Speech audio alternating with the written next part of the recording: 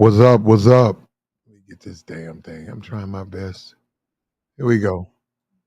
Damn. Where you at? Come on, man.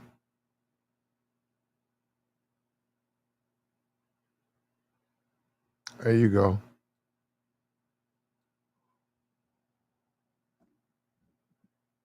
Pull on There up. you go. There we go.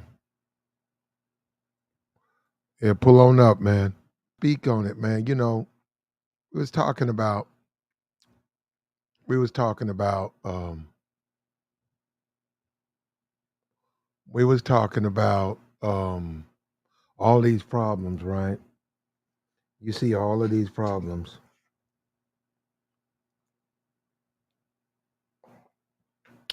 You see all these problems. Fresh and fit, trying to deal with this group of women, this select group of women, these upper crust, bougie women. What's up with you, man? Pull on up, man. Pull on up. We finna get into it. You see Fresh and Fit trying to deal with these upper crust preferred women, and they're failing. They're falling right on their faces and they're looking stupid. And you could make a statement that they're low class dudes. They're low class garbage can dudes, both of them. Uh, they really offer nothing to a woman. I mean, all they can do is give a woman money. I mean, when you break down, what do they offer? When you break this shit down, what do they offer? When a grown woman that's not bound within the ghetto, within some type of financial restraints, a grown woman who routinely flies, who has a family, two-parent household, who dates the men, upper crust men, several of those men. What can a Fresh or a Myron give those women the way they behave? Nothing but money. That's all they can really offer a woman. Other than that, they don't have a conversation. A woman can't have they can't be comforted by these men. They get nothing from these men. There's nothing beneficial other than money. I'm serious. And you got to understand, women sit back and say that. They look at it twice and they say, what can this guy do for me other than, you know, I mean, the obvious, all men can do that. All men can sexually, deal with women. But other than that, what does he do? What do they bring? Nothing. Nothing. They bring weak conversation. They bring thirsty behavior. They actually lure the woman because they're childish. They don't act like adult men. They act like college frat boys. They're the type of dudes that put your business in the street. They kiss and tell. So, so when you look at the certain groups of women, you have to have enough sense to know how to read these women. Those guys, that's not their speed. That's not their speed. I'm not talking about their intention. That's just not their speed, man. And they should know better. They should know better. Look, a lot of dudes at the end of the day are gonna fail when it comes to relationships. They're gonna fall on their face and they're going to fail a lot. Not no one or two. The majority. We talk about 80%. I'd say about 75% of men are going to fall. Now these are the men trying. These are the men actually trying to date. You ain't trying to date, that's on you, man. You can crawl into the red pill, you can crawl into a corner and just whine about women. Maybe they'll change. But 75% of men are going to fail. So you have to be willing to be in that 25% or more that's going to be successful. Now let's use Fresh as an example. Fresh and Fit. Let's use him as an example. How could Fresh be successful with the type of woman, that little Asian model? He could have used protection. He could have slowed it down. He could have slowed it down, but he didn't want to do that. He could have got rid of her after the yacht thing. He could have said, okay, I got mine, she got hers. We can't do nothing together. Left her alone. It would have saved him 15 bands. And she would have been, it'd been welcome to Miami. I'm serious, it'd have been welcome to Miami. Hey, you got hit on the yacht.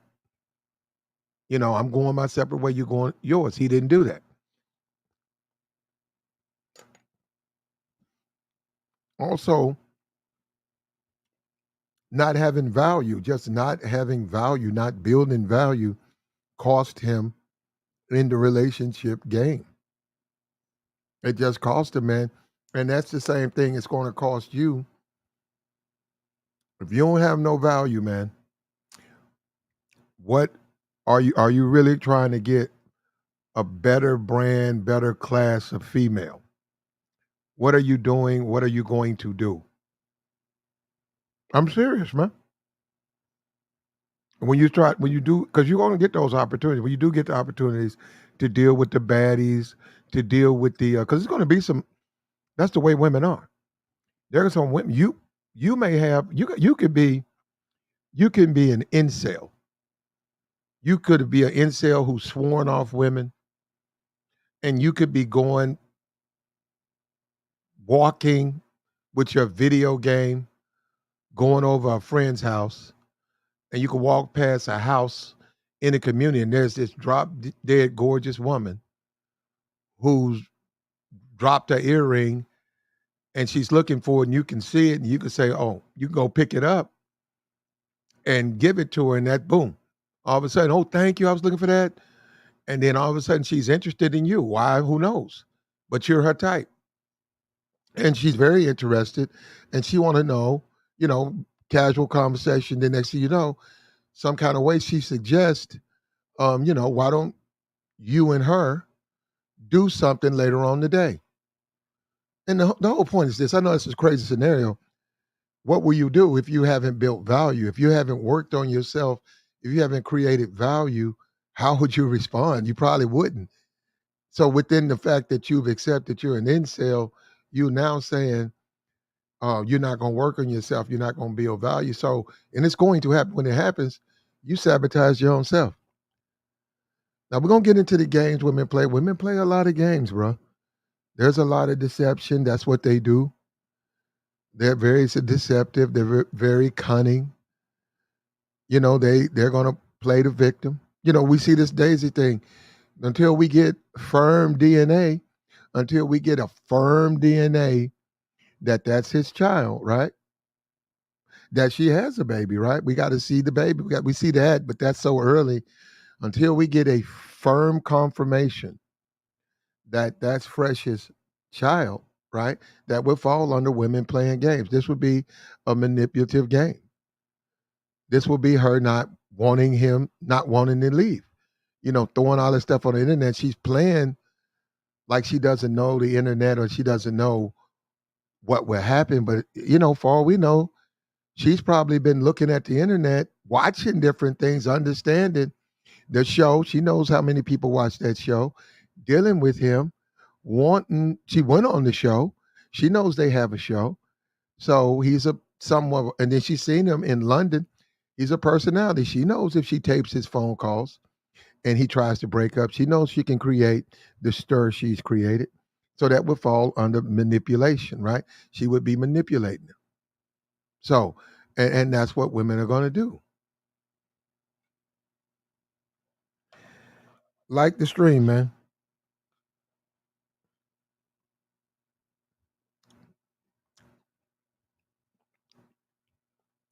It's late night, man. It's club time. This is when all the clubs get popping.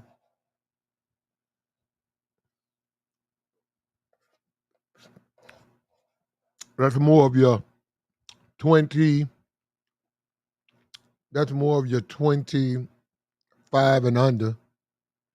If you want to be serious, it's more you're 25 and under. Just about when the clubs start popping.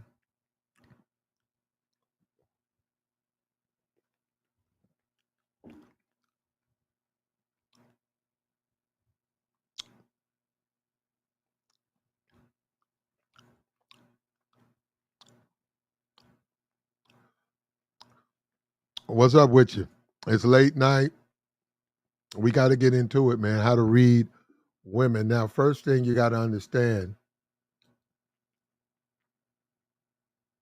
they know how to. Most attractive. What we talking about? Attractive women. Most attractive women have either been with, it doesn't have to be sexual, but they start getting boyfriends and they start having relationships early on when they're young, right? And they start learning how to manipulate men. They start seeing these guys are not as cunning as us. These guys can really be controlled, and which they tend to go for the dudes who can't be. But I'm just saying they find out these guys can be controlled. A lot of affection, a lot of attention, and they can manipulate these men. And this is how a lot of dudes get played. A lot of women will be obedient and compliant to draw a man in. All of this is just manipulation. They're not doing this because they're obedient or something. No, it's just something they do. They say, okay, around this guy, I know what men like. Women know how to get men hooked. They know how to play games, man, and they're very good at it. And if you don't watch it, you're going to get played.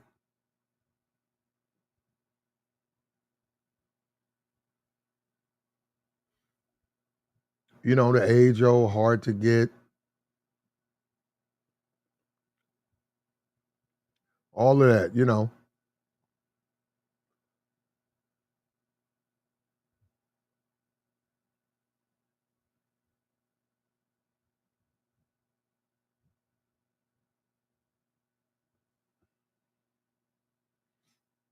Going out, we talk about the fresh and fit, the love bombing, the, a woman comes around a man, they start casually dating. She starts really giving him a lot of attention. She starts telling him how good he is. If they're sexually active, she claims he's the best she's ever had. All that is to feed his ego. Nobody's better than you. You're great. You're great. That was unbelievable. That is unbelievable. And eventually, especially if it's not, anything real, she's going to venture off and deal with other men. And that's going to crush a lot of men because you're not ready for it. You're ready to try to over invest your time, your concern with them.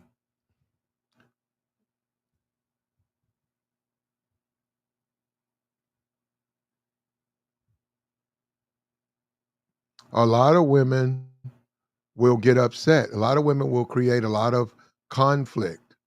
When you're dating a woman and she's a bit of a drama queen, she'll create conflict with the men around her. So she will go out, and when she goes out, she'll stare at people, she'll do things, and the next thing you know, you'll find yourself at odds with a lot of men. But you got to understand that is the nature of these women. That is just their nature. They're going to draw conflict because that's what they do. Now, if you're dating black women, that's what they're going to do. They're going to pit you against other men. They're going to demand you fight in their honor. And if you refuse to do that, now what's going to happen is this: if you're with a woman, if you're with a woman and she's starting trouble, and you don't fight, even though she's wrong, she started it. She's never gonna let you forget it. She's gonna get in the car, and I don't care how long it's been. Every chance she gets, she's gonna bring that up. And they're doing this on purpose, man. It doesn't matter. I don't care if it was 2 years ago. I don't care if it was at a casino. If you guys were at a casino and she got loud with some guy at the casino kept putting his drink on her slot, and she gets loud with the guy, and the guy gets loud back. She said something like, "Get your drink off my," and he said something like, "Give me a chance to get it off." And then she's looking at him, and then he takes his drink off, and then she says, "Well, you know something to him." He says, "You know you crazy," and you standing right there, you on the other machine, and you look around, she gonna look at you, and you ain't said nothing. That woman will never let you forget about that. And that dude walks off. He sits there for a minute, then he walks off like he don't care. That woman will say this, will bring that up till you are a dead man. You will notice that every chance she gets, every argument, every disagreement, she's going to reference that point. She's going to complain about it when it happened. Damn, you supposed to be my man and you let him just yell at me like that. She's not going to bring up what she did. You let him just yell at me like this. Damn. And you don't care about, hey, you out here starting fights. Why don't you stop starting this? She don't care. Only thing she cares about is you did not fight for her. And she going to be like, when I needed you, I couldn't depend on you. That's going to gnaw at you as a man. It's going to fuck with you. It's going to fuck with you. And then we get into disagreements. When you get into these disagreements, that's immediately going to be referenced. Anytime there's a disagreement, she's going to reference that time you got punked at the casino. She's not going to talk about she yelled at a man at the casino in a that nope, nope. It's going to be you let this dude punk you at the casino. That's going to morph as she tells her friends, right? You got punked out. You got punked out, which is going to drive you up the wall. And this is one of the games they play, man, which is going to eventually drive you out of your mind because that's what they do. And like I said, they're going to go out. You could be a calm person. You're a calm man, especially under pressure. Especially, that's just not you. You don't yell at people. People don't yell at you. You don't look for trouble. You don't find trouble. Not her. She's a yeller. She's a fighter. And boom, you didn't respond. Now just check this out. You didn't respond the way she wanted to. Everything else in relationship you do, every chance she gets, she brings it up. She also exaggerates it. So even um, in front of the kids, she says it. And so that's going to happen when you deal with these women. You don't know what you're dealing with, and you can't go by their appearance. You just can't go by what they look like. You got some of them who are unattractive. Those could be the best women you've ever dated. Now, look, you can go for what you want, but you have some who are unattractive, and for whatever reason, say there's a woman, she's not what you normally date, and you start dating her, and then you realize you really like this woman. You like her more than the other women that you've dated. You have that, then you have women who are attractive, and that's where you guys drop your defenses. When they are attractive, you drop all your defenses, and you're ready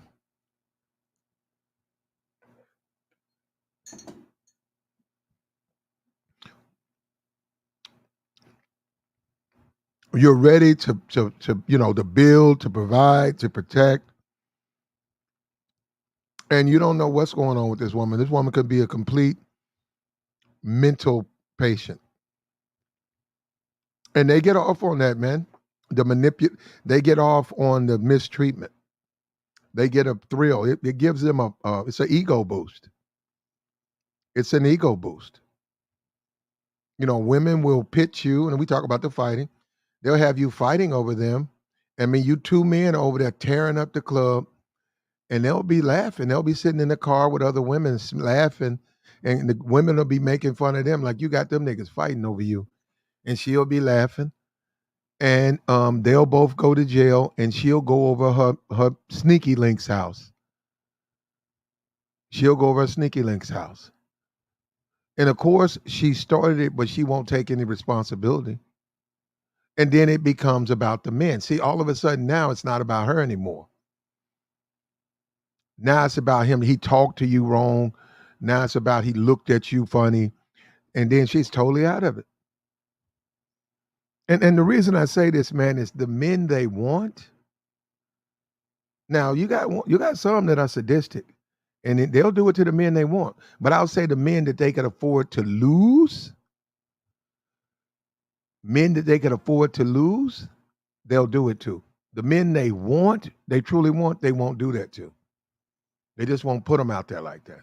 If they truly want him, if they value him, if he's someone who they just feel he's special. But someone who's just going through the motions, who's a good provider, good protector, they'll do it to him because he's the expendable. Because they'll just replace him with the same thing. Attractive woman will have no problem finding another provider protector. An attractive, a physically attractive woman can replace that. She can replace that night. And that's what goes back to value. That guy doesn't bring any value to a relationship. He's not making any distinctions. He's who he is, but he's not bringing any value. He's not a man of value. He's not bringing that to the relationship. He's nothing more than a soldier, a pawn, and he is her pawn, but she's going to use that to manipulate and control. Like the stream, man. Like the stream. Hard to get all of that stuff. The games they play. They're going to play these games. A lot of it now more is more mental. We got to start talking about within the relationship. On the outside, yeah, they're going to do little stuff, but when they get inside, it's they start to manipulate you mentally. There are men right now, as we speak, men that are in the mental hospital because of a bad relationship between a woman and them, and on top of that, um, there was no physical violence, but she mentally uh, did a number on him. He wound up having to go and spend time in a shelter, in time in a mental hospital because she just brought out so many of his insecurities, brought out so many of his it just brought so much out of him. And the sadistic way she just watched. She just watched him slowly slip into madness. And no, no, look, man, I'm telling you, there are women out there who just want to watch, almost like a movie. They just sit back, they know what they're doing to you, and they just watch you slowly slip into madness. And the best thing I can compare to that, and I'm serious about this, man. Believe me, when I say this, I'm very serious. If you've ever seen, or you may have done this as a child, as a man, you take a magnifying glass, right? And there's a beetle or a June bug, and it's on its back. And you take the magnifying glass, you put it in the sun, and you put that beam of hot light on that insect, and you watch him kick, and you watch him as he catches fire. Slowly, he just because of all that heat. But you're sitting there just watching that, right? And you're watching that, and that's how they do you with these um, um, getting into these relationships, and you get mentally used and mentally abused by a lot of these women. It's the same thing. They know what they're doing, and they just slowly watch you burn. I'm not going to go so far as they do it with a smile on their face, and then they discharge you. You get admitted to the hospital, and you're discharged because you weren't enough for her. or you never was her turf type to begin with. She'll just say, "Hey, that guy was never my type. I don't even know why he was trying to talk to me. Look at him now. His ass in the mental hospital. I don't know why he think they can play. I don't know why they think they can play with me. I tell these men, I'm a different type of woman, and they keep trying to get with me, and then they wind up in the straitjacket, and they wind up complaining, talking about, women ain't bad. No, ain't women ain't bad. I did it to you. I ain't no good. And I told you, but you didn't listen to me. And there are women you can go talk to. If you were in the nightclub, you were in the airport, you can go up to women right now, and they'll tell you, well, I ain't no good. All I'm, in the end, you might be disappointed with me. I mean, a lot of men find out, the hard way what kind of, I'm not just what they think I am. And I'm talking about beautiful women, great body, and guys fall into that. They walk into that and they drop all their defenses because she's attractive, and they wind up getting admitted to the third floor at the county mental hospital and on heavy sedation after she runs that number on them, after she plays with them, after she lies, after she flirts, after she has sex, then she withdraws the sex, then she stands there and just watches him slowly drift into madness. Look, pull on up, man. We telling the truth over here. We telling the truth. He said Amber Heard. Oh, okay. You think so? You think so?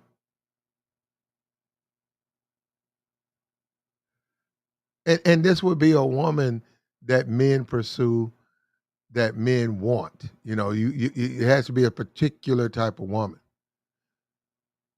You know, um, where guys drop, and it only going to happen to guys who drop their defenses. When you don't drop your defenses, they really don't. They can't really pull any of these tricks off. Now, this is the problem with that. You have to be willing for them to walk away. You have to be willing for them to. You have to basically be willing to break the relationship up. So by you breaking the relationship up, um, they have no power, and that's the whole point about not walking away, about getting in too deep, about giving these women way too much attention when they don't deserve it. Like the stream, man.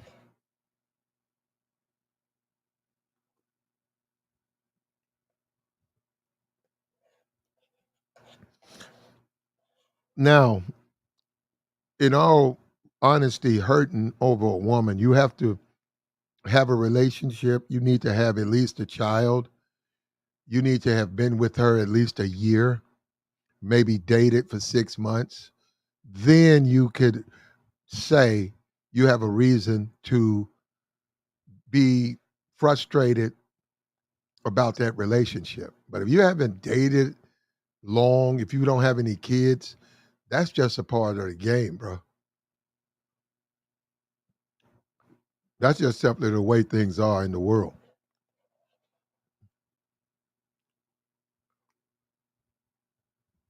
Okay.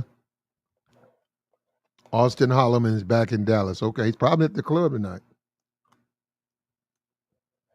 And I saw his mom. So she's a Creole woman. I saw his mom. More power to the brother, man. We wish him the best of luck. Look, I don't really keep up with him, but I'm not a hater. But I would say this, I don't think that the men now, if you're just watching because you want to see somebody go overseas and show you women, and that's all that matters to you, then you should enjoy it. But if you said, hey, I'm gonna get my passport and try to do what he, no, I wouldn't suggest you don't do that. Don't try to do like him. I think it's not going to end well if you do that.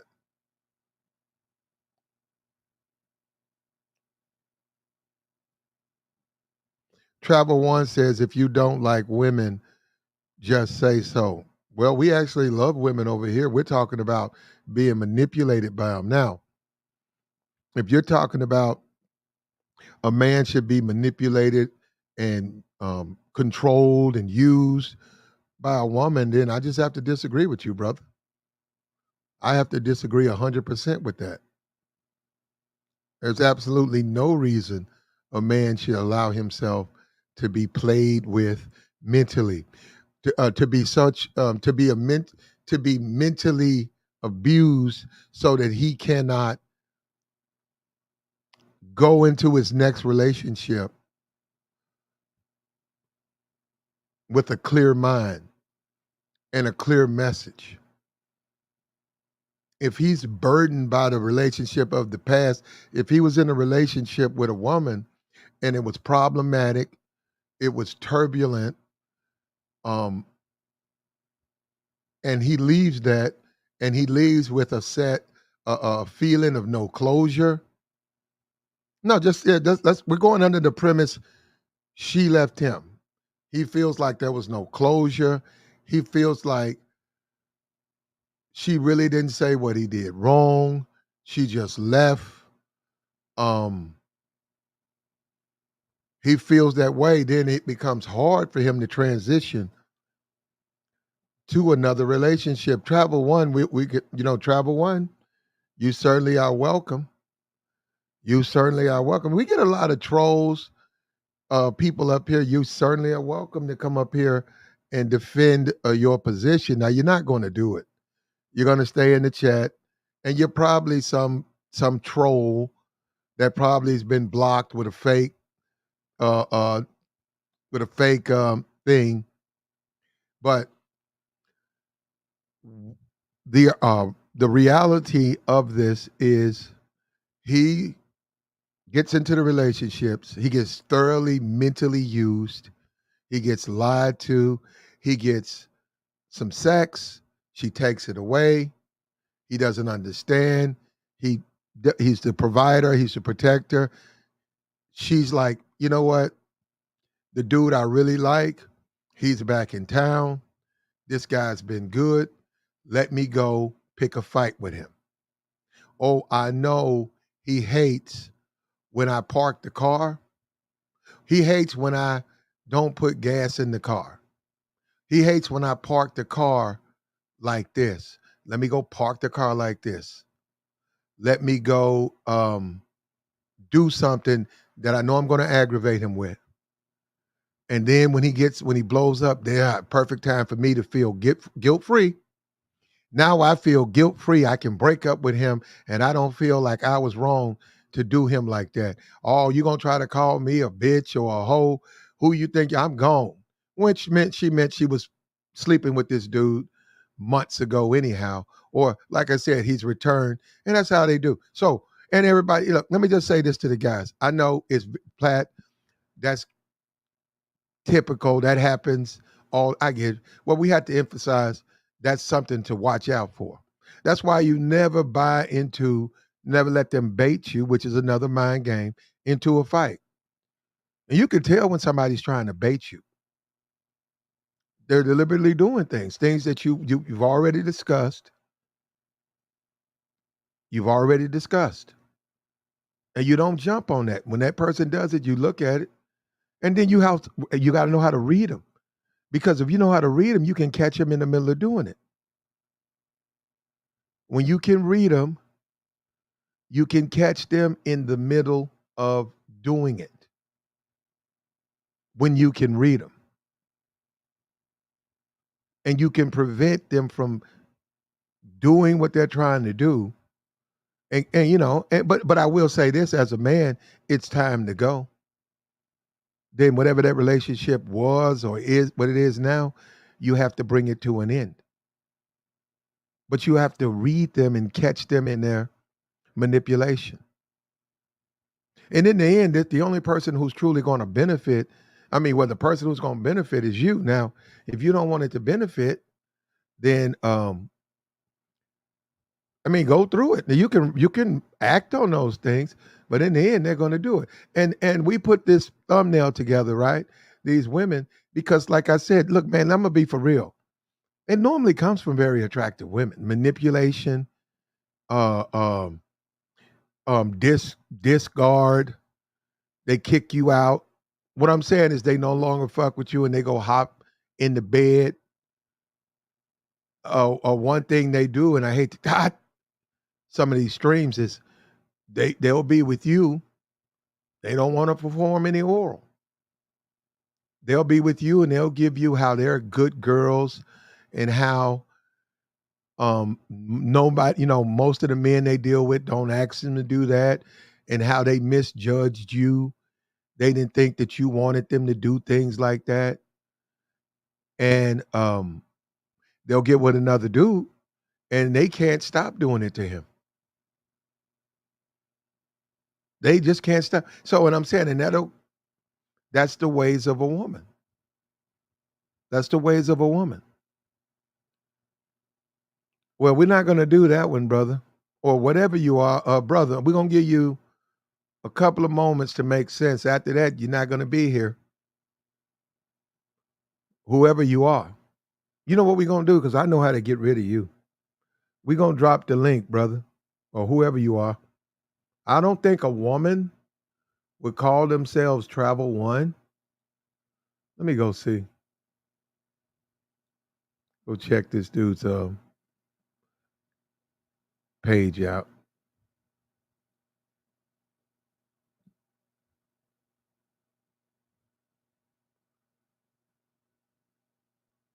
Like the stream, man. Hit the likes.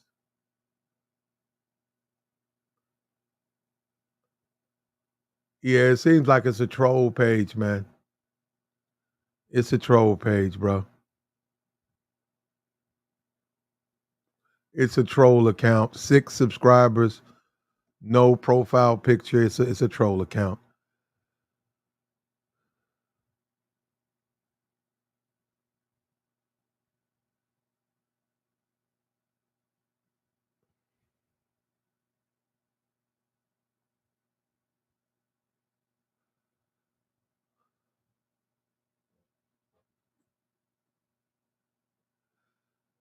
At the end of the day, if you get into these relationships, man, you have to be willing to just charge it to the game. You got to be willing to let it go. You got to be willing to say, you made the mistake. And that's what I want you to do. Put it on yourself, man. And when you get into the new relationship, don't even bring that up. You learn from your mistakes and you said, well, let me be a little bit more careful with my feelings. Let me be a little bit more careful. I'm not going to jump out there and get all in my feelings with these women only for them to come back and manipulate and hurt me. Right. And look, men are not going to talk about their emotions. It's going to be macho, but, um, your mental health matters. And a very important thing is nobody cares. See, that's the thing. One thing a man has to accept, nobody cares. If women are too much, society doesn't care. If women are too much for you, man, that's your problem. Now, if men are too much, they got Oprah, they got Fox Soul, they got Essence Festival, they got Jennifer Hudson, they got all of these places they can go. They got all of these people, all these books. They got all of these places they can go to deal with that. Get back on their feet and get back on feet. Men can't do that. Men don't. Men are simply just thrown out there, either sink or swim. In a dating game, that's men. They just throw you in the ocean. You either sink or you swim, and we don't give a damn which. Yeah, we don't care. We don't care. And that's the truth of a man's existence. That's why over here we're going to give you the appropriate information so that you can survive. We're going to do that, man. And I'm saying don't fall for their little tricks. They're gonna try to manipulate you. Um, don't take it personal. When she comes in, picks a fight, and then leaves you, and then boom, you find out 3, 4 days later, you know, that she's moved in with a dude, and you wonder if she was sleeping with him before. She was, and some of them, not a lot of them, some of them still cling to their feelings. Some of them, not a lot. Some of them still have guilt. Some of them have guilt. Some of them, some of them some of them. So, in order to get rid of the guilt, they'll have to do something to put you in a position where they can justify the treatment, the disloyalty that they were giving you. So, and that's just the way they are, man. And like I said, you don't take that into the next relationship. You don't. You just chalk it up. You go deal with someone else. And then see, we on YouTube, this guys have painted themselves in a corner on YouTube. They painted themselves in a corner because they only want eight, nines, and dimes. They only want eight, nines, and dimes. Now that if you do that, A, it's a small group of women who even fit in that category. And B, you're demanding those women treat you a certain kind of way. And that's where you're really hurting yourself. You're not being fair to yourself thinking like that. Listen, man, you want a bad bitch. Okay, I get that. But they have to act right. And you have to remember that. That's the whole point. If they act right, if you're especially you're a good dude, you're gonna always do what you're supposed to. You want a bad bitch. You want a bad that's gonna do what she's supposed to. You don't want a woman that you have to argue with, that you have to fight with. Hold on, let me see. What's up with you, Knight? Hey, what's going on? Yeah, what's up with you?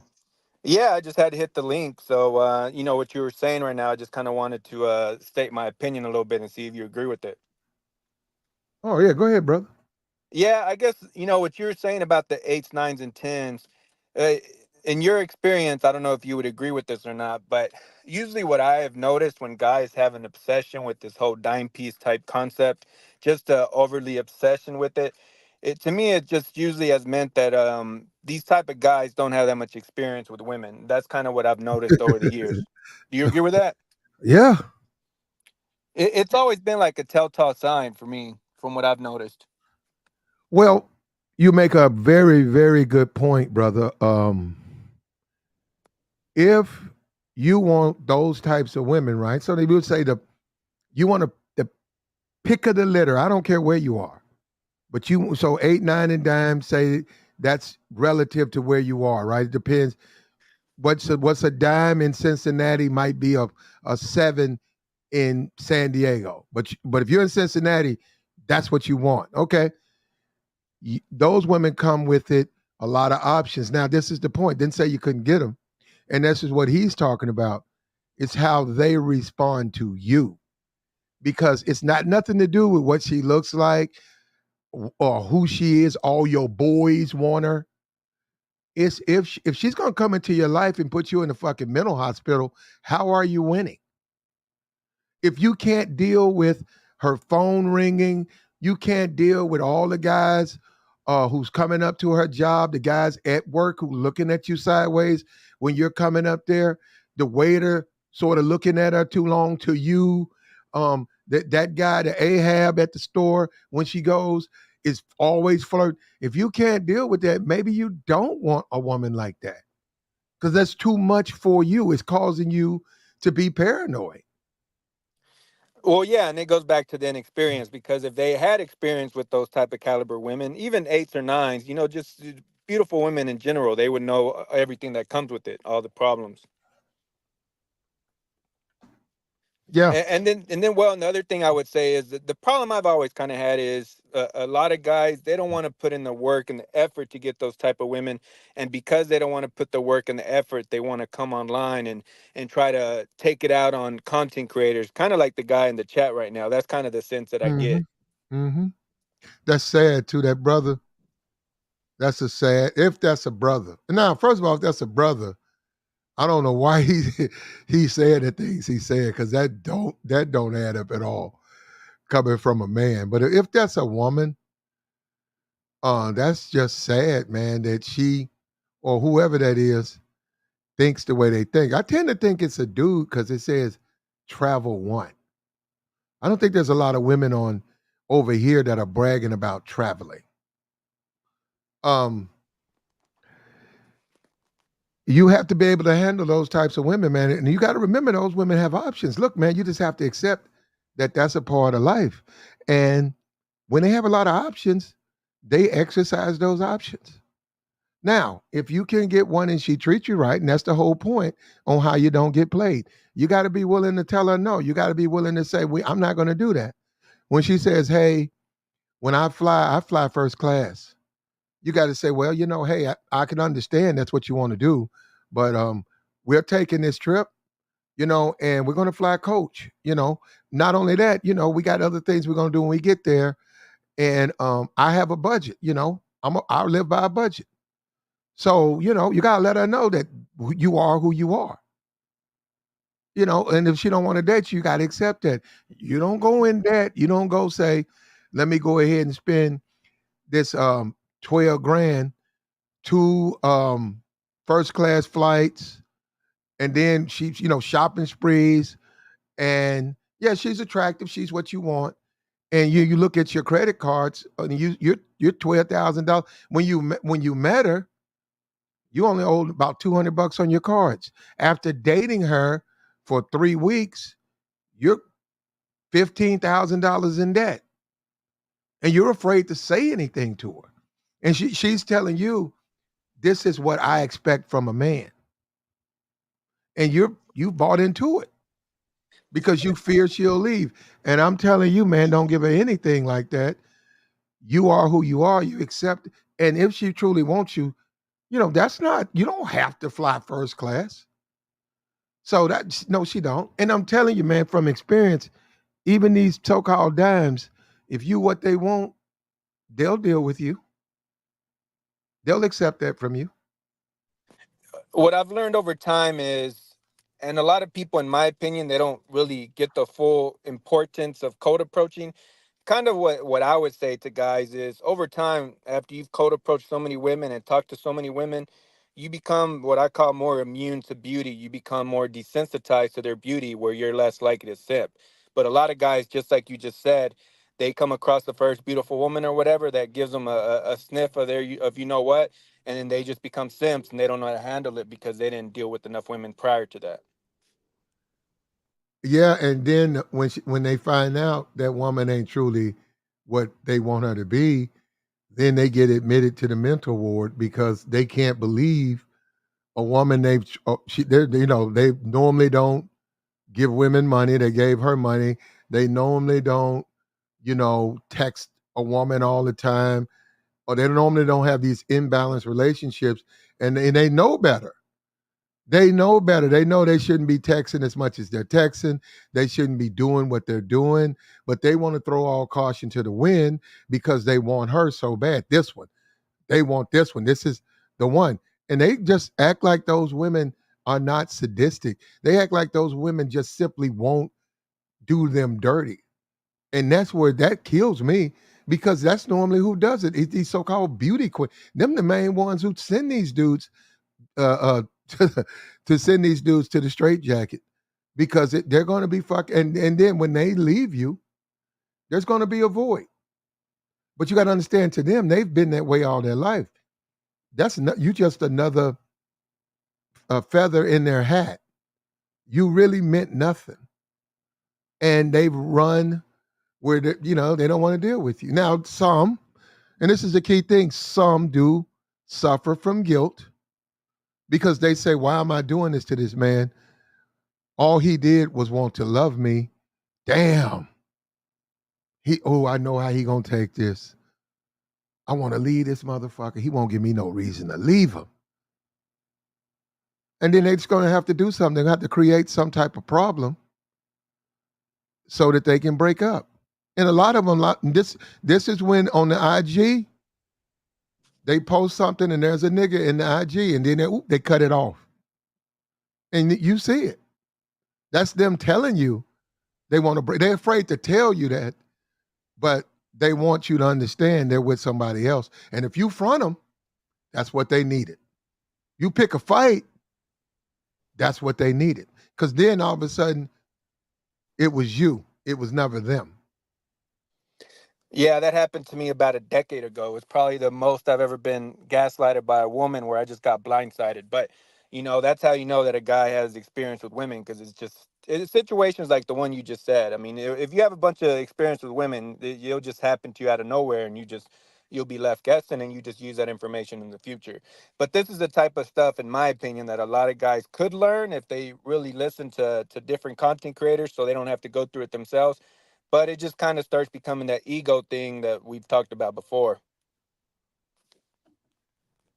This is what's going to happen if you're going to be in the dating game. You have to take your success with your failures, and you're going to get women who are going to play with you, man, and going to lie to you.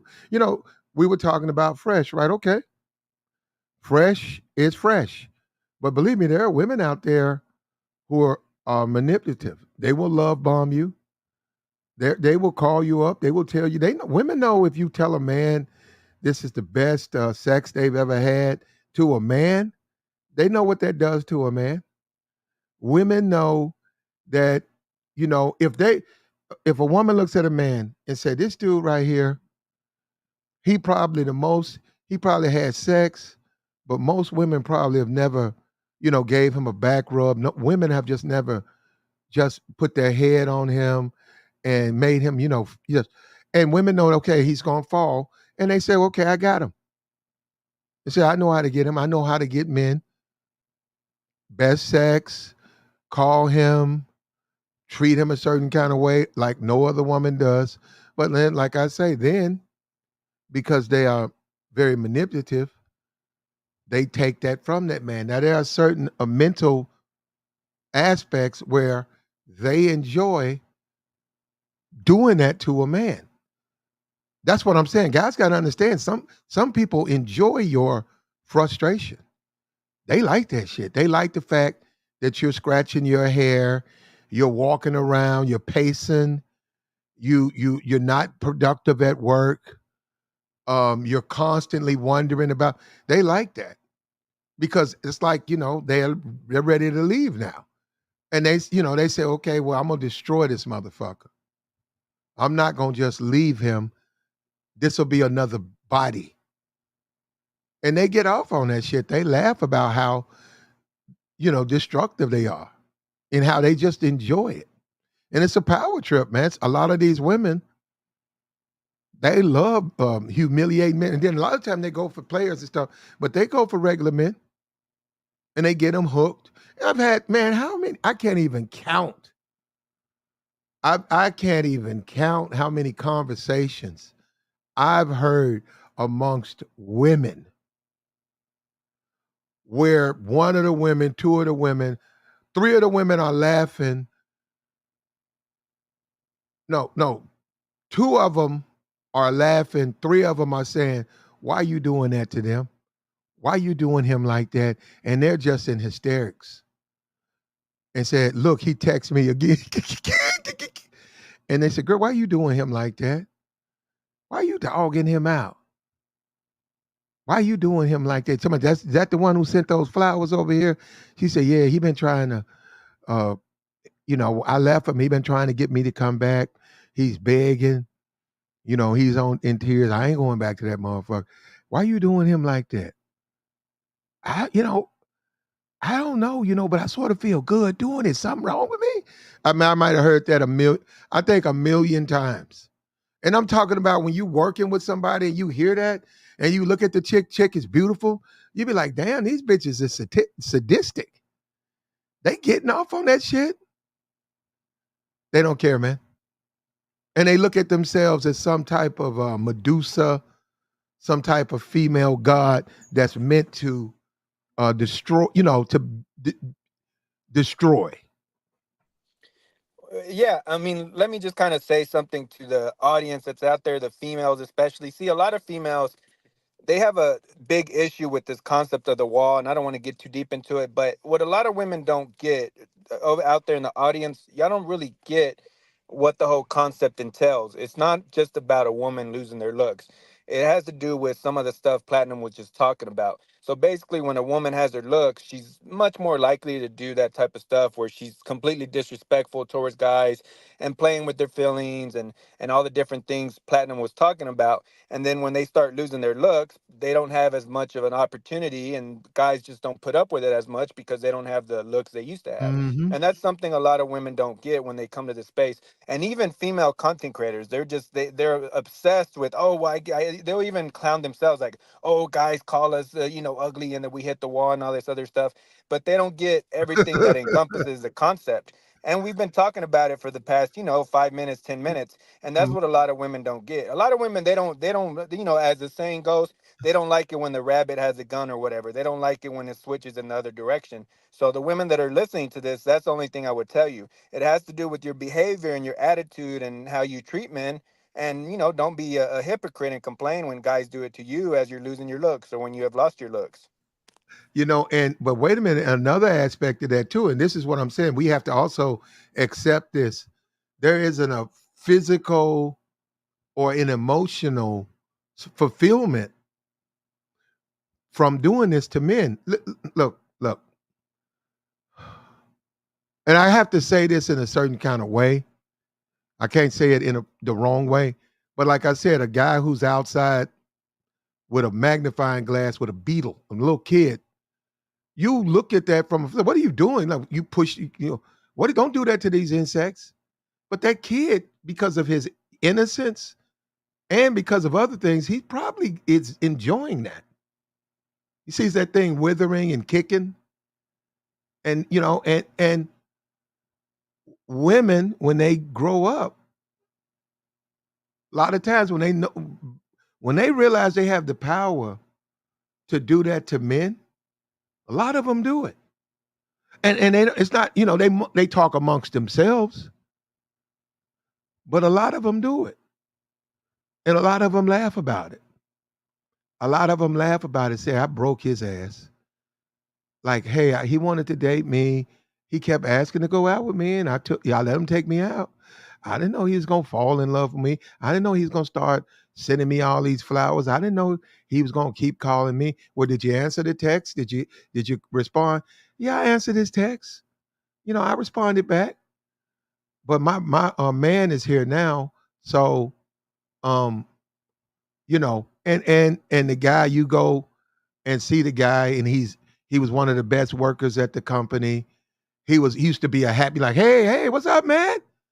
Guy's down in the dumps. He's depressed.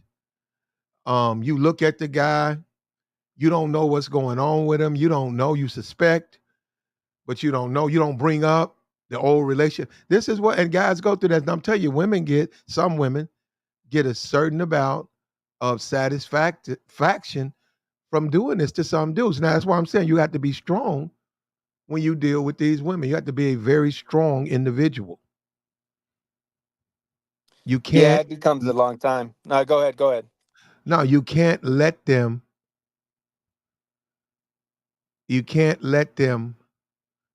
manipulate you and therefore punish you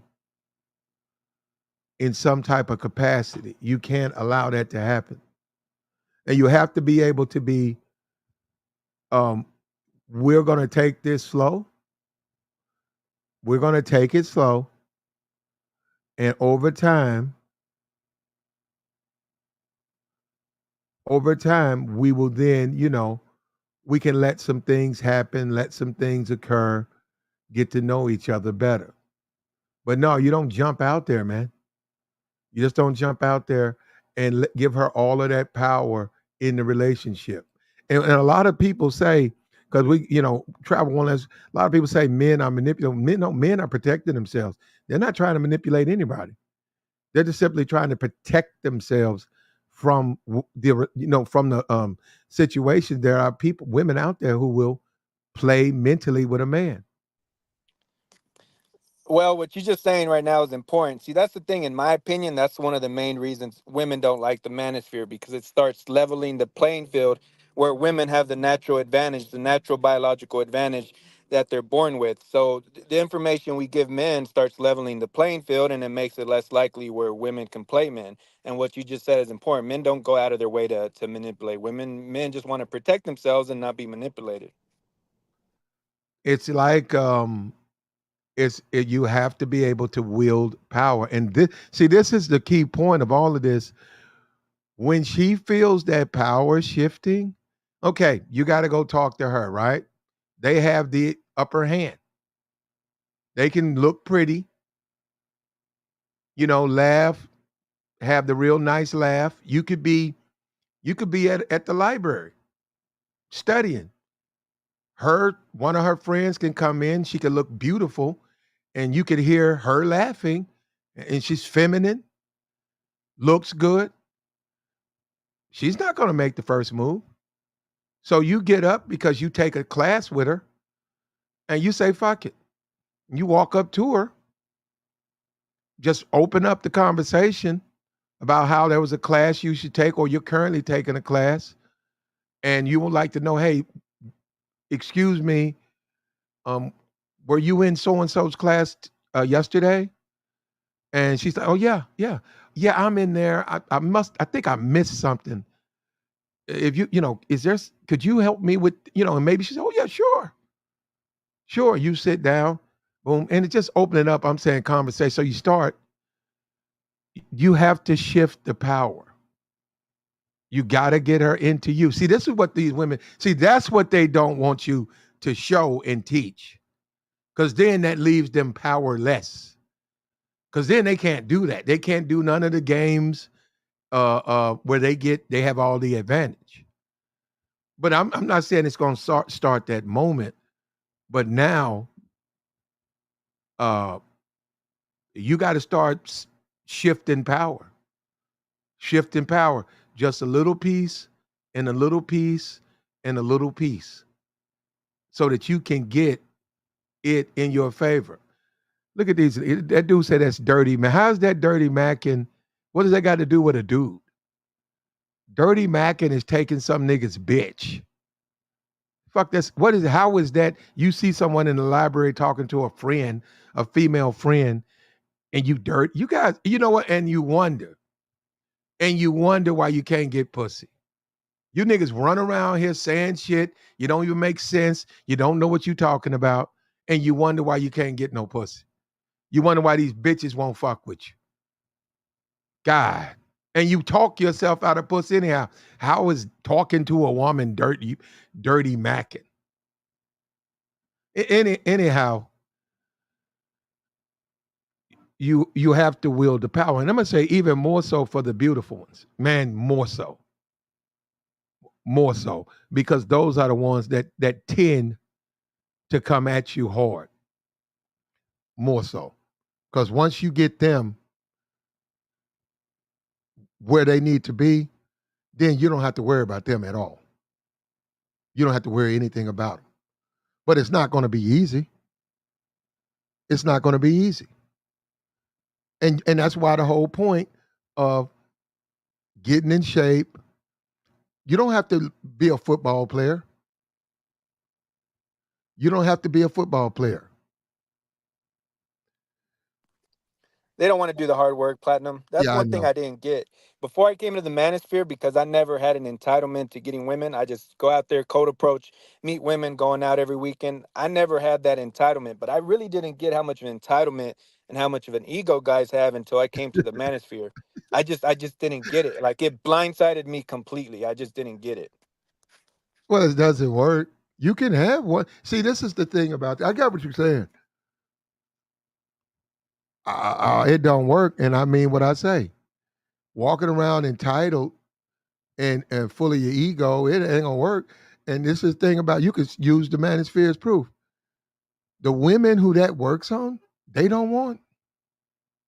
The women who that works on, they've clearly said they don't want those women. So the women that it doesn't work on, those are the women they want. They want those upper crust, hard to get Uh, there ain't no seven, eight, nines, and dimes, right? That ain't gonna work on with them. And we can go back to Kevin. And on his Instagram, and as he got bigger, okay, he did. As Kevin got bigger, he did have more attractive women, and it was mostly on his Instagram. But on YouTube, when he would go to his people on YouTube, most of them were just threes and fours, and they all were wanting some money. All of them wanted a rich dude. And when you looked at them, they were just threes and fours. There weren't no bad baddies on that. So that's what I'm saying. That's not going to work on the bad. And the baddies really weren't going to. And they all said they're not going to call in. They said that you can go to these channels when it's really bad chicks that say they was around, and they say I wouldn't call in for that. I'd never call in for that. And you be bad motherfuckers. So at the end of the day, it's play or be played, man. I wish it was that simple, man, where you could just go out there and no, there are a group of women that'll work on. There are a group of women that there are work on that will work on. But some of it won't work, man. You gotta be real careful with that. You can't date a very attractive woman that's up there, wanted by a lot of men, and then demand that she acts a certain kind of way because you text her all the time. You always, you pull out chairs, you open up doors. That's not going to change her. She's going to be getting smashed by the man she wants to smash. He's not, whoever smashes her, it could be you, but whoever smashes her, she doesn't care if he pulls out chairs or anything like that. And I stand on it. They don't care about money. I hate to say it, they really don't. When you see who women really date, when you see who they make babies with, man, these women don't care about no money. They just don't. They date broke dudes all the time. I didn't say that that's like a woman out there looking for a broke dude. I said that they date broke dudes all the time because he has other things that they want. And you can see it yourself. You can just open up your eyes, man. They do this because they're gonna do it. Now, beauty. It's easy to handle that. You want to go after beauty, man. You do. How do you handle beauty? Just don't look at them, and don't be pervert. Don't be thinking perverted stuff. When you see her and she's beautiful and she fine, or she got a fat, you know what I'm saying? Stay, keep it together, man. Keep it together. Pay no attention to that. It'll be time for that. And I'm telling you, man, just by doing that, you done put yourself light years ahead of the other men. I know dudes are thirsty. I sit back and watch dudes go at the women with their tongue hanging out their mouth all the time. Then I'll just wait till they're done and then I go over there. And then it's very easy for me to say something to them. Now that would be considered dirty macking because I'm going after this dude, basically clowning him. What was that? And she's like, huh? What was that? Well, she'll start to laugh. What do you mean? So what is that guy? What is wrong with that guy? He doesn't know you.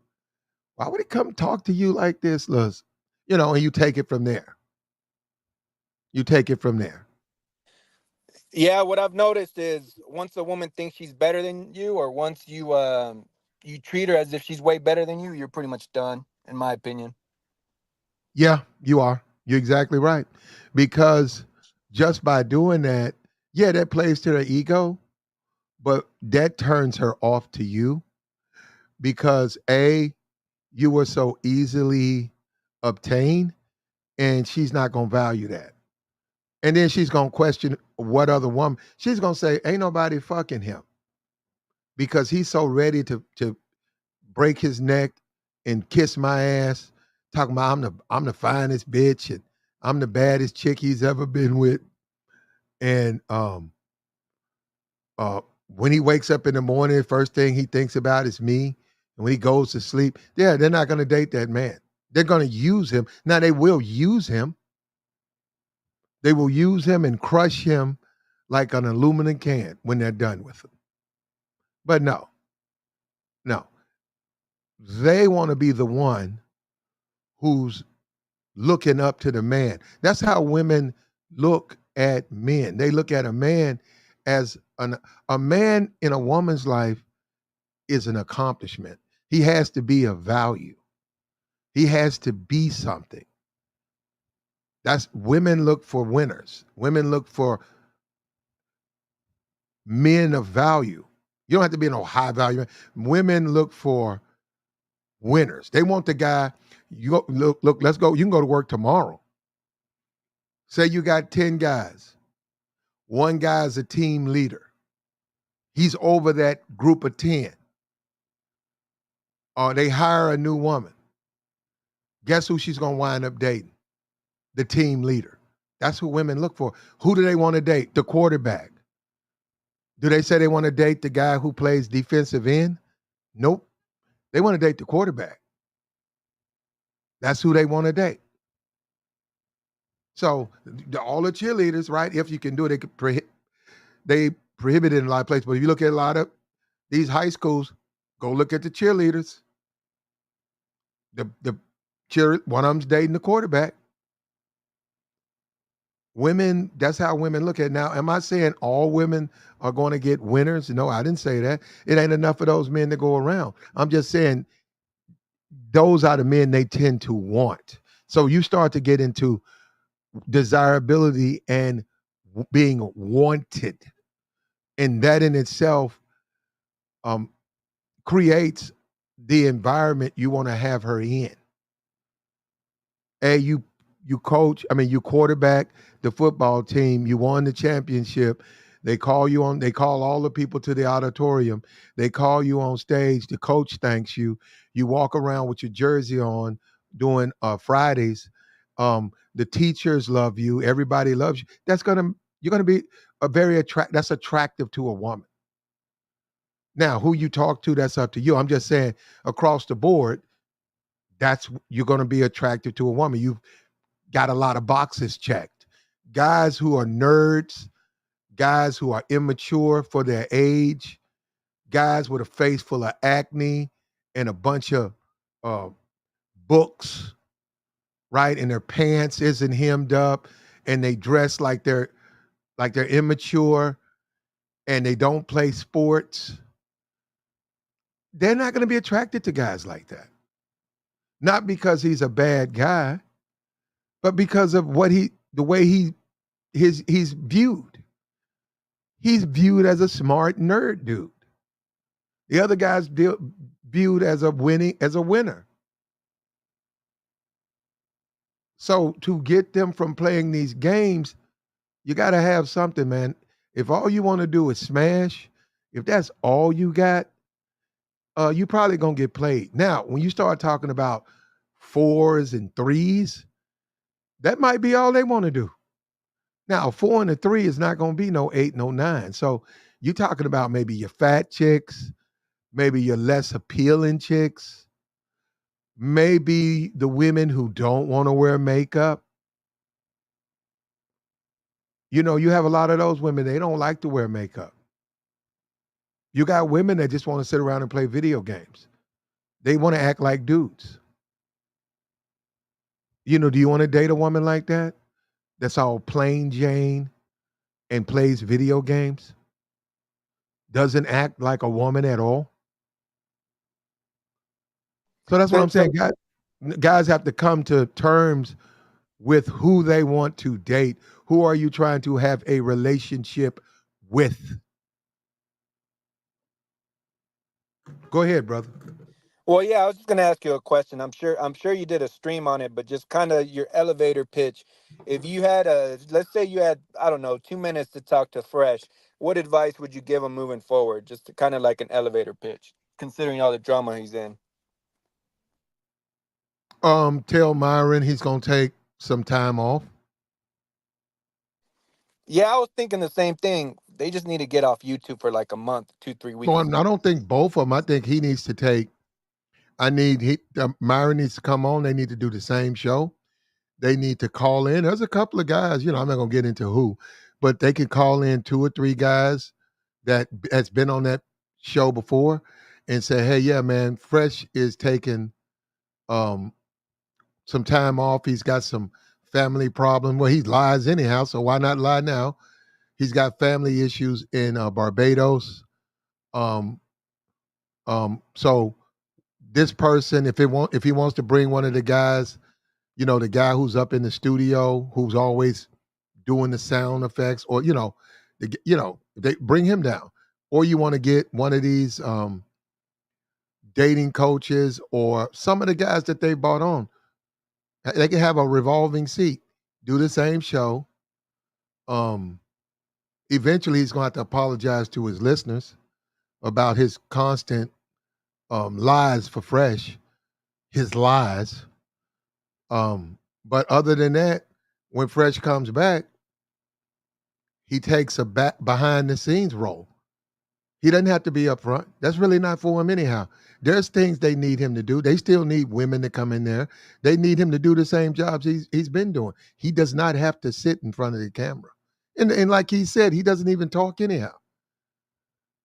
And yeah, you'd say, hey man, take some time off, work out your personal life. Like he can do what he want with that chick. He can stay with her, get rid of her. Um, but he's got to figure out what he wants to do. Well, I mean, what I would say is he does kind of serve a purpose. I mean, there's no other way to say it. The guy being corny serves a purpose because he connects with some of the audience members that are corny. They think to themselves, well, if Fresh can become a multimillionaire, then and he's a corny dude, as a corny dude, I can become like Fresh one day. And I know that sounds kind of being a jerk, but it's just the way I see it. I think it's true. I mean, he does serve that purpose. You say he's there for yeah. I put that out there. He's there for the nerds and Yep. the weird dude, like the dudes who don't like their appearance, the dudes who feel like a fish out of water, not necessarily assimilated. And there he is. He has a lot of problems. So there are guys who watch the show. You're right because they can relate to him. Yeah, I mean, I think what happened is they weren't really and truly ready for prime time. The way I see it, they surrounded themselves with a lot of people that kind of built a shield around them as they were coming up in the game in terms of YouTube. But they never really got that super duper elite experience with women to be able to handle the type of situations they've been in as high profile YouTubers with some kind of status. No, they didn't, man. And maybe you never plan it. Maybe they got bigger than they thought they would. You know what I mean? You see, what you said the other day was exactly right. Kevin Samuels wasn't a novice. He had some legit experience with women, and he naturally fell in the role, and he didn't fall into these problems because he actually had a quite a bit of experience with women prior to blowing up on YouTube, Yeah, in my opinion. Kevin. Well, Kevin was married twice. He said he did a lot of dating in college. I mean, while he was there, um, he was a salesperson. Said he worked for MCI. I guess he did phone sales. I don't know. Now on this, I'm just speculating. Said he was an MCI phone salesperson. Was a up there, like in the upper top percent of salespeople. He parlayed that into a business sales where you actually get businesses to sign up.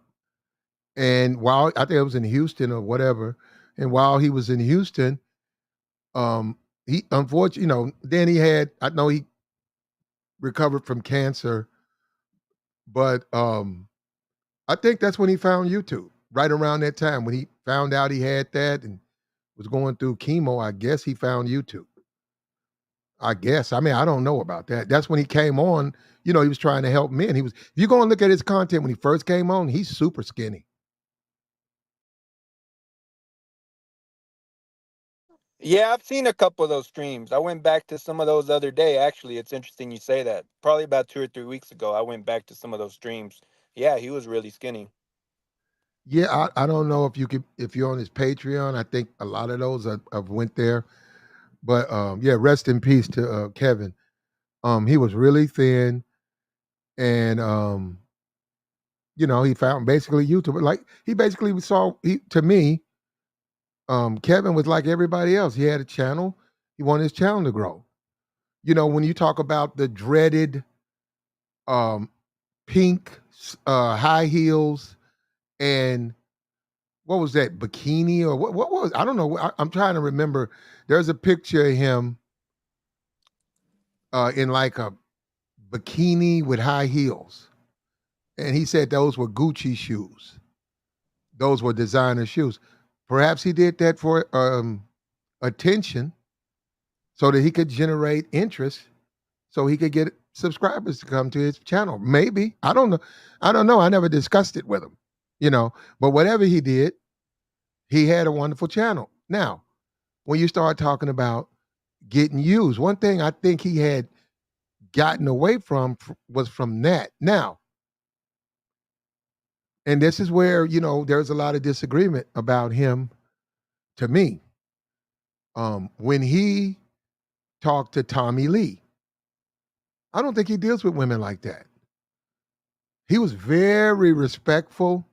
He treated Tommy Lee like she was some type of decent woman. And what I mean by that is Tommy Lee, man. Tommy Lee just got through fighting. I just saw Tommy Lee at a party. She was fighting. Tommy Lee got 2 kids. Tommy Lee is everything guys in here say they don't like. And he treated her like she was the type of woman you should look for. Then his Nikki thing. I mean, it was like, man, you gonna let Nikki, you're a 9, Nicki Minaj?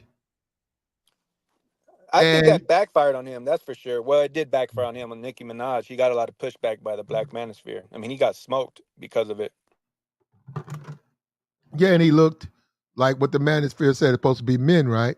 He looked very weak with her because and that was the whole thing about the whole thing about was calling women. His whole show all day he called women out. He was kicking them off. He was calling them out. You won't Well, watch your mouth here, kicking them off. And I think Nick, see, this is what I think about Nikki. Nikki wanted to do that. You see what I'm saying? Now we're starting to get into the mentality.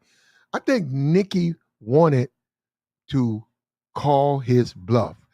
And she got on with him and she was like, this nigga better not, he better not talk shit to me. And he didn't. And I think that's where a lot of dudes they just didn't agree with the way he handled that. yeah, I mean, Kevin was a real smart dude. He should have known that if he was going to call in, that he was going to really bring it.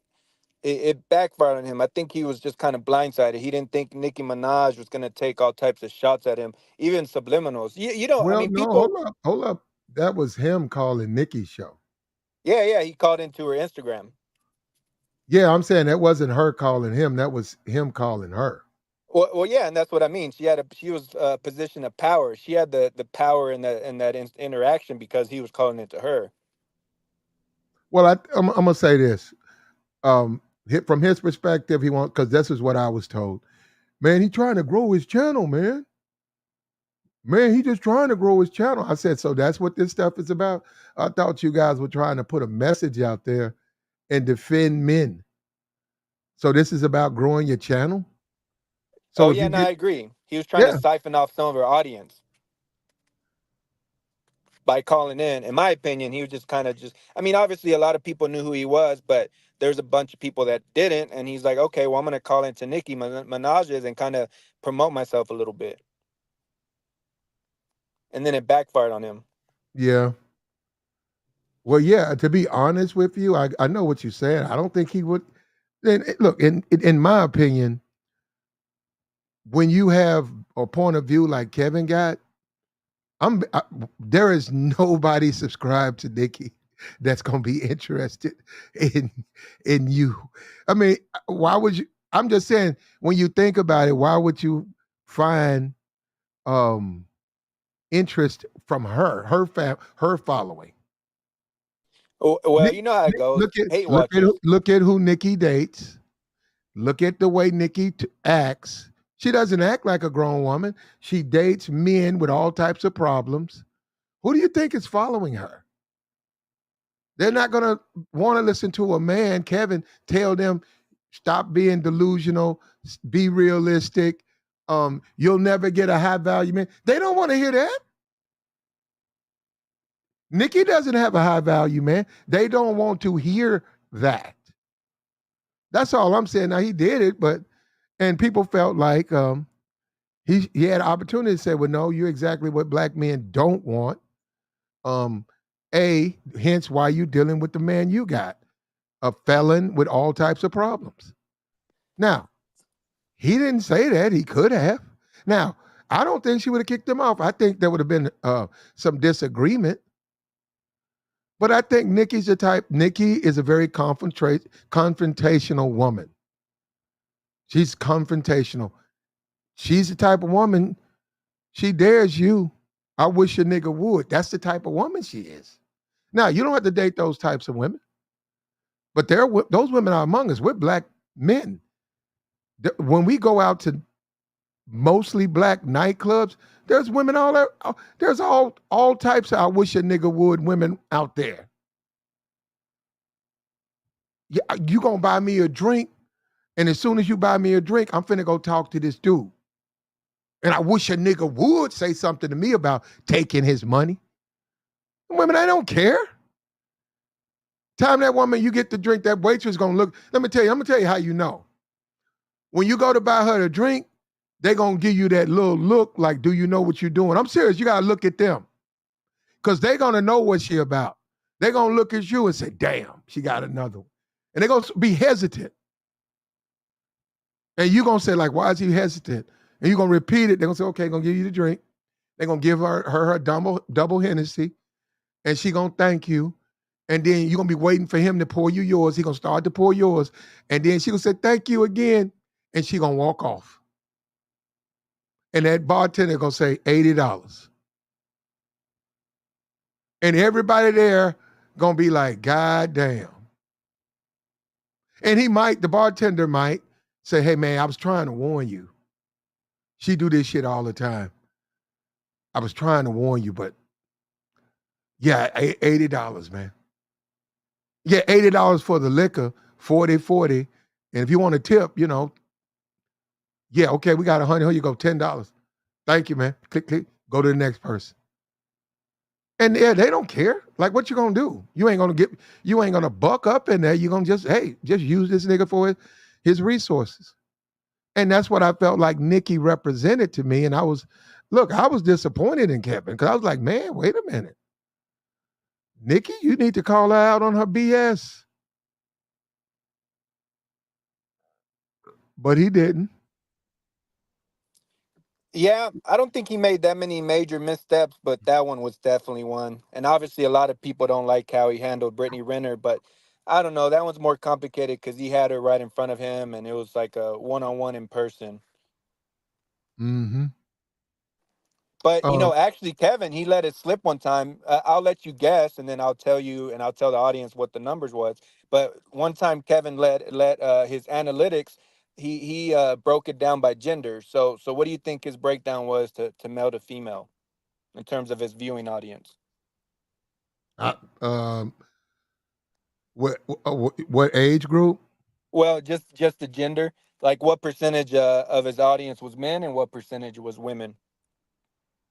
Oh, I think he had maybe 60% women, He 40% men.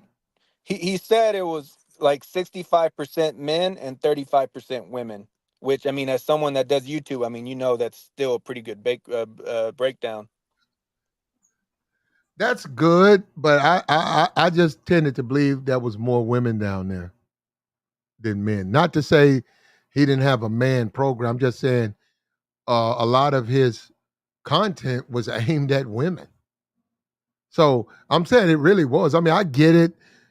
It's content where you have women about women, but a lot of it was improvement for women. It wasn't necessarily um content to me that was constructed for men. It was, you could look at it. Well, and then a lot of times he would have all women shows. And he'd be Well, talking with about, some how to improve, how women should improve themselves. what some people would say is they would say that the numbers would go up as soon as the call-in part would start. So, the monologue was the monologue, but when the women started calling in, that's where a lot of men would so-called tune in to watch Kevin smoke them, so-called smoke them. Um, well, he did have experience. So, and he was in his 50s, so he was able to deal with women from a different perspective than a lot of the other guys who had channels. Um, you have to have strength. When you talk about someone like Nikki, so they're women, they're female bullies. And it's sort of like we forget that you got male bullies. I know guys know about that. I grew up; they were all around my neighborhood. You have male bullies, but what guys tend to forget about is the female bully. Yeah, they're females, but they always starting shit. Now I'm gonna tell you something. They do fight. Normally, these women you find physically fighting the pretty girls. They don't like the fact that they're not pretty, so they pick fights with those women. A lot of the well, I'm not gonna say that. Well, I've seen some plastic surgery. Supposedly, Nicki Minaj got a lot of plastic surgery, and she looked a lot different before she popped off. uh, Her face, not just her body, but her face, her face as well. okay, okay. She had them fake contacts in, like them dragon eyes or what. I don't know, with the red light on. Um, but in a lot of ways, she looks at it as she defeated Kevin. That's why she sort of brags on Yeah, it. and a lot of people are always clowning the female rappers, but you don't get to that level being a dummy. And she was even taking shots at Kevin in a subliminal way. She was some subliminal shots that rappers typically do in their songs, and she did it in real time. If people were to review that video, they would see what I'm talking about. But I mean, it was she was saying a bunch of subliminals, just really smoking him. Yeah, yeah, yeah, and that's why that's where. See, this is the thing with these YouTube channels, or this is the thing with these content creators. Kevin didn't date women like Nicki Minaj. That type, the bully type, the hood chick, the thug chasing chick. Look at Kevin. He didn't date women like that. Rarely was he ever around those types of women. There's other places to go. There are places that have nothing but professional women. So he didn't even deal with those types of women. But because of his content and because of YouTube, he wound up being thrown on a panel with her, and then you go back with to which if he would have lived, that was going to happen. Then you go back to Tommy Lee, right? He wound up talking to Tommy Lee. Tommy Lee had been to jail a couple. Tommy Lee been to jail about 10 times, man. Tommy Lee got 2 kids. She's a baby mom. She's in great shape, but hardly. And when you talk manosphere and the things about the manosphere, hardly does Tommy Lee fit in any check any box. So I just thought he didn't know who that was. Yeah, I'm very familiar with Tommy Lee, but if you watch the Love and Hip Hop, you know who Tommy Lee is. I think what I've realized over time, and I really didn't get it for a while, but what I would say, because a lot of women obviously had an issue with the so-called way he would talk to him, but the way I see it is Kevin knew he was running a show, and he knew if he wasn't stern and if he really didn't tamp down on the buffoonery, the women would. I think what Kevin realized and what he learned all these years in the Black Manosphere, that if he wasn't stern and if he didn't really control the culture of the show, and he didn't do some of the stuff that he did, that his show would just kind of go off the rails. So as far as running it professionally, I've rarely seen anyone run it as professionally as he did when in terms of his show. Just everything lined up very well Mhm, and very mhm. professionally ran. Yeah. Okay. Okay, yeah, yeah. You know, this is a YouTube channel and all of that. But one thing I will give him credit for, I'm one of the few. I wouldn't say I'm the only one. He actually shouted me out. So and that's for a lot of things. But I'm just saying he did, and somebody sent it to me. I didn't even know he did it. And where is it at? Right here. Shots fired. Shots fired. So I mean, we appreciate it. But one thing I'll say about Kevin, and I mean this, um, I would come on YouTube and I look around and he would play that song. He would be coming on. I go down there and that little do do do do do, that little song. And I don't think that song was even a released song. I think that was a unreleased couple some local guys. He found it and he played it, and then you go down there, he do his show. He had some good moments down there. And I thought his YouTube channel was completely different. And nobody's been able to recreate that. Nobody. So that's why I think he doesn't get the credit he deserves. You don't have to like him, you can disagree with him, but name someone, I'm talking about even now, who's created that.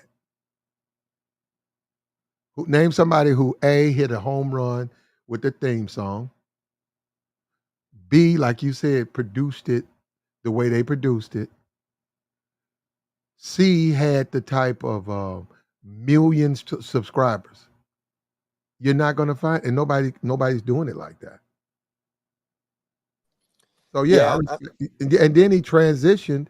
This was a guy who was going to get into other things. He was leaving YouTube. He was on Atlanta. Yeah, they're gonna put you on those little small shows, and eventually, when the people see you, the producers, the talent scouts, they're gonna eventually give you a part. You're gonna get you a part in maybe a PV. Then they're gonna say, okay, well, let's get him a part. 50's out there. Let's give him a part in Power or whatever it is, Power Book.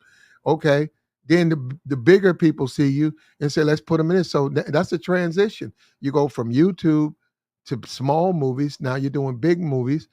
And now you're doing all these Hulu. You got Peacock. You got all these platforms now.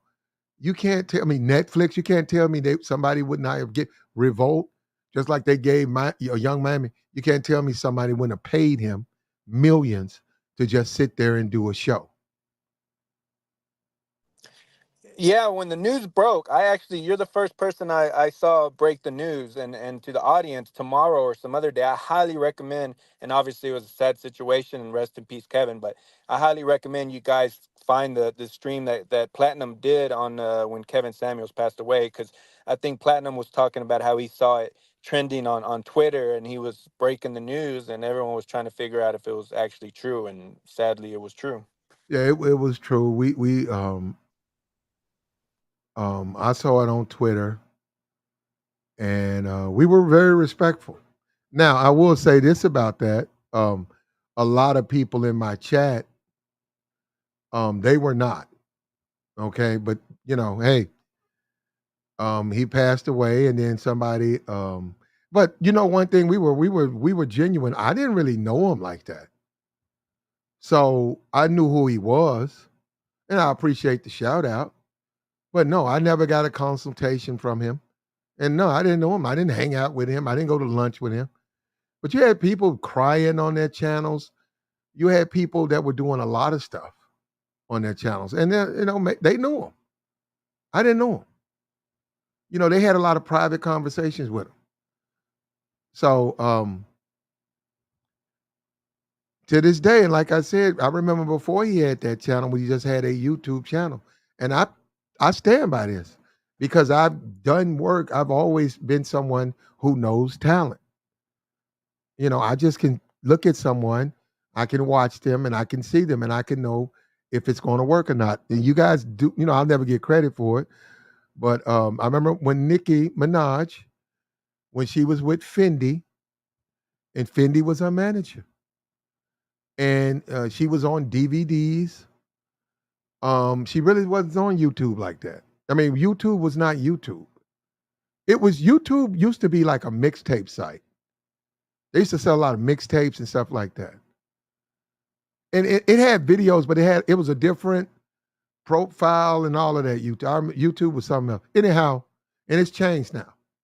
YouTube used to have a front page, and it's to say first hour, second hour, third hour, and it would go by views. And it was all videos who have a high view count first hour. And it had top 10.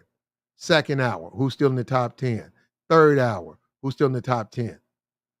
And that's how YouTube would go. And then YouTube used to have groups. You can start a group just like you can on Instagram, just like you can on Facebook. YouTube had groups. So you could introduce your video and then notify your group. You had subscribers, but you also had a group.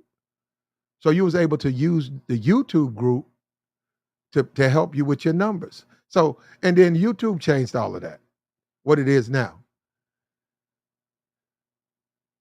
Nikki, I saw Nikki doing a freestyle. I saw her again. I contacted her on social media. She hit me back. I hit her again. She said, call my agent. I said, okay. I called him, told him what I thought. He said, yeah, man, that's what we trying to do. That's what we trying to do. I hit her back up. I didn't call, I hit her back up. Said, I did it. She was like, thank you so much. And thank you for believing me, right? I said, no problem. And she went on to be who she is. Now, I'm not going to be able, I'd have to, there is a way, but I'm not doing what I need to do to meet her. I can't just, she comes to town, I can't just walk up. They're not going to let me up there. You know, you have to be approved. And the people, that's a security thing. And then, and it's not even necessary. Actually, I know a guy who knows her. I actually know a guy who truly knows her. So I could go through him and he could set it up. But it's fine with me. I just put it as, man, I knew she would go because he knows I did it because I was talking to him about it back in the day. And he was like, yeah, you called that one, man. Same thing with Obsidian and Kevin. I said, man, the problem with the manospheres, you guys don't have a face. And they were like, what do you mean? I said, you guys need a central figure. Who's the central figure of the manosphere? And Kevin was right there. And now, him and Obsidian talked about it. And Kevin gave me this. It wouldn't work because the manosphere is real about who's real and all of that. And then later on, he took it. He became the face. He took off. Also, yeah, and another thing that we talked about is they said, Platt, when you start your channel, what you gonna talk about? And I remember Kevin, it was me, Kevin, and Obsidian. And I said, well, probably gonna talk about relationships. And Kevin said, interesting. Because Kevin was talking about shoes. He was talking about shoes and neckties. And then he decided to start to talk about relationships. And I don't expect to ever get credit for that, but it's not that's him. But, and people, that's what people do. But he had it. He had what a lot of people don't have. He had that ability to get millions of subscribers and go to the next level. And unfortunately, he passed away when he was at the infant stages of actually transferring over to mainstream America. Let me ask you a question real quick, Platinum, because this is one thing I've never really known, and I'm talking about the very first time. So the very first time Kevin took call-ins from women, how did that situation go? Do you know the story behind that? The very first time. Kevin said, Kevin didn't talk about, Kevin challenged me to a bitch for bitch, come to Atlanta and beat me out bitch for bitch, right? I went over to Kevin's channel. He I don't really look at his channel. I went over there and he was standing in the parking lot and he was just talking a lot of shit. And now, he's a suburban dude. Um, I mean, I just looked at him as to me, okay, to me, he was like a preppy dude. He was like a preppy dude. Um, I thought he was funny. I thought he had game. He looked like the type of dude that would have game, but he was like a prep dude. I'm not a preppy dude. I don't wrap a sweater around my shoulders. That's just not what I do. He looks like the type that does that. I don't walk around with golf shirts and, go and hang out at the golf club. It's not me. He looks, like you said, that's what so he was doing that, but he wasn't talking about no relationships. Now, after we had that, and I had just started a channel. After we had that, I don't even think I had one. Anyhow, when I said, oh, they said, what you going? I said, I don't know, relationships. And then all of a sudden the conversation sort of went there, and I said, yeah, man. And Kevin was like, you gonna be on here fighting. I said, no, I'm gonna talk relationships. And then after that, him and Obsidian talked, and then he said on his channel, I think he had about 15,000 subscribers. He did some type of ask the women or act men, I want the women to respond to this. And he said it just was real popular. He said he just noticed it was a very popular load. So then everything else is history. He sort of just started to go toward that direction. If you know anything about Kevin, Kevin said I got all that red pill stuff off my channel. He said that red pill stuff was holding my channel back. And on top of that, all I want to talk about is food and shoes and foods. He shoes and neckties. And there's a guy on YouTube that I basically he wears a tie. It's a black dude. He wears a tie, and he does a lot of upper crust, high value man stuff. He doesn't. He accepts the term. I don't even know that man's name. I don't. You know what that man's his channel used to pop in my on my little feed. It doesn't even pop in my feed no more. I don't even know that man's name. But it's a black dude who dresses all, in ties and suits, and he talks about colognes. And he was doing it back before Kevin was doing it. His channel had been around a while. And yeah, he's over a million. This guy's over a million subs.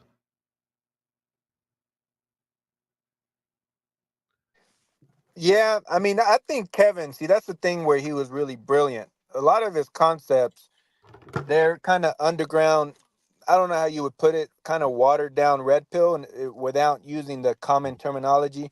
When he's talking about the danger zone, 27 to 35, I mean, all he was really saying is, okay, you're about to hit the wall, you better secure a guy.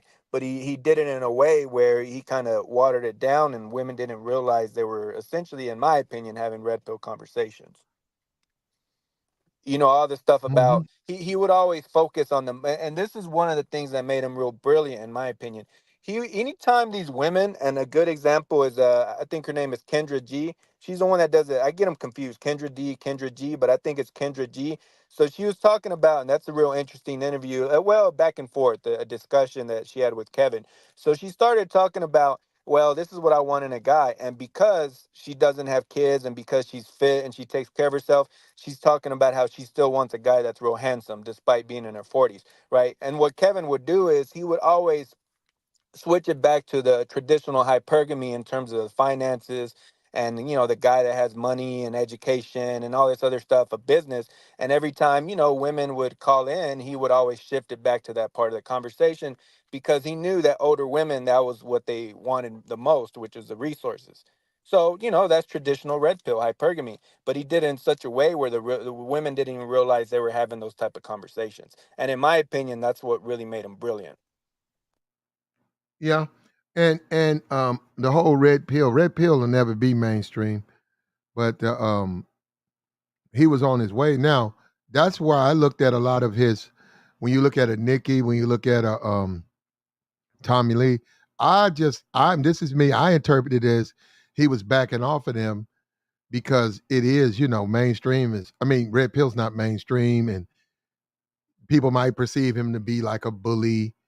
Those women are very easy. If you want to go there, they're sitting ducks.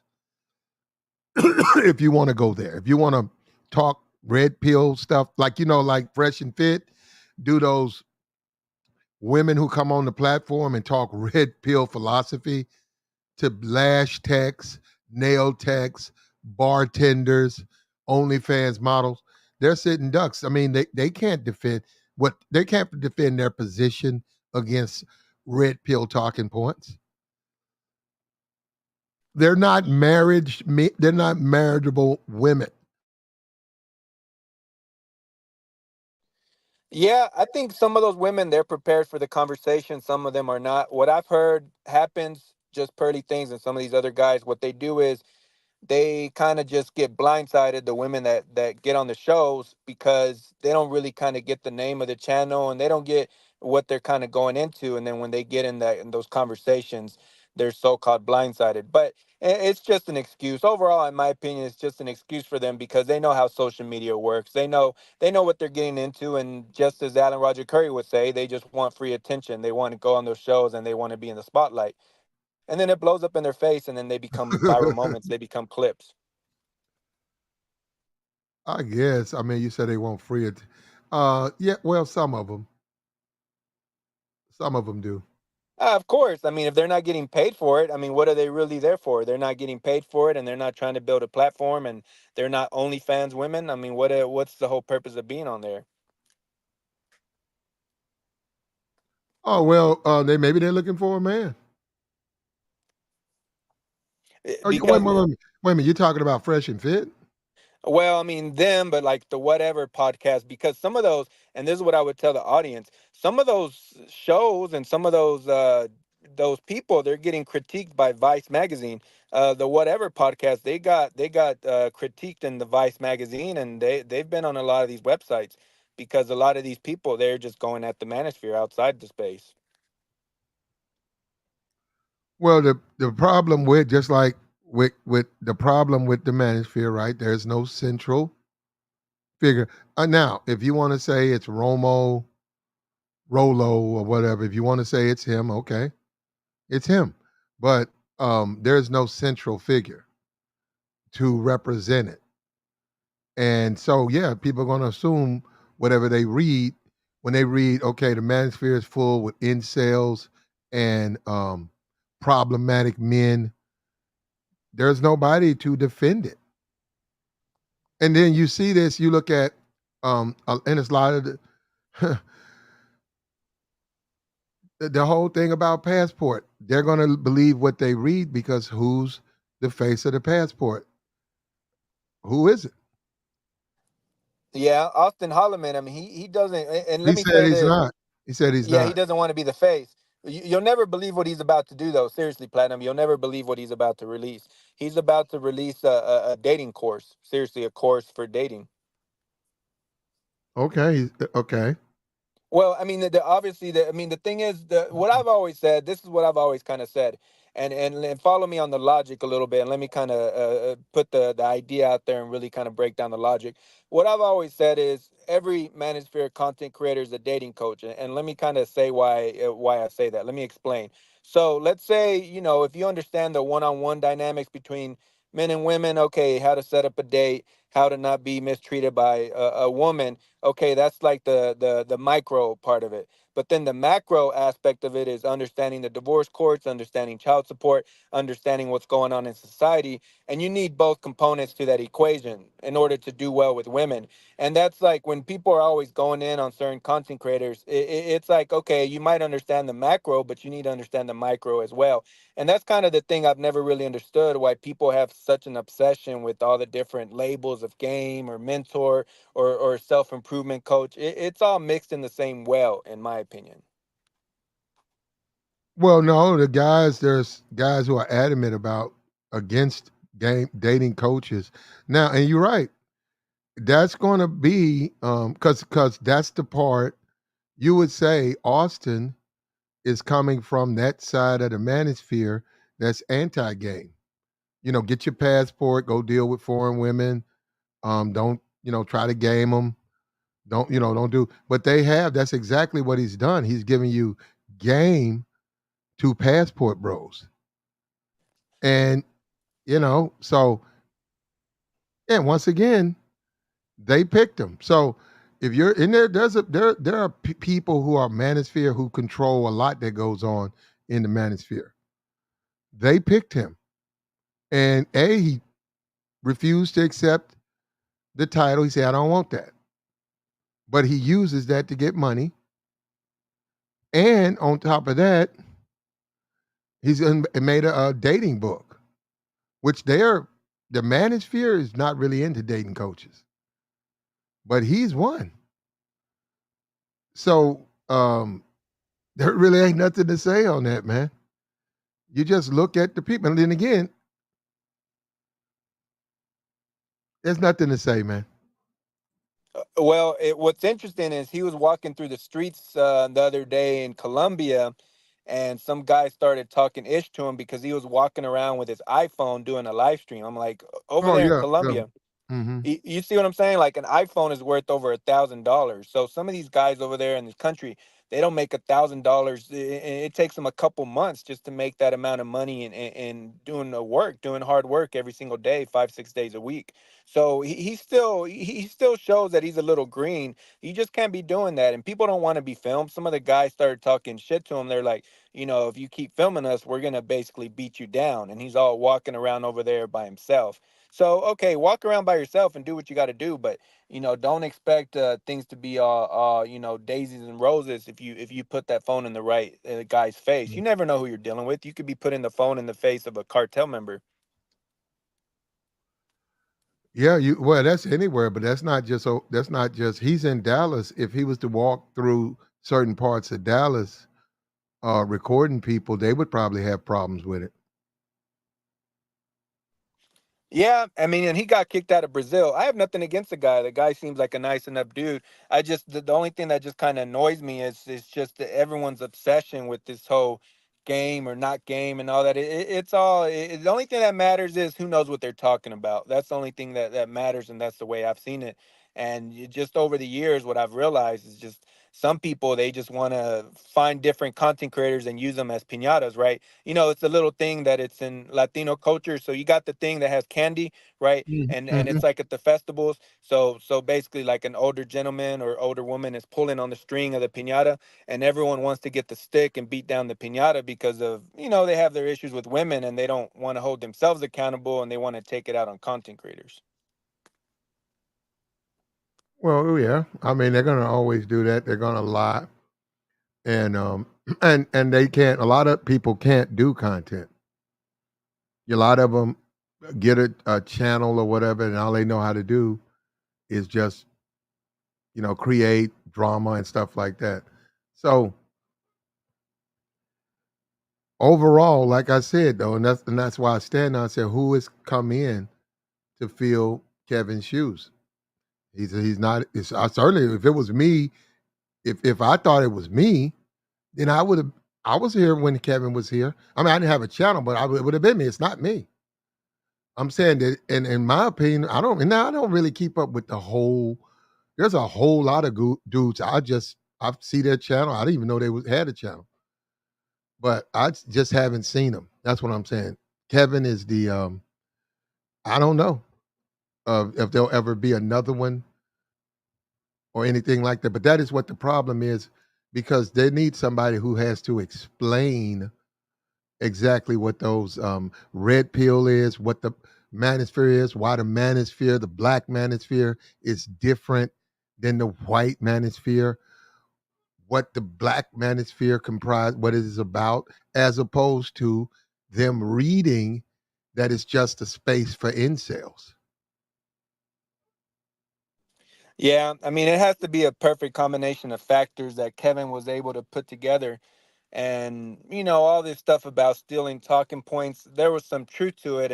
But at the end of the day, he's the one that combined all the ingredients and he made the final special sauce that other people couldn't do. And just like you said, if it was so easy, it would have been done already by someone else. Exactly. Exactly. It wasn't easy to do. And that was a lot of in many cases now, rest in peace to the brother.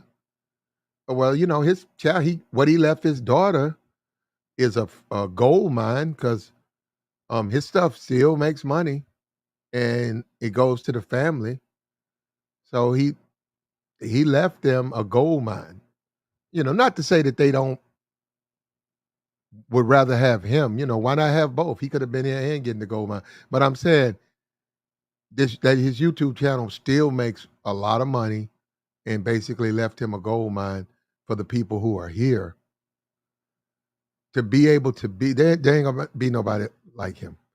Because like I said, he had also on the outside, he was going to be able to make it. Even he was being they put up a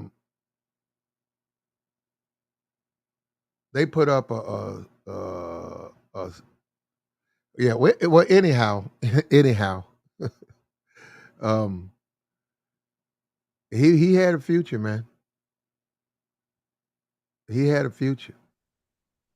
Yeah, I mean, what I would say is I think he would have eventually had to start pivoting a little bit and kind of mixing it up because I think he was kind of getting close to running the high value man concept into the ground.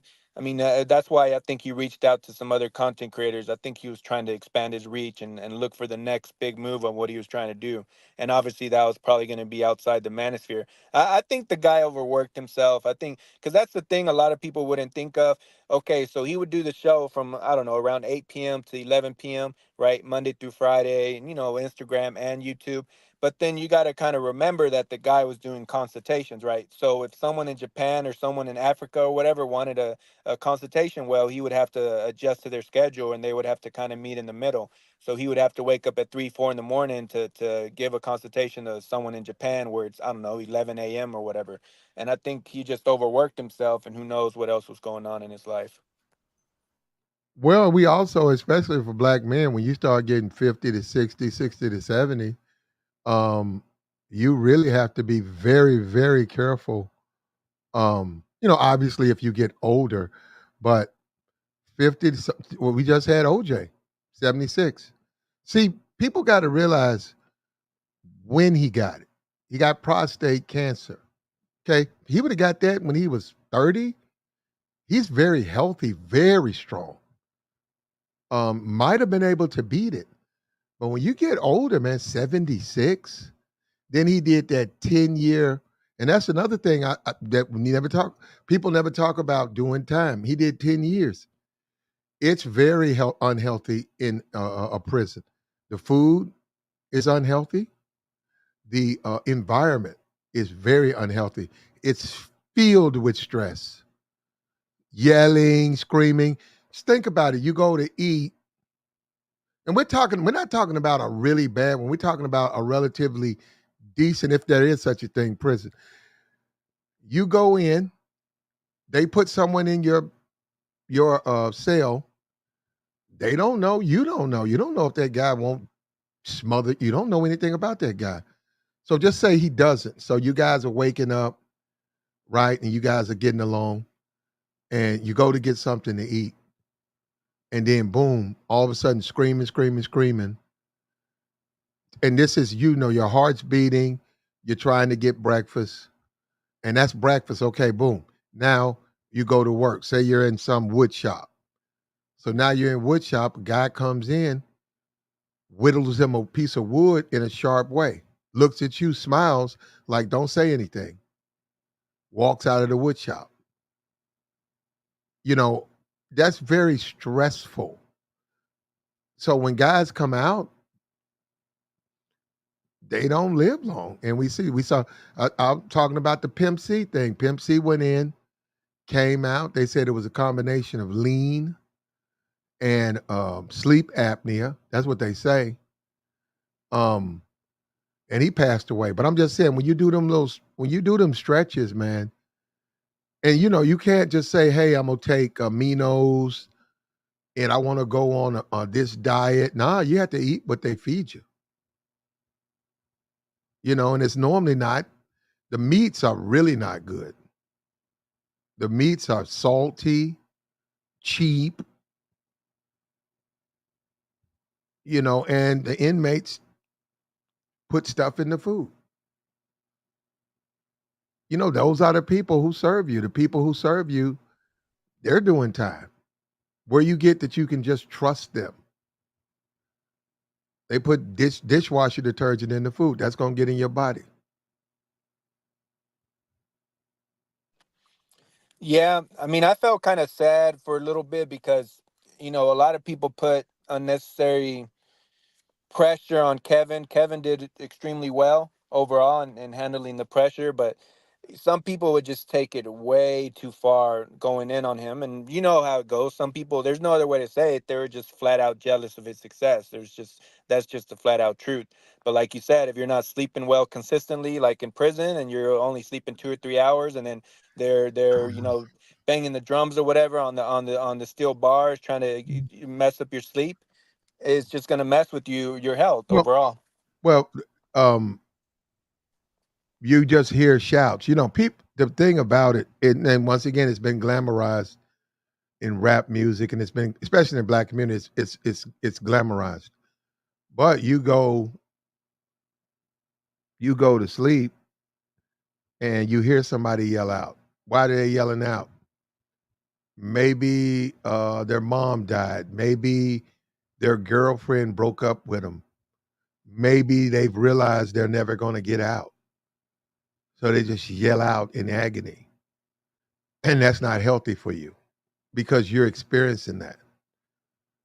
You know, um, that's why when the guys get out, a lot of them can't make that transition. You see with OJ, he was weak. He got prostate cancer, which is not easy to beat, and looked like it burned. It flew through him.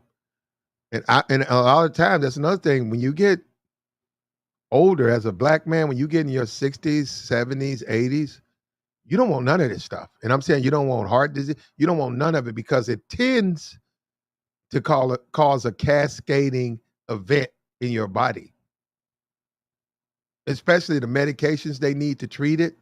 A lot of those medications cause the other things. They give you medications for heart disease. Oh, that causes kidney disease. Oh, now your diabetes are out of control. Oh, now you got that. So it becomes a tightrope. And normally, like bam, next thing you know, you get so many things, you pass away. And we just don't think about that. A lot of people think, okay, I get to say bye bye to my loved ones. I get to walk, get some clothes. No, a lot of times they go in, never come out. And if you haven't made the appropriate plans, they turn the body over, they send it to the morgue. If you were single and nobody was there, or your kids, you say you don't associate with your kids or you don't have any. Um, they put you in the morgue. They contact who you give them. You give them next of kin. They contact. If not, you sit on that. You sit frozen in every month, in every city, in every month, every city. They have a mass grave for poor, homeless, people who didn't have a funeral, people they don't know, and they keep up with. They take thumbnails and they try to contact, but they keep a reference of who it is. Put you in a mass incinerator, take all your ashes, and throw you in a landfill. And you don't think that until you see it. I'm saying people don't realize how simple it is. Because they don't think like that, but they don't realize, yeah, man, they just where's that truck going? Oh, it's going to the landfill. It's got they said it was 40 bodies they got. Yeah, they burned them and they're going to dump them in there. You're saying they do that in the United States? I've never heard that in the Yeah, United States. that's in every city. Yeah. Oh, wow. Yeah, they have to. What do you think they're going to do? If you're a mayor, you're going to already have that set up. You have to have a place to put bodies, human bodies. What are you going to do with them? What are you going to do with the homeless man who freezes to death? Okay, You say, hey, it's going to weather advisory. There's going to be freezing conditions. He doesn't want to do it because he wants to drink. So he runs away. They try to get him. So he runs away and then he's sleeping. And while he's sleeping, it rains on him, right? And freezes on his chest. And he's going to get sick. He passes away. So what are you going to do with that body? You're going to have to pick it up, cut the clothes off, identify it, find out what the cause of death, put it down. If he has next to kin, you try to contact him. If not, he goes in the refrigerator and those accumulate. And then you have to dispose of them. And as a mayor, you got to have that. What are you going to do? Just let him sit behind a store and rot? Well, I didn't know people paid for the grave sites. I mean, is that what people have to pay for them? 500 Well, bucks or that's something? you can have funeral arrangements. You can go out and get an arrange. To right now, brother, you can go to a funeral home and you can get it on like a credit card. You can say they'll say, well, funerals are not cheap, but you probably could get a prearranged funeral for about 8,005, and they'll if you can't pick a casket now because they don't know what kind of caskets they'll be using when you go. But that's what the money's for. They'll put you in a particular type of casket. You'll have a couple of people at the funeral home read on you. You can give them all your next of kin. So when you show up, they'll have all of that. You can get a will and trust. You can talk to a lawyer. This is my estate. This is what I have. I got 3 cars. I have this. If I see, then they'll know who to contact. When you pass, they'll contact that law firm. That law firm will do everything else. Now that costs money though. They're not going to do that cheap.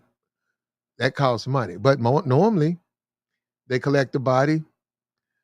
People don't really have strong family ties now. They try to contact them if they can't. They normally take their shit. They set all that shit out for whoever. And the city, if they got money in the banks, the city will get that. If the city knows they got money, but yeah, say they got an account and they got 75,000, and the city's going to get their social security number, and they got account, they got people who sit there and go and find that, and they put that in the city's account because that's where the money belongs. Because they didn't have a will, they never said where they wanted to go. Well, my grandma lived till about age 90, so I have like 54 years to go. Good for you, man. Hopefully longer. Yeah, I mean, I try to run. I do a lot of running. I do a lot of walking. I guess the only thing I would say to the people out there, you just got to find what your favorite exercise is. I tried to do Bikram yoga one time. That was unbearable. It's yoga like in a room that's 102 degrees. It's unbearable. Well, you have to be physically active. Just a lot of these YouTubers, unfortunately, pass away from sitting in front of a computer. When you're of a certain age, I'd say 40 and up, you can't just sit in front of a computer. You can't. You have to do something. You got to be out exercising. You can't just say, "Okay, I'm gonna become a YouTuber and I'm gonna sit on my ass 5 days a week and do a YouTube channel." Well, what's going to happen? Your body is slowly going to break down. That's very unhealthy. It's very unhealthy. And if you don't stop, your body is going to self-sabotage. And they'll tell you because your heart's like a pump. It's just like a bicycle or just say a pump. It pumps blood throughout your body. Every beat, do, do, do, do, do, do. That's it circulating oxygen.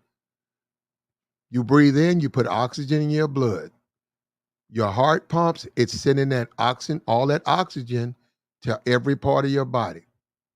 Every time you breathe, every time it pumps. If you don't give that pump has to be strong. Especially if you're talking about living, you want to be 100 years old. There's going to be a point of time where you're wheelchair bound or you're not able to exercise. And if you don't build that heart up, so that it's very strong and you have lots of oxygen in all your cells, you're going to start to fall apart. Yeah, And yeah. yeah, and what I would say is back to what you were saying earlier. I think a lot of the audience doesn't really realize, or they don't really appreciate that YouTube is actual work. They don't think YouTube is actual work. But what I would say, going back to Kevin a little bit, if he was doing the show, let's say he did an hour monologue and he was doing a topic like he always would, I would say he probably prepared for that hour monologue for he did the research and he kind of wrote his thoughts down. I would say maybe 3 or 4 hours. Especially once he got way bigger, you got 30,000 Yeah. live viewers, and you got to be on point.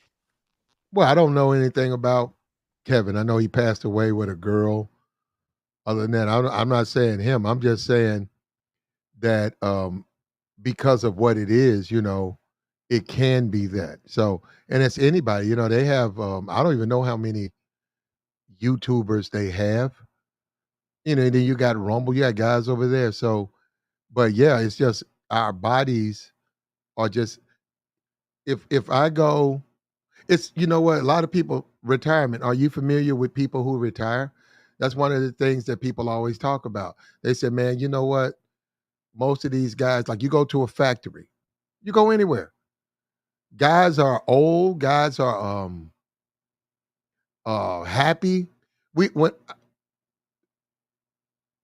I always like to go back to the service. There was a white guy. He was a senior chief. You got master chief, then you got chief, master chief, senior chief. There was this white guy, senior chief. And with that, they let you stay in like the 30 years and you don't really have a job, but you're like for morale. So yeah, this dude would just drift around, come in, see what you're doing, tell a lot of jokes, hang out, and he had an office. If you wanted somebody to talk to, as long as it wasn't nothing that was against the rules, he'd talk to you. Give you a attaboy speech, pep talk. This what this old guy is. So obviously, the younger guys would say, "Man, why don't this dude just retire?" And guys would say, "Man, they don't want to retire." He said, "What you mean?" He said, "Man, most of these guys, within a year or 2 years, they die." And he said, "That's why they guy don't want to retire. He has to have something to do. By him being the senior chief, he gets to come to work. He gets to go over things, put stuff together. He's invited to all the parties. Everybody looks up to him. Uh, you know, and he's still in the service, man. Said, nah, that's why he's afraid to retire. And sure enough, factually, I would see guys retire and come to work. They posted, um, Chief Davis sadly has passed away. His funeral service will be. You be like, huh? And it was like, yeah, that was him. The one that was down in maintenance. Yeah. And you was like, man, that dude was so cool. I talked to that dude a couple of times. He was so cool. Chief Davis has passed away. He leaves 2 kids. His funeral, call this number. His funeral's gonna be at this funeral home, but the widow would love for you to call her first so that she knows you're coming. Now, this was common occurrence. This wasn't one, this was happening monthly. And he was like, man, why are these dudes just falling out like flies? Well, it was of a certain age and they were very active, but then in very minute, they stopped being active, man. It's like their body shut down. They didn't have anything to do. They just were retired. They were sitting on the couch, uh, waking up. There was nothing to do. What you gonna do Monday? Nothing, man. Play a little golf. Next thing you know, so and so done bit the dust. So I'm not. I mean, like when I say YouTube, YouTube, yeah, the YouTube. The Google's not going to admit it, but YouTube is. They know what they cause to a lot of older people. They know that shit. This shit ain't healthy. Like the stream, man. Support the platform. Hit the super chat, hit the cash app. We're talking about how to read women. If you got to learn how to do it, you got to do it effectively, or you're going to get played. And the thing about it getting played, this is what guys don't want. Okay, you finally got what you wanted to take her out, but now she's finna play you. Now she's finna use you. And can you resist?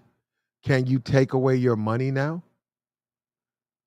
You say you don't want to use money. Can you resist? And they got stories, man. There's women tell you all types of story about their grandmama, how they, their car doesn't work. Uh, they don't like the way things are, stuff like that. And it's a manipulation thing. It's a way to manipulate you. And we wish you the best of luck, man. But yeah, you're gonna have to know how to deal with these women. Now, let's talk about women overseas. I lived overseas. And everybody's seeming to come to this. It seems like to me it's crazy how people are coming to this realization now. I was like, man, I've been saying this for years. Well, it's pretty much the same. I said it was pretty much the fucking same years ago. Guys ignored that. I said, well, I don't know, man. When you start talking about the really pretty women, the cute ones, it's pretty much the same. And a lot of them want to be city girls. A lot of them will dye their hair. And then I said, well, hell, when you want to be honest, who do you think the guys are dating? They're not dating the they're not. They're not dating beauty queens. They're dating city girls. That's who they're dating. The ones with color hair, the ones that'll fuck you right now. That's who they're dating. When the Marines show up and it's a horde of them, that's who they're smashing. And it takes time. You got to speak the language and you need to be attractive to that person. But you can get it. You can get it. There was a short guy. I'll never forget this guy. There was a short guy. That guy he was very successful. Whenever we would go somewhere, he was short and he had a Napoleon complex. But whenever we would go somewhere, the women loved him. They just thought he was the best thing going. And he was married. He was married, but it was nothing for him to run across the street because he saw two women go talk to them. As we keep walking, a couple of us said we going to get something to eat. 8 or 9 guys all walking up the street, and him to bring them back to the group and say, yeah, man, I ain't coming back tonight. I'll see you guys Monday. It'd be like a Friday. And then you would see the guy, doing his job, right, or whatever, and you say, yo, man, what are them two women I saw you with?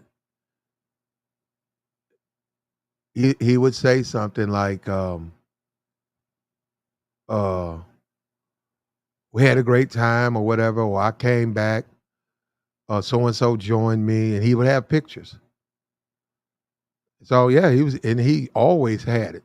So that's why it's hard to believe women when they say they struggle with men or stuff because they do a lot for men that they're attracted to, a lot, and they do it very quickly. And like I said, this dude was married. This dude was he was married. Yeah, and what I would say is it all goes back to the experience factor of really being able to suss out a woman's true motivations and dealing with you. But a lot of guys don't want to go through the struggle and the pain to develop those skills and to develop those instincts to find those women that are really down for the cause and really into them for the right reasons. And they're gonna pay because there's no shortcut to it. There ain't but one way to go. There ain't nothing wrong with saying, "Hey, I'm out of shape. I need to work on myself." I'm looking at today, right? This is April, right? If you're serious, any man, if you're serious, you could be in shape by December. No drinking, working out every day.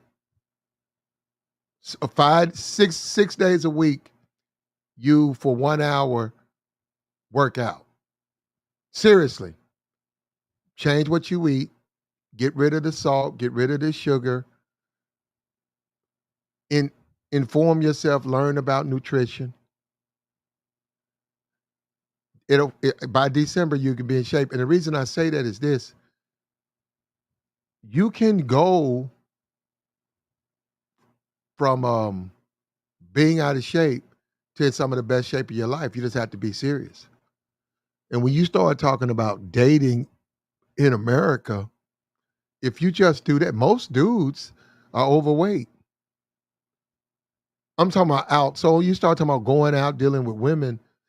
Most dudes don't really work out like that. A few do, most don't. So you would separate yourself on that, and you can do it by December if you get serious for about 6 months and watch what you eat. So there's really no excuse. There's just no excuse unless you just don't want to.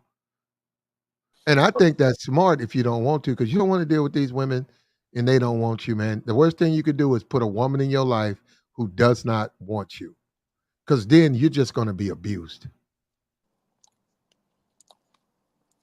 Well, You think you were better. You would think that you didn't like the fact you weren't with them. Get with one who doesn't want you and see if she's takes it easy or pulls her punches.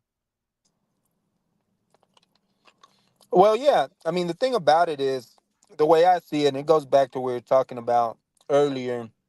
If a guy doesn't want to do the work, just don't be mad. And whether it's the effort, whether it's working out, whether it's gaining knowledge from other guys, they don't want to put in the effort. Okay, don't put in the effort, but don't be using other guys to take your anger out and your frustrations out on those men because you're not willing to do the work yourself to get the results you want.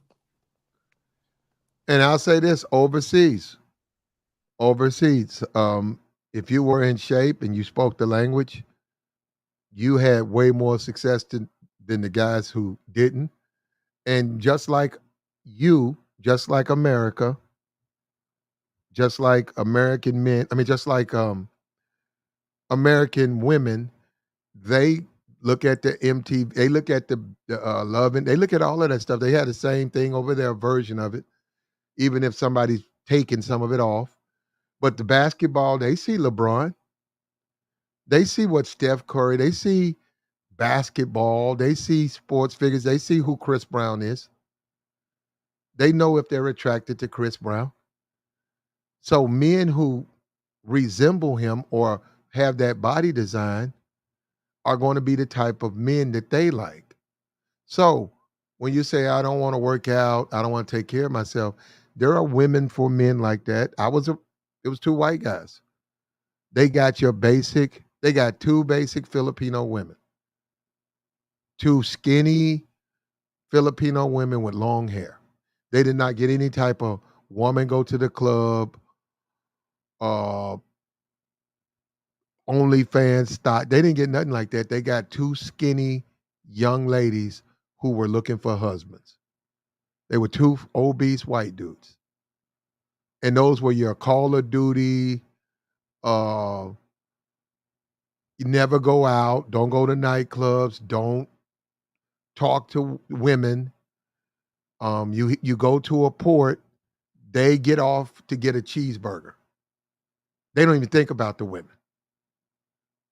They go find a place to eat, go and have lunch, hop in a taxi, go back home. I mean, go back to the boat. Other guys going in the club, other guys sleeping with women, they're not even thinking like that. So yeah, those women exist. And unfortunately, a lot of guys are like that. They just don't want to admit that they're like those white guys. But those white guys were smart. They knew what they were and they accepted and they got married. And I saw that guy, and that guy told me that's the best day of his life, the day he got married. And he was right there. She had came on the ship and she was right there sitting next to him. She looked okay. She was okay. You know, if you go by her look, she was sort of thin, but he was planning a family. He was like, "Hey man, I'm gonna try to get stationed. I'm gonna try to get stationed in Hawaii. I got a good chance. I'm gonna try to get stationed in Hawaii, and I'll have my first kid. Between now, we're working on it right now." And he was gonna stay in till retirement, and he had no desire to date white women, and he had no desire really to come back to the United States. So yeah, those women exist, but those are not the women. When you look at Austin, that's not who he's talking to, man. You know that ain't who he's talking to. And so if you want to believe you can do what Austin's doing, go keep looking. Go right ahead, man. Yeah, those women, the real bad ones, are hard to get.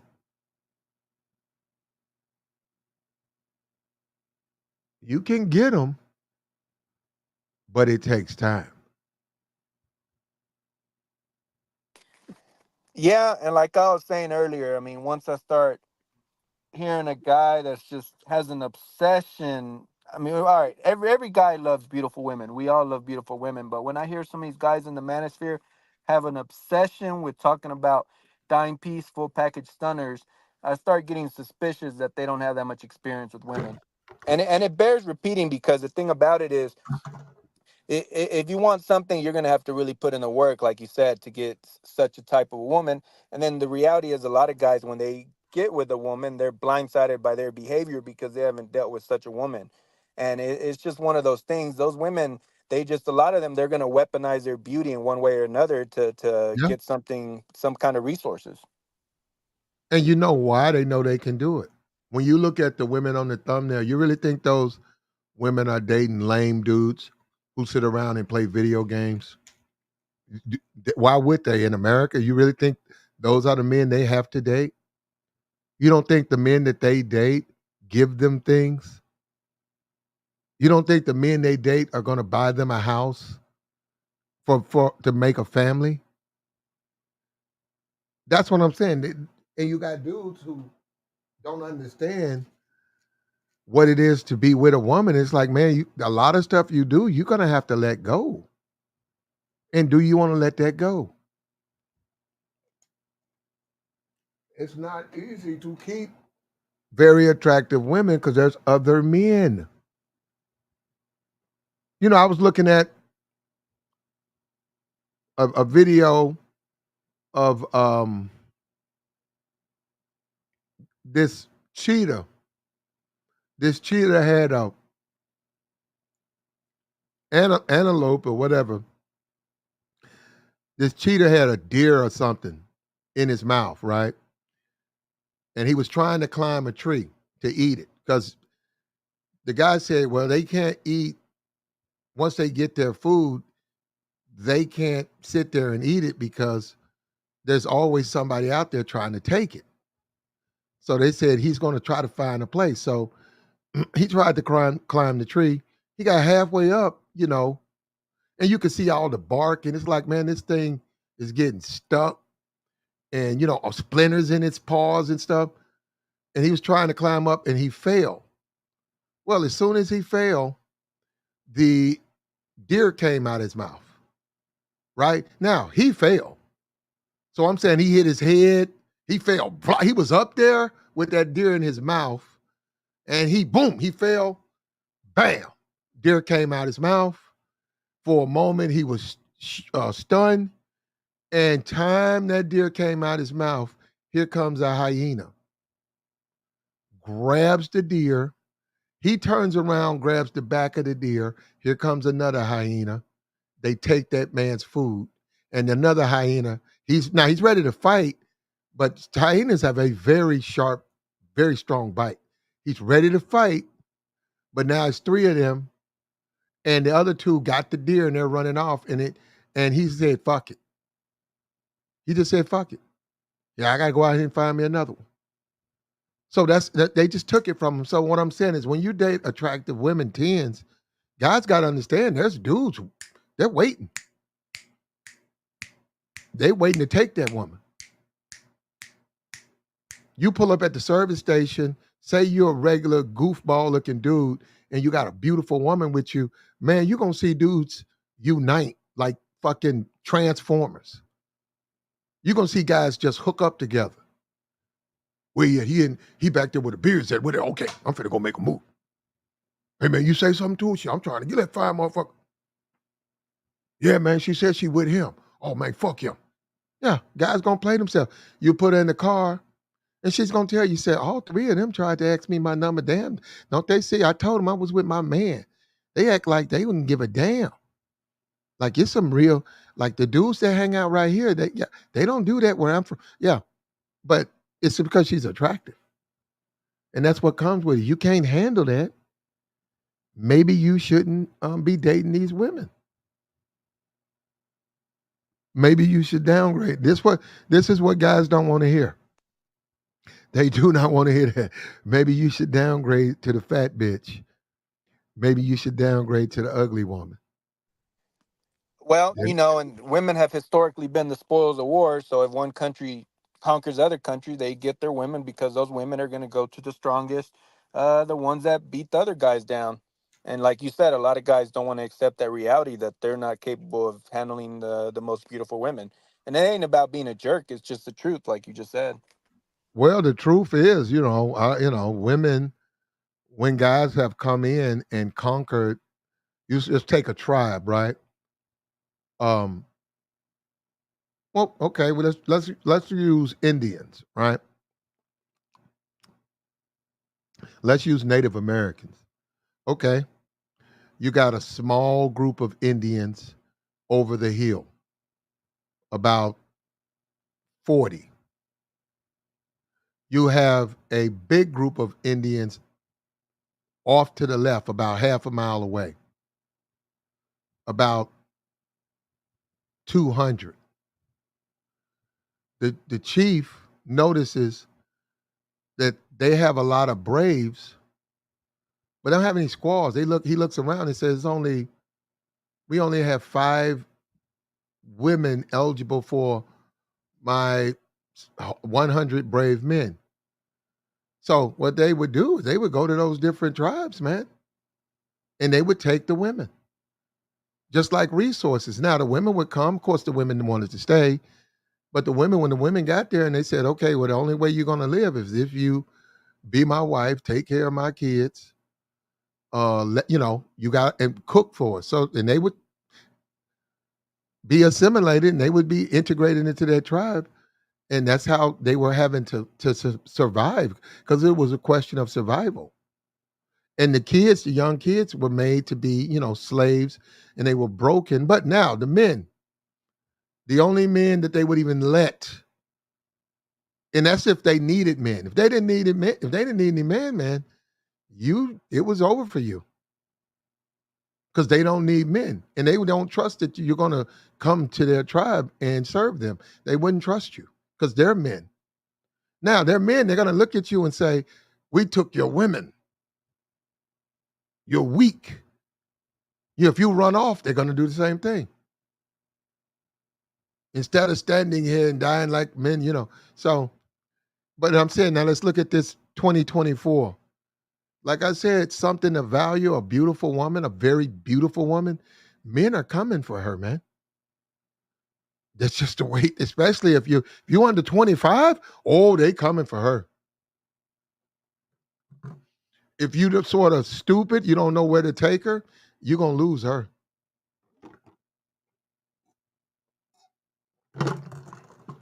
Flirting. There guys know a man knows what he looks like. A man knows what he's built like.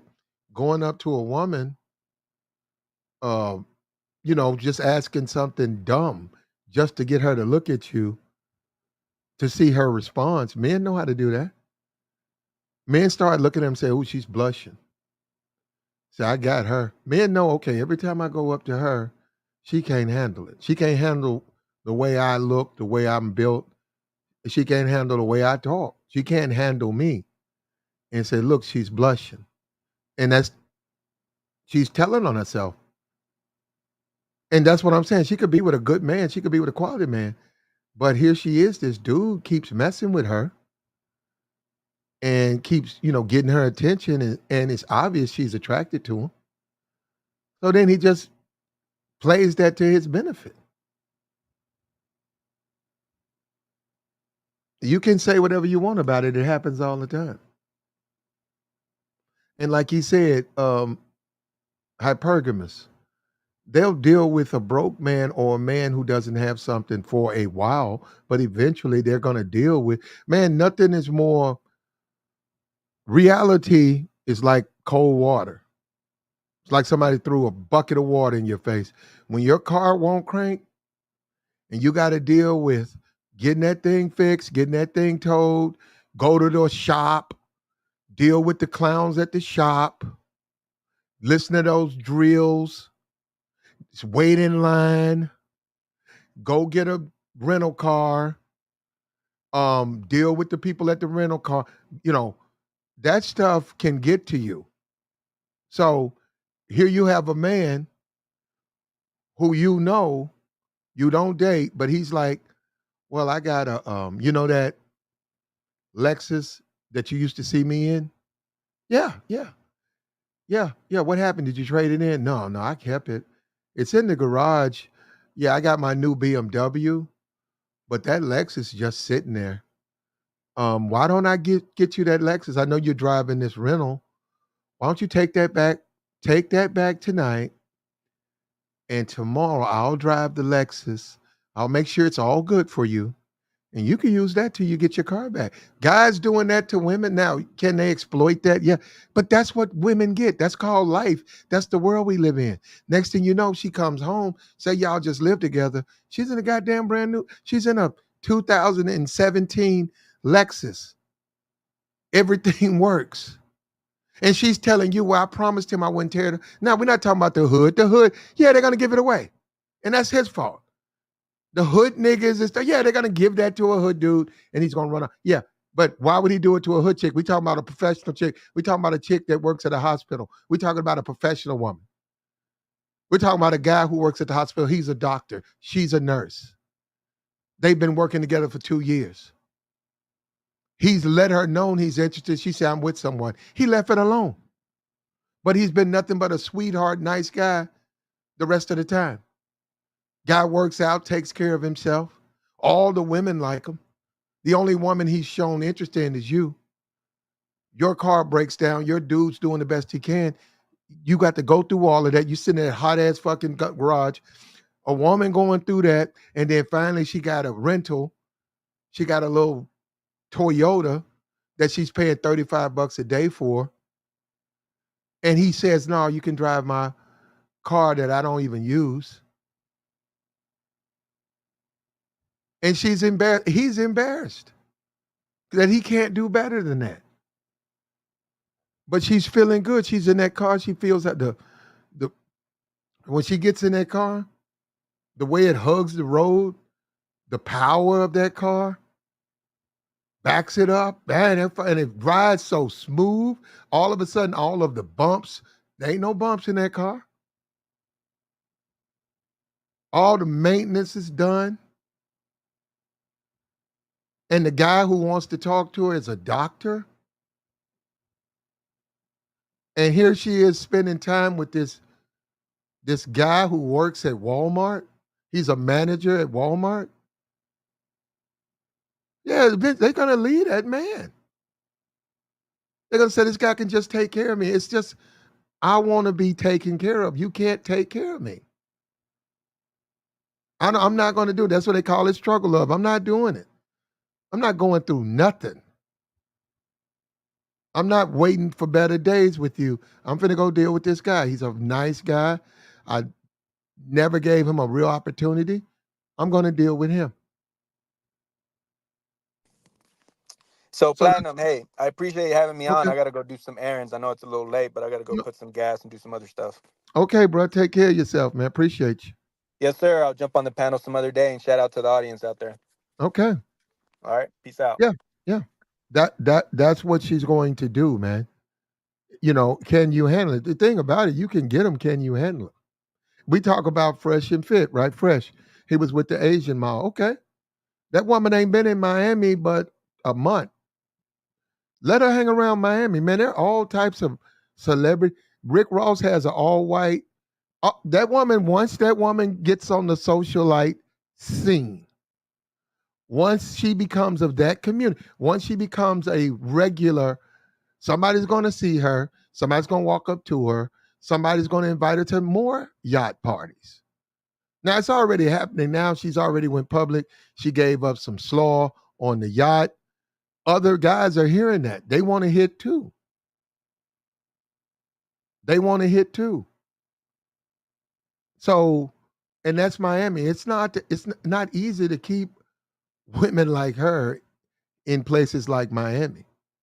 That's why guys go to um, Nebraska. That's why guys go to Utah.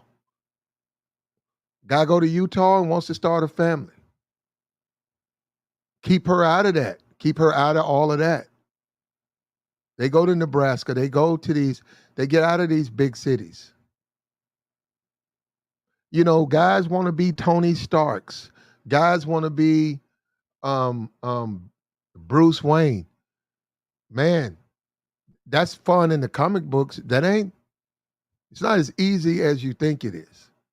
And guys, when you see NBA guys' wives getting slaughtered out, you see that money ain't gonna make them.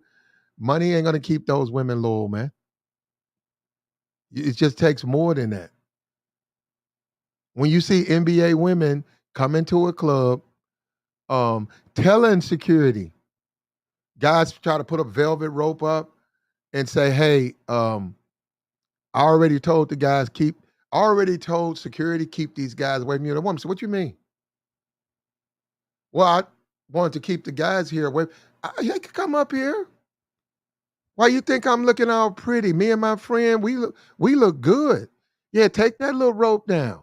Now he can stand there because we might need him, but don't tell him they can't come up here. Yeah, if they want to come up here and talk to us, we'll listen. And they start giggling, and they're NBA wives. And sure enough, they start saying no. But the real players starts now. All of a sudden, guess what? You see dudes pulling up chairs. You see the bottle come out, big old bottle, and you see them talking. Next thing you know, you see them on the dance floor. And you be like, damn, I didn't know he could do that. I'm just saying you're familiar with the dudes. You be like, man, that nigga getting that. Now he got on the dance floor. That so-and-so play for the Knicks wife. Yeah, you keep your business, you mind your business. Next thing you see them a couple of days later. You be like, yo, man, you got that? Yeah, man, they cool, man. So, yo, man, you went back? He said, yeah, I went back to that mansion. Yeah, they got a nice place, man. I got a nice place. He said, we had a wonderful time, man. They're cool, man. He said, they with somebody, so I don't, I let them know. They know how to contact me, man. Both of them cool, though. They had a great time. They just wanted to have some fun, man. Did you hit? Yeah, yeah, yeah. Both of them. Yeah. Well, you say, well, money ain't money can't solve all your problems. The whole thing with Savannah James. The whole thing about Savannah James is she getting chopped. A lot of dudes think she getting chopped. Now, with that radio show, she gonna get chopped. There is no way I would let my wife, not to say I could stop it, but I would not make it easier and let her, okay, you're gonna have random dudes with another woman, your cousin, your sister, your some friend are gonna be interviewing Draymond Green and Steph Curry and all of these basketball dudes and Michael B. Jordan and all of these people. Who's not gonna go to her podcast? That's Savannah James. When she gets her publicist to start reaching out, who's not gonna? She can get Jay-Z, he'll come for them. Are you crazy? He'd be there early. I'm not saying he's coming at a smash. I'm saying because of who she is, yeah, she's gonna get Jay. She's going to get Beyonce. She's going to get Michael B. She's going to get anybody she wants. Anybody she wants to talk to will be bam right there. Now I just think in the process she's going to get chopped. I think she's asking for a wait. I think LeBron, he's just making a mistake trusting. He shouldn't. He got to let her know. You're my wife. So that what comes with that is you got to. You're not going to be talking to a whole lot of people. Talk to me in about another 20. Savannah, talk to me in 20 more years. And she said, yo, when I'm old, yeah. Yeah, when you old, then you can interview these people. Cause she's like 38 or something like that. He could get if he wanted to. If he wanted to, he could get a couple of kids out of her. Safely. He could get a couple of kids out of her safely. Now that's going to burden her. That's going to prevent her from doing stuff like podcast because she's having babies. But that would be a smart move to me. I think that would be smart. Now it's Saturday night, man. The clubs. Let me see. Yeah, they're closing up. So everybody at the gas station, everybody pulling up at the gas station, giving out numbers, giving out names, putting numbers in your phone, getting out the car in them little dresses under them gas, them lights, all that concrete. Yeah, hanging out there, hanging out. Let me tell you something. A lot of times when you go to the car, they let the window down, and yeah, especially when it's a car full of women, man. You get in the car and they got on a little short mini skirt, and you lean in and they just open up their legs, man, and you look in the back and their legs all wide. Look, that's hard to. They send waves of excitement up the. They do a lot, man. They do a lot. It might look like they're doing hardly nothing. They do a lot. They do a lot. When they open them windows up and you're a guy they're attracted to, and they want to know why you're attracted to me. Why you think I'm fine? Why you talking about I'm fine? Why? You know, who are you? What you doing now? Huh? Well, let's go to breakfast. Come on, let's go to breakfast. Take me and my friend to breakfast. So yeah, and they sitting in there and they do that a lot, man. They get you get a show. You get a show. So so when you start looking in them cars, man, you see a lot more than you think. Now, if they're not interested, if they don't, they probably ain't gonna let the window down. If they don't want to talk to you, you ain't they type, or they calling you ugly, like ugly ass nigga. Girl, this ugly nigga, look at that nigga coming. They let the window up, and you go and tap on the window, and she turn around and she gonna wave her hand like no, no. And your friend's gonna trip, they're gonna fall out. And then somebody she's attracted to, that window, you're gonna hear. You're gonna see him with his head all inside. And you're gonna be like, damn.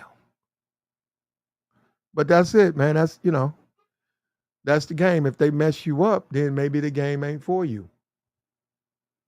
And they're supposed to be attractive.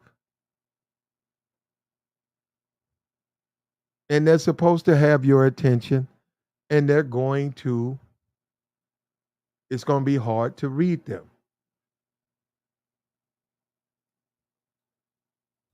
Like the stream, man.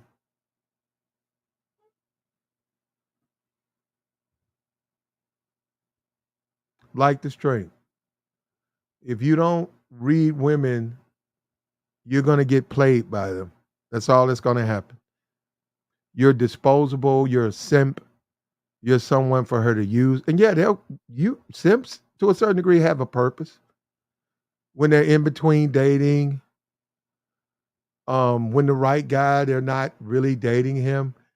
They got a guy who wants to take them to the Chris Brown show, who wants to take them shopping, who wants to take them, they'll deal with you. And a lot of dudes, to be honest, a lot of dudes are intimidated by these women anyhow. They're intimidated. If the woman doesn't make a move, they're not gonna make a move. They know that. These women know that. So these dudes say, he ain't gonna, he don't, he's scared of me. You got women who know men are afraid of them because they look good. They know all they gotta do is wear a little short skirt, smile at them. That's it. That's it. And he gonna do whatever he can. He gonna spend money. He's gonna do whatever he can.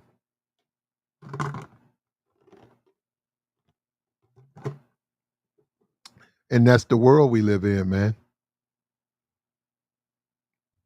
That's the world we live in. Like the stream, man. Do me a favor, man. If you can, take your time, like the stream. We got the join link posted. If you coming from the club, let us know what's popping. Let us know.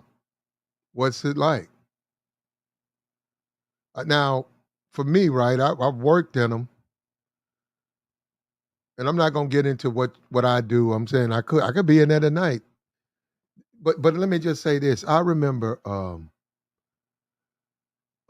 these chicks came in there. I never forget this. These two chicks, and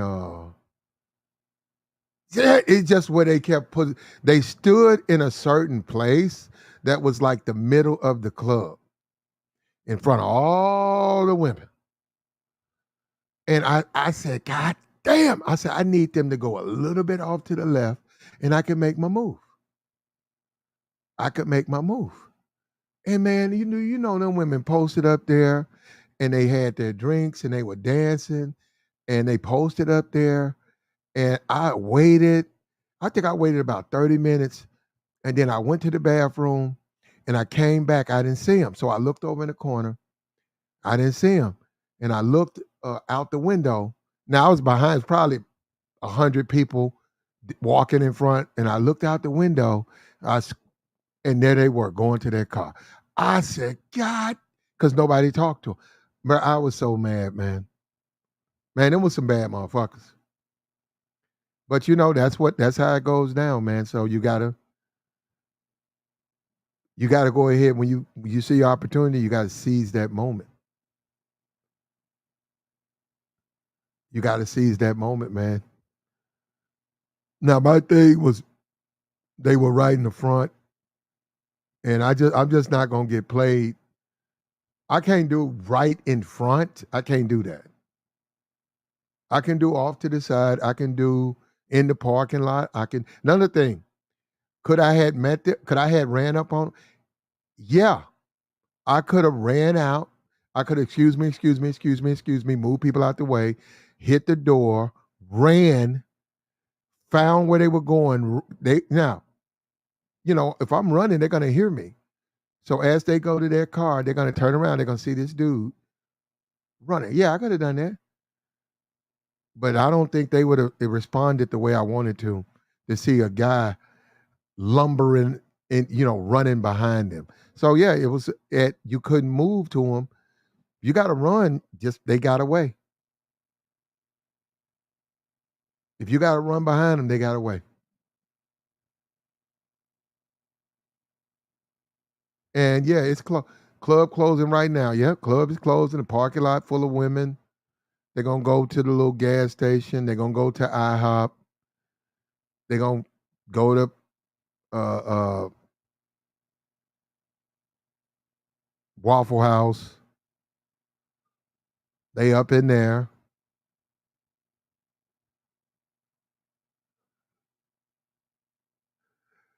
I remember this nigga, man. I went into the Waffle House. And I've told this story. I went up in the Waffle House and I had this thick motherfucker. And we sat down at the table and it was three dudes in the back. And when I brought her in there, one of them kept looking. And then we was talking and she said, yeah, I know that guy in the back. She said, who? And she sort of said, move a little bit. And I moved. She said, yeah, I know him. And I said, you know him? I was sitting with my back to him. She said, yeah, I don't like him. And he said her name. And she said, I don't want to talk to him. And I said, okay. So I came by, put my order in. And this nigga, he said at the top of his voice, it was him and three other dudes. He said, hey, man, three things I don't do. I don't pull on Superman cape. I don't spit in the wind. And I don't trick. And he said that loud and in my direction. And I ignored it. And them other niggas started laughing. Yeah, man, fuck that. Fuck all that trick and shit. this nigga, this nigga, he did me like that, right? Yeah, that's what they're gonna do, man. This nigga did me like that. And I was sort of, like in front of this bitch. And, it went the way I wanted to went. We ate. And no, I don't like Waffle House. Now, in retrospect, would I go to a place like, no, I wouldn't go there. But this was years ago. And yeah, I took her there. And there was a dude there. And of course, he a hater. It was three niggas in the back by themselves. So he could say what he want. I didn't. If he called buying her some Waffle House, if that's what he calls it. But at the end of the day, she took care of me when you get through talking. So now we've been going, man. We want to talk about if you getting played, women will play you, how to read women. We they're gonna manipulate you, man, and they're gonna discard you. And as a man, you got to be prepared for that. You got to be strong and got to have your shit together, man. And there ain't no other way. You can talk red pill. You can talk anything you want to talk. You got to be what they want, and so you can get what you want. Remember, it's all, especially black men. That's what I'm saying. Especially black men. There's always hating ass niggas, man. Just like at the Waffle House, there's always going to be a bunch of black men, right, who don't want to work, who don't want to do nothing with their lives, but they're going to try to get at women. And if they see that they can get yours, they're going to try to take yours. They remind me of like the hyenas. It's not because they're black. I'm just saying, just like there are going to be animals that go out there and get their food. There's going to be animals waiting for you to drop it. Yeah, you went and hunted. Yeah, you ran behind it and you finally got it. But guess what? I'm finna eat it. I'm finna take it from you, and they'll try to take your women. So that's what I'm saying. So when you get these baddies, these cute chicks, just know there are men out there who would try to take your woman. They will try to take her from you. And sometimes women will empower those dudes. Women will let those dudes they will let those dudes take her from you. And you'll think that they wouldn't do it, but then they do it. And they do it with that beautiful face, and they do it with that big nice body. They do it. Yeah. What's up with you, bro?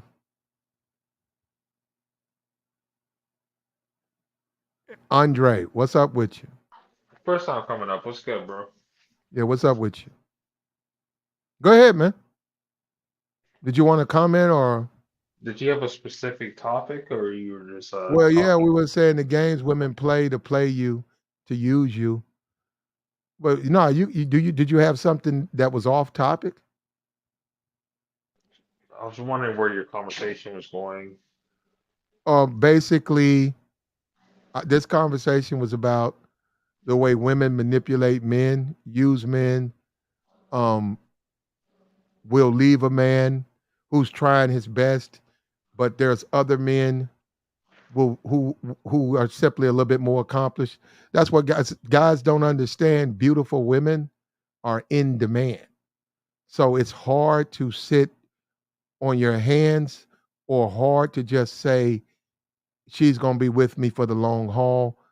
If there are men around her, women who work at hospitals, women who work in professional settings, if you're a dude, blue collar dude, you're a mechanic, and she's around these men, it's going to be hard that those men are not going to simply make it just a deal that she just can't refuse.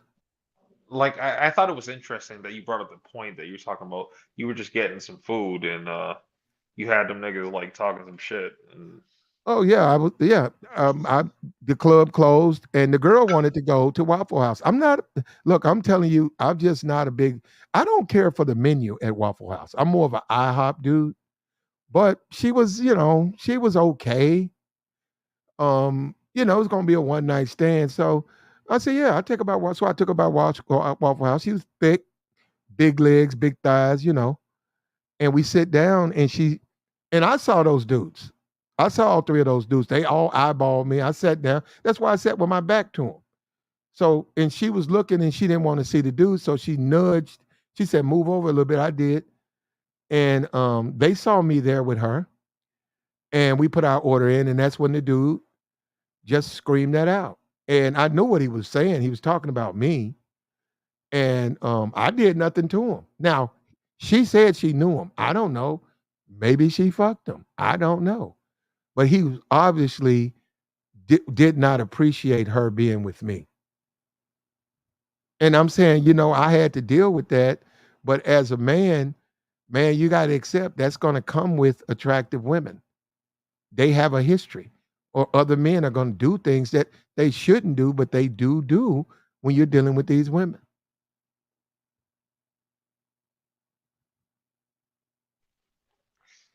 Yeah, that kind of sounds like what happened. That kind of sounds like what happened there. It sounds like, maybe dude was fucking with her before, or one of his homies was fucking with her before. It kind of sounds like that to me. It's like it doesn't make any sense why he would be reacting that way. Jealousy. Sound like, yeah, like some hate nigga shit. Hey, brother, if you walk that now, I learned from my mistakes. I don't take women to predominantly black communities. Even if I live there, even if they live there, we go out, which means we're going out. And I've done that. I will get on the expressway and go to the same business in a white community.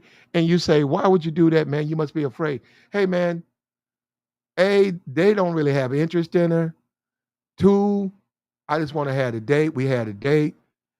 And we just don't, nobody bothers me. Nobody bothers her. When I do it in the black community, and I don't, when I did, it's always a bunch of niggas. It's the waiter making eyeballs at her. Well, When I you did say you took her to Waffle House, so you were kind of asking for trouble there. well, she wanted to go to Waffle. That was her. She wanted it. Now I've been to Waffle House. I've seen the fights. But you're right. I didn't expect those dudes to be in there like that. When you go, it was a bunch of people in there, and there was three black dudes. Looked like they were some street dudes, and they saw her, and they he said that, and they laughed. I didn't respond. We got our meals. They said some more stuff. I don't know who they were talking to, but they was back there laughing and saying stuff. And then, I told her, I said, why don't we just take this back, to your place? And she said, okay, well, give me this. Give me this to go. So she told the waitress, and the waitress gave it to her. We got out of there. We got out of there, hopped in my car, went to her spot, which was not a really good neighborhood. Got in there, did what I was going to do, got out of there early. You could see the lights, you could see the sun coming up. Got her number. She wasn't looking for nothing other than that one night. So got on down. And I said, hey, I'll never go to IHOP again. And I also say I'm not dating in a fine black woman is just like I'm like that cheetah, and they're like hyenas. It, they're gonna bother her. They're not gonna let me just eat. They're gonna be trying to get her. Now I've known that as a kid, though. I seen a dude get his girl took. I must have been 14, 15. It was at the movies. Guy sat down. Guy got up, went to the bathroom. One of the guys I knew from the streets, he was there. He moved, sat next to the woman. Guy came back to my, hey, excuse me, I was sitting here. Guy cussed him out, threatened him. Guy went and sat a couple of seats up. The girl didn't say nothing. Guy sat up by herself. We saw that. We was like, man. Yeah, so I would say that was a bad idea for him coming to that theater. That was a cheap matinee type B movie theater. And he wanted to be cheap and he paid the price for it. He should have took her to a better theater. And so, I mean, it's up to you, man. You have to be strategic. with a Well, lot of stuff.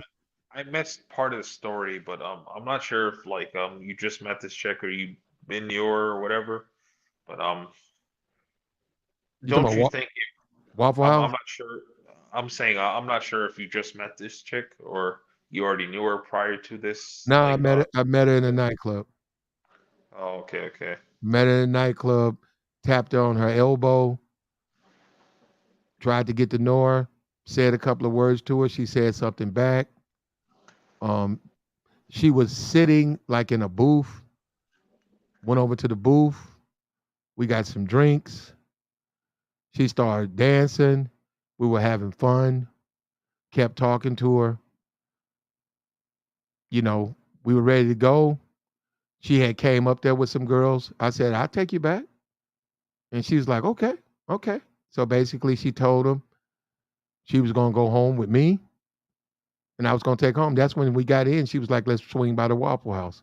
I probably could have objected, but I just figured I didn't know it was gonna be like that. So we went in there, and and she knew the guy, and he said that stuff, and we got the stuff. We got out of there, went to this bad neighborhood, got out of there, and you make mistakes and you learn from your mistakes. So I don't really do that anymore. But I can't say I regretted it. Uh, I would just say maybe takeout would have been better in that scenario, so you didn't have to put yourself at risk. We were already in there. We got to still get our order. We got to wait for it. I didn't know. Look, man. Look. Okay. Now I know a lot of dudes carry their pistol, and yeah, they'll pop that thing out over their wife, over their woman. They'll pop that if that's what you want to do. Yeah, they'll pop that thing out. They'll be like, "Man, don't disrespect my wife. Don't disrespect my wife. Don't disrespect my girlfriend." But sometimes you just say, "Hey, I don't want to deal," and I don't want to deal with that. So, and I don't have to deal with that. Fortunately for me, I don't have to deal with that. So, I can take, I can go to the proper places. But yeah, dudes are gonna do that, man. You're gonna have dudes who can't get bitches. You're gonna have dudes who are mad. Like I said, the gas right now, gas station's full of a bunch of lame dudes who can't get bitches hanging out at the gas station. You got dudes right now sleep. You know why? Because when she comes home, she's gonna crawl in bed with them. They don't want to go to the club. They don't want to go to the club. She went. And yeah, she's gonna do things behind their back, but they can deal with that. But they don't care nothing about guys out there. Yeah, you can only do that so much, man. You can only do that because once women identify you, like say you out there tonight, and then next Friday you go out there. Oh, you go out there the third Friday, they've identified you. And now with this text and everything, women will text each other. Ooh, there go that ugly nigga. Girl, he got on a red shirt. He was here last week. I wish he'd take his ass on. Yeah, you're not gonna get nothing from none of them. They're gonna keep letting windows up. They're gonna embarrass you. You're gonna keep coming up to the window, and they're gonna let their window up. And I'm telling other men, we see that, and we be like, "Damn!" And you're gonna walk away and be like, "Damn, that's what's up." And then you're gonna go around. There are another car of women. They're gonna let their window up, and then when other dudes come up to them, they gonna let it down. And yeah, that's a shot to your ego, man. But it's the truth.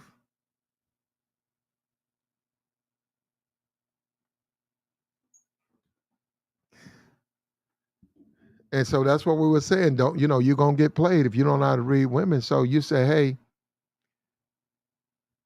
nah, these ain't my type. I ain't even gonna deal with these females." Or you say, "I don't do the gas station thing. I only holler 'em at the club. I don't do clubs." Well, wherever you meet them. We don't live that long too. So you say between 25 and 18, you're a nightclub person. 25 to 30, you want a relationship. 30 to 40, you want to build your family. 40 to 50, you're teenagers. You want to help them become adults. Maybe you'll have another kid. I mean, 40 to 50, you have another kid. 50 to 60, you'll be looking at that as a possible you become a grandfather, granddad. 60 to 70, maybe somebody passes away. 70 to 80, um, you looking at her kids. We don't really live that long. So all of that hanging out in parking lots, that stuff, all that stuff has a time limit on it. When you become a dude who's 40 and you leaning in bitches' cars in gas stations, they're gonna know you're 40. And you're gonna get a lot of windows let up on you. A lot of bitches are gonna be because you need to be at home with your wife.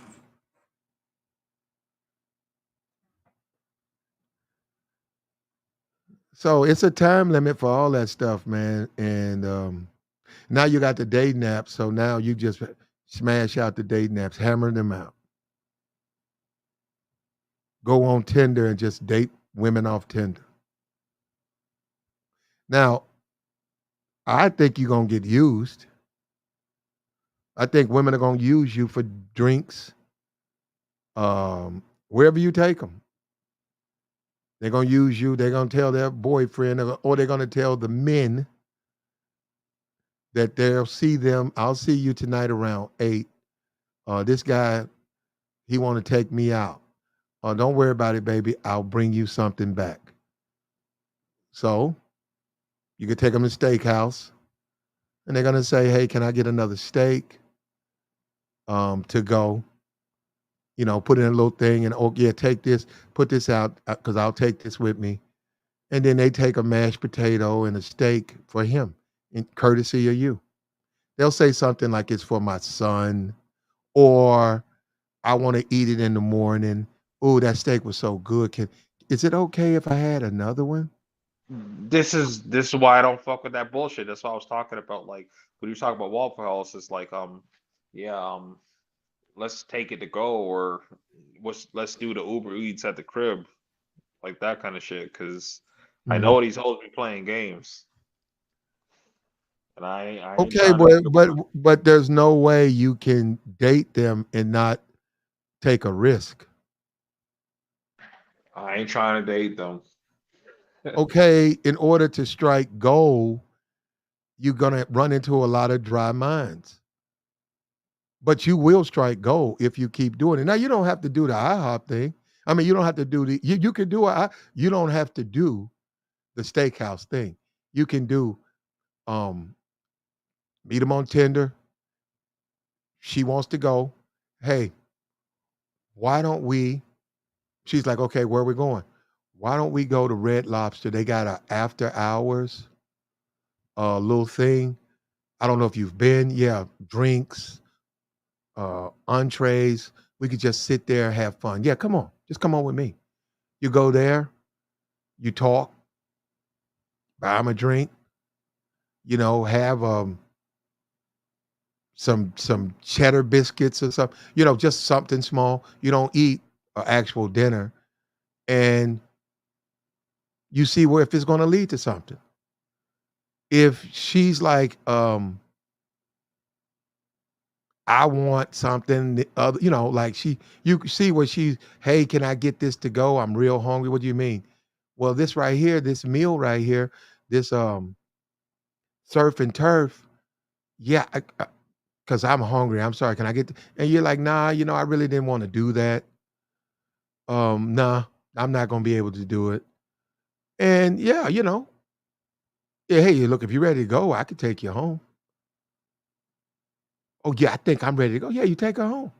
And you said, nah, man, I don't even want to deal with women like that. This woman thinks I'm gonna buy her meals, and it's clear some she had other, alternative modes. So yeah, you run through them, but eventually you find someone who's gonna go out with you, man, get to know you, and you're not gonna have to do any of that. And they're gonna be beautiful, man. It just depends on who you talk to. Well, my whole shit is like I don't have no problem with taking a bitch out. I don't mind doing that, but I gotta hit first because like I've you know Oh, you want to smash off top? Yeah, I got a smash off Okay. top. Like I Okay, so got you talking sisters. about you talking about I got sisters. Like I've no had a no lot no of no. females So around you me, talking so about wait a minute. I know the game. You talking about a hoe. You're looking for a hoe. I ain't Now, trying to wife. I ain't are trying to you ready? wife. So Are you ready for it? Are you ready to handle her? Or you just trying to hit one time? I'll take my hit and I'm good. Okay, well, there's women out there that'll do exactly as you ask. It might cost you some money. I mean, if you're taking a bitch out to eat, it's costing you some money regardless. So I'm Oh, just bro, saying, you straight. I would rather order the food at the crib. The world, Where brother, let me it's tell already you locked something. in. Let me tell you something, brother. If you're willing to pay money for women, you're living in the right time. This is the best time for people like you. Well, that's not what I said. I said that if you're gonna take if you're gonna take a bitch out to eat, I would just rather order the food at the crib through Uber Eats or takeout or whatever, right? I would rather do that rather than sit down with the bitch in a restaurant so she could do the like whole 50 questions and fucking it's a baby whether you're gonna hit or not. That's all I was trying to say. Well, there, you have to this well, let me just say this to you, man. There are no guarantees, man. There just simply are no guarantees. And you just have to you have to, the way you want to do it, man, you be careful of who you ask out, which is going to increase your failure rate. But at least when you do get acceptance, it's really somebody you're very attracted to. So you're willing to take the chance of them not coming, like getting a meal out of you, getting a meal. So you're willing to take that chance. But there are no guarantees. And what is it like? Well, okay, let me ask you this because we talked about it. Beautiful women, right? That's what you like, right? Preferably yes. So, but you want a beautiful woman, right? You like body or both, or you wouldn't take one with a nice body? Preferably. What, both? Preferably both, of course. But Okay, okay. I'm being for real now. Listen to what I'm saying. What's in it for them? We get it. They're beautiful. There's a bunch of dudes blowing their phones up. They're going to go out with you. What do they get out of it? You don't even want to buy them dinner. I didn't say that at all, actually. I said I would prefer to buy them dinner if they were already at the crib. Okay, but see, you're not. What I'm saying to you is this: you're talking about something that it depends on who you pick. Now, if you just pick, um, if you pick a random anybody chick and she wants this, she wants that, you do it again, she wants that. You're right. You got to stop that. But if this is a woman that you want, that you make that decision. I don't. This is someone you want.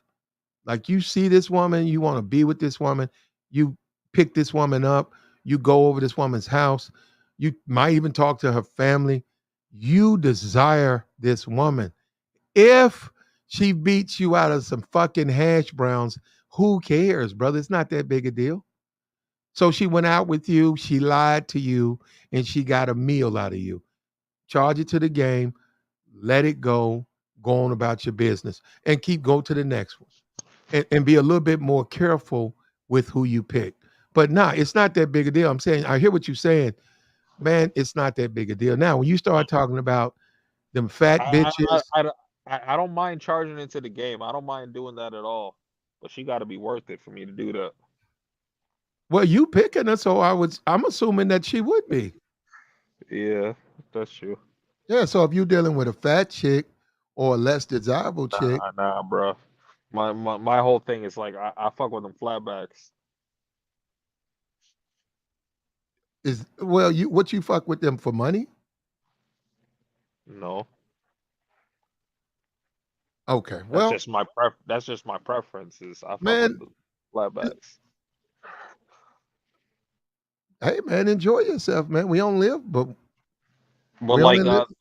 like the misconception is like people think that I'm talking about like white girls when I say that. I'm not talking about white girls. I'm Talking about talking about just hookers, no. I'm talking about women that have their weight under control. That's what I'm talking about. skinny women. Yeah. Oh, I thought you were talking about hookers. No, just Oh, women that have their weight under control. hey man, ain't nothing wrong with that. Now I'm gonna say this again. Do those types of women are you their preference? Are you look, I don't care. Are you white? Am I white? No, I'm not white. Oh, okay. I would consider myself dark skinned. Like I'm Jamaican, so I would consider myself dark skinned. You're Jamaican? Did Yeah, you I grow don't. you grew up in the United States? No, I live in Canada actually. You were born in Canada. Yeah, but my family's Jamaican. Your both parents are Jamaican? Yeah, they both are. You said, look, man, listen, you don't know me, I don't know you. This is not to be disrespectful. You sound like a white guy. So the Yeah, English, because I choose to speak this way. That's why. Because if I oh speak patois, people don't understand me. So no, no, no, I well, it's not. No, I'm the sound of it. I'm saying okay, because you can speak broken English and it's how it sounds. I'm saying you sound. I'm talking about the the the harmony of the. You sound like a white dude. So that's what yeah, I'm saying. I'm not saying you, you are, and I'm you're not the first person to say this. okay. 'Cause I actually frequent, well, maybe not frequent, but I actually pass through sometimes, occasionally over like Kuda shit. Okay. Yeah, Okay. so Okay. So I'm on the space. okay. So what I'm saying is um look if you listen, man, if you're a single man, don't be afraid. I get what you're saying, man. And that's when you stop. But you're going to lose some of these um dates. Now, you're not a fool. You don't have to sit there and buy drinks and um food for women. You don't have to. But I'm telling you, as a man, I'm talking to you as a man. I ain't mad at you, brother, if you lose a steak or you lose some hash browns to one of these chicks. I know ultimately you're trying to get them. You're just being a gentleman. You're just going out on a date. They're the ones who doing wrong, not you. They're the one with the deception. They're the one that's manipulating. They're the one who accepted the date with no desire to really go farther than that. So yeah, man.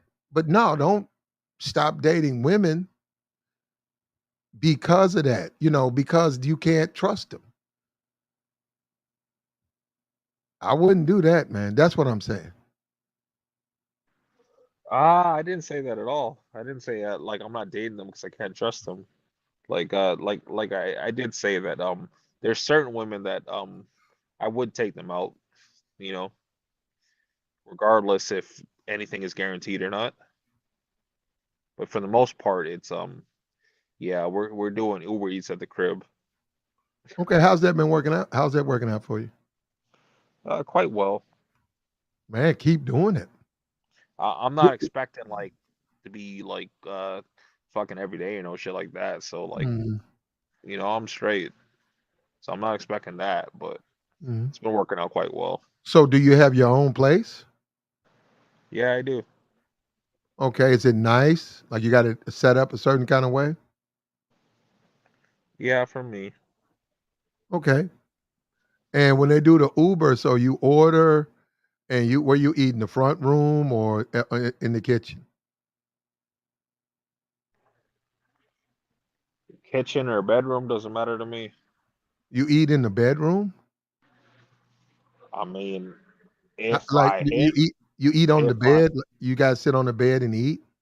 if I hit, So you eat after. I think you said that. Okay. I mean, well, if they're coming a lot over, if they're coming over, I'm hitting first. man, I know a guy and I don't know his success rate. I don't know if he was just He said that though. He said he fucks before the first date. Now, hey, if it works for you, now for me, that don't work for me. That does not work for me. Never had. When I was between 20 and 30, no, never before the first date, never. I'm thinking about it right now. Before the first, now one night stands, meet someone, y'all agree to, y'all hook up. But no, I'm talking about just boom, we meet and we fuck, and then we have our first bit of food. No, never. That's never happened for me. So if it works for you though, bro, I will say this: I think you should keep doing it. Just like with mode one. If mode one, you going up to a woman and making it known that you want to have sex, if that works for you, you should keep doing it. Never that never worked for me. I tried it, and it had nothing to do with no. And shout out to rest in peace, Adam Roger Curry. Shout out to that brother. That never worked for me because I tried it and I got out of it. And I wasn't doing 1-1, but I did. It was a chick. She was showing a little cheek, pretty, very pretty. I saw a guy talk to her. I was waiting for him to leave. He palmed her ass and she giggled, you know. And he was like, "I'm gonna call you," and she giggled and stuff. So I went over there and I was a little bit bold, and I was telling her, and she was listening. And then I said, we can just go out here right now. We can do this shit right now. And she said, "What?" She looked at me and I said, "You know what?" Because I wasn't ready for that.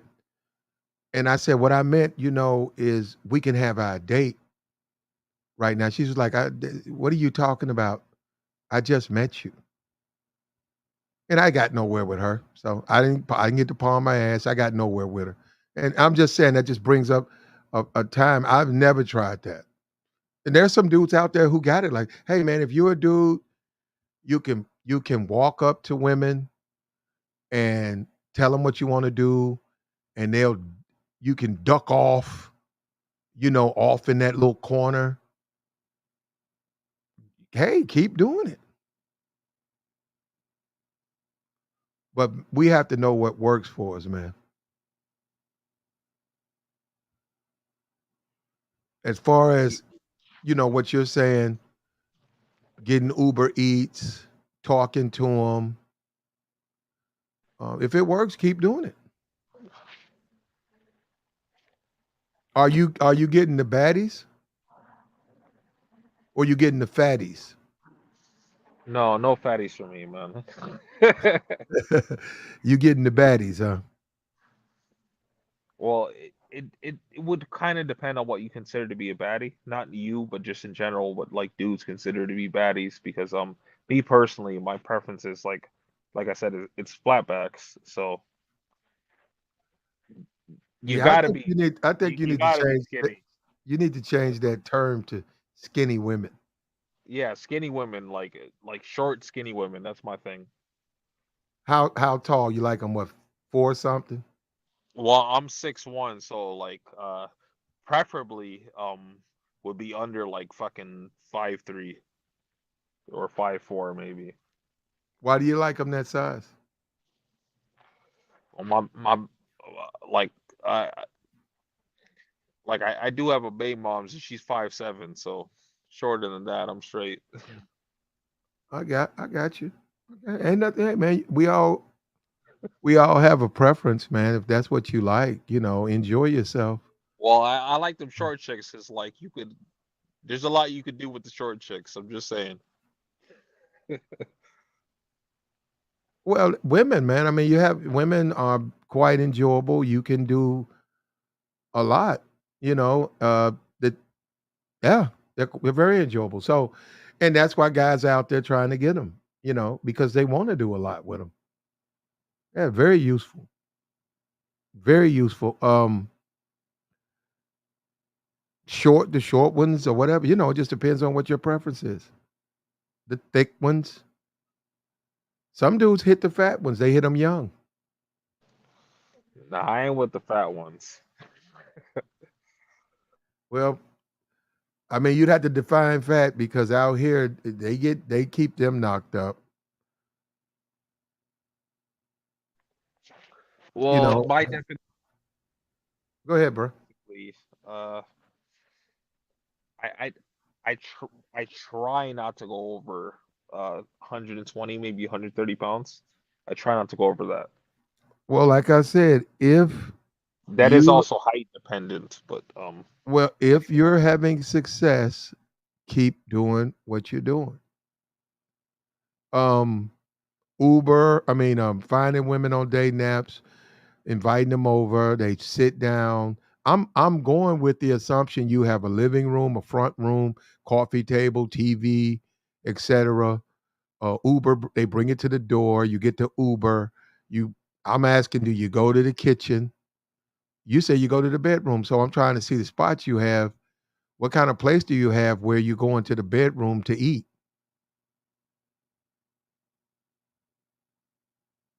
Well, after, like you said. Even then, why would you want to eat in your bedroom?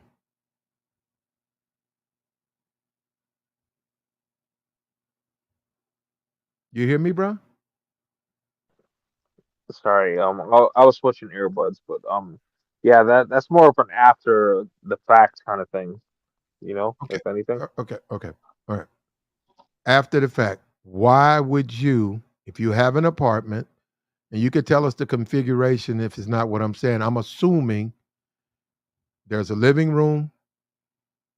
I'm assuming you have a place for a kitchen table. It doesn't have to be a full kitchen. It could be a spot in the back of the living room where you have a kitchen table. You have a bathroom. You have a bedroom.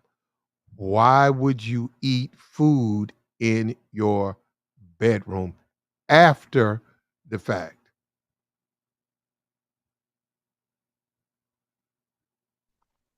Well, after the fact would be if I'm allowed to speak how I would like to speak, it's just like after fucking type shit. All right. Well, I mean, if that's how you do it, I wouldn't want food in my bedroom because it's crumbs, and Yeah, yeah, I don't like the crumbs either. I understand that.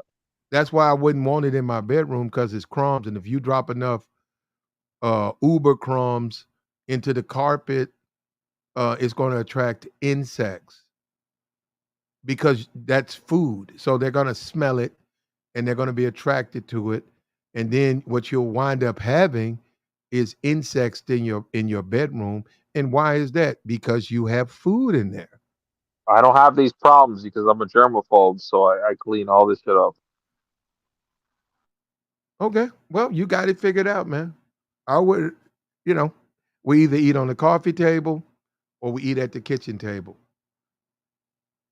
but we're not going to eat in the bedroom because, like I said, but you said you got it taken care of, so you know what you're doing. I'm just telling you why I wouldn't do that. I don't see why. I don't get why anybody would want to do that. But then again, I don't smash them before, you know. Now, drugs and stuff. If you offer them drugs, you can get you can go from first base to third base pretty quick if you want to deal with them like that. So it's not my thing. But what I'm the not gonna I'm not gonna cap and act like that's like always happening like that because it doesn't always. what do you mean? You talking about that doesn't always work out? Oh, you talking about what you do? Yeah, it doesn't always work out. I'm not gonna cap and act like that's the case. I'm just saying that's majority of the times that's the case for me, but it doesn't always work out that way. So I'm not gonna cap, and I haven't been. Well, hey, like I said, do they want to be with you? That's the ultimate question. And if they want to be with you, they will. Now, the value of the woman, you do have to be careful of women that you can fuck that quick because there's something going on with those women. Well, uh, I'll say this: I am a MGTOW, so like Yeah. I fuck, I just don't live with or wife these hoes. Okay, and you're MGTOW. Yeah, man. Okay, you're not an incel, are you? Which is cool. I don't care. No, MGTOW is not an insult at all. Actually, like I could still fuck these hoes. It's just I don't wife them and I don't let them live with me. That's the whole thing. You just use them for sex. Yeah, Okay. If that's working for you, man. Uh, uh, yeah. I mean, there ain't nothing for me to say if it's working for you, bro. Keep doing it. Now, you do. I get it, but they just put out the thing in Atlanta. The age rate is through the roof out there. You just have to be careful, man. Any woman that'll fuck you on the first date is probably gonna be fucking other dudes, and you have to be careful you don't get infected doing shit like that. that is a great point to make. So, even fresh is the Daisy chick. She said in Barbados she tested him, even though she had smashed him before. She said when they got to Barbados, and you could get those things. You can be at a Walmart, you could be at a mall. There'll be a little booth, and while you're shopping, you put the little samples in. And they'll ask for a donation, but by the time both of you come back, they'll let you know. Now, if they see something, they'll tell you about that too. They'll just call you in the back and say you need to get another test. Um, we it looks like you know something might be going on. You need another test. So um,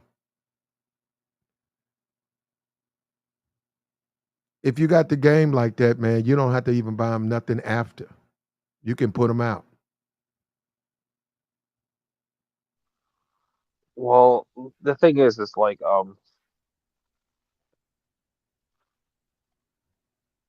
yes, I don't have to do anything after that is true, but keeping them around is like part of the like the whole like rotation that kind of shit. Mhm. So that's what it is, and it's more so for myself than them. Hmm. Oh, Because so it's wait a minute. you know So you got a rotation? not like how y'all be talking about rotations because Uh huh. y'all be talking about like like having like a, a bunch of different holes and shit like that. Like not like that. Just like I'm good with a few. Uh huh. And you only you only deal with them sexually. Beyond that, you don't really interfere with their lives. No, like that's the whole thing. It's just like if you're cool, we can hang out, we can do shit, but it's not going past that. That's what I'm trying to say. Okay, and they're cool with that, right? Yeah. Okay, there you go. I mean, and they're loyal to you. They're not sleeping with other men.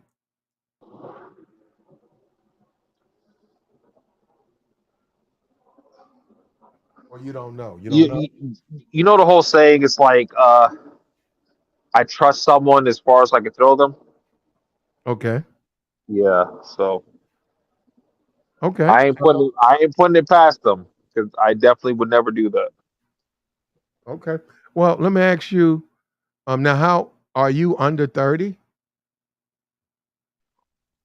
No, I'm not. I'm actually I'm 32. Okay. Are the women under 30? Yeah, I don't go past 28. Okay. Well, ultimately, I got to ask you this question. Once again, what are they getting out of it? You don't want to have a relationship.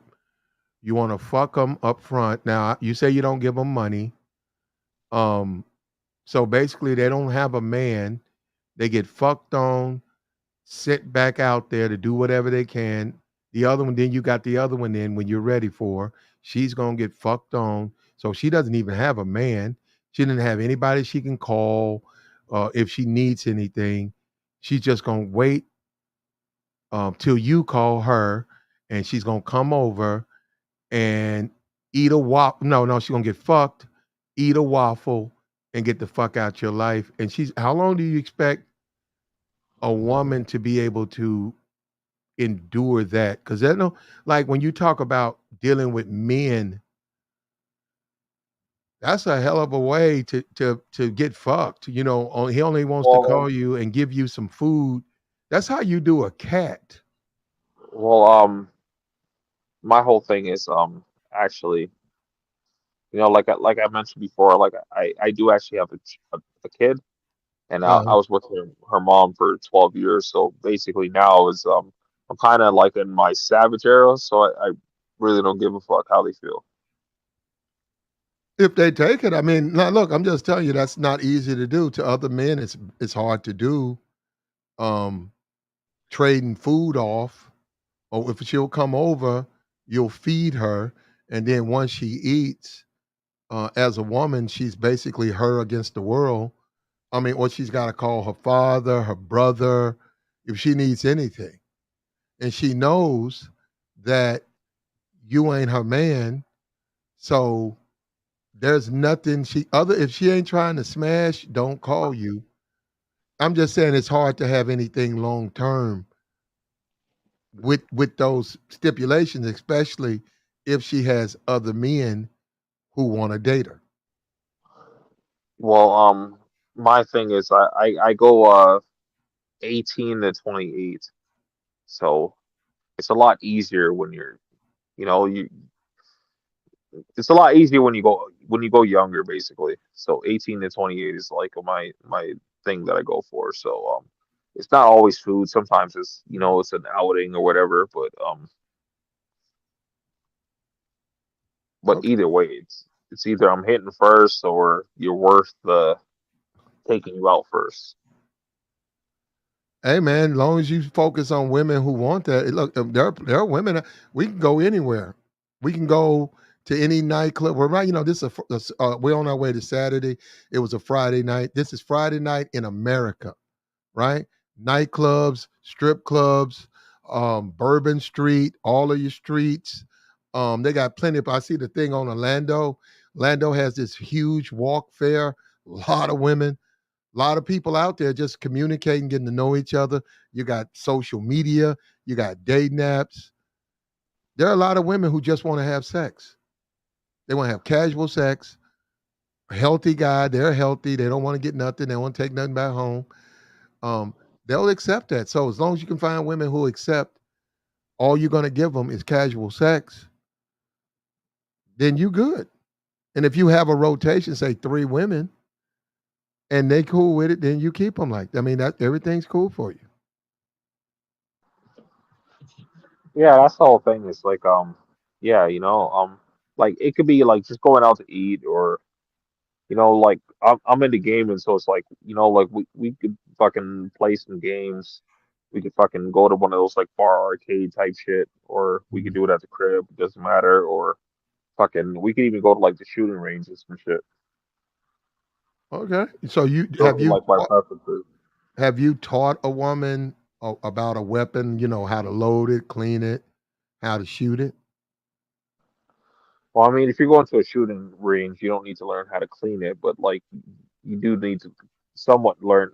I mean, you don't even need to learn how to load it. Actually, it's just point and fire because like the range instructors, at least over here, will load it for them if they don't know how to do it. But shouldn't they know how to load it and clean it? They don't necessarily need to know that, but it would be beneficial. You don't think they need to know how to load it? I wouldn't want to teach them that, but it would be beneficial. If it's one of the women in your rotation, right? And you guys been to the range, say 5 times, and this time you're just at the house, and you know y'all have had sex, the food's on its way, and Well, wait a minute, there's a pistol. Um, you wouldn't take the time it would say, okay, this is how you load it. Okay, let me show you. Let me pull the you pull the bullets out. You look through, you show everything she needs to know, and then say, okay, you want to make sure you have one ready like this. And if you need to load, you do it. Why wouldn't they know how to load it? I get it. well, They don't have to know. I I get. live in I live in a country where firearms, well, maybe not firearms, but like handguns aren't legal Okay, unless you're, Canada. yes, it's not legal unless you're at a Okay, like a shooting range. So it's kind of okay. pointless to teach them how to Well, do it. why? So Okay, so the average citizen can't have one. Can't have a weapon. you could have a weapon, you could have a shotgun or fucking an old ass rifle. Yeah, maybe you might like they're. I'm not sure if they banned assault rifles, but they've been trying for a while. But basically, it's kind of pointless trying to teach them like about firearms because it's not legal here anyways. But you take them to the shooting range. Yeah, because you could do it there and it's fun. Okay. Well, it's fun. It's fun for me. That's the whole thing. Because like that's my shit. Because it's like I'm not with the like taking a bitch out to eat type shit. Because it's just like that's for you, and you we could sit around and could ask you a bunch of questions. But I'm just like Food is if for the I'm gonna woman. take you if I'm gonna take you out, we're gonna do some shit that I want to do. So food is for the woman. No, it's for myself. That's why I say like Uber Eats at the crib is cool with me. But like we're gonna order some shit that I want to eat. Is what I'm saying. It- do you find any value in women outside of sex? Yeah, I do. But you don't explore it with the women you date. You just basically want sex from them.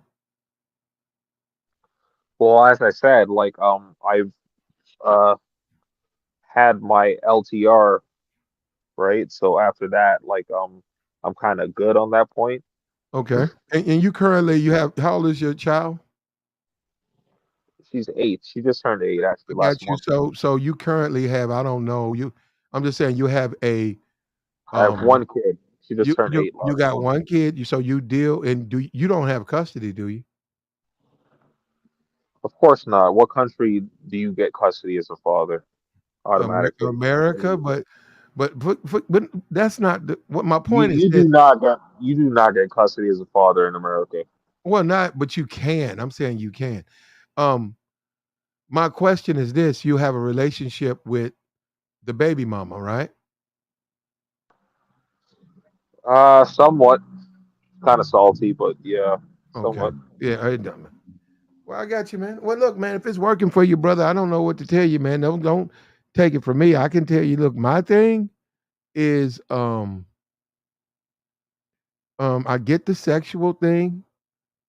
I get that, but feeding a woman, um going out to doing things I want to do anyhow, that ain't that big a deal with me. Also, I recognize that I'm dealing with a woman. So if I'm dealing with a woman and she doesn't want to go somewhere alone, but I want to do something I want to do, it depends on the woman. And also, I understand she's a woman, so I'm willing to say I'm gonna help her out. I'm gonna go do this, man. She want to do this. Hey, man, I can't do Well, that. I got to go do this with her.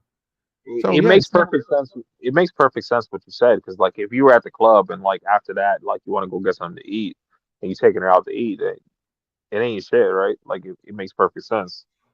well, that's you have a relationship. In the relationship, your life, you're not going to be able to be You're not going to live the same single life, and you were married. You know this.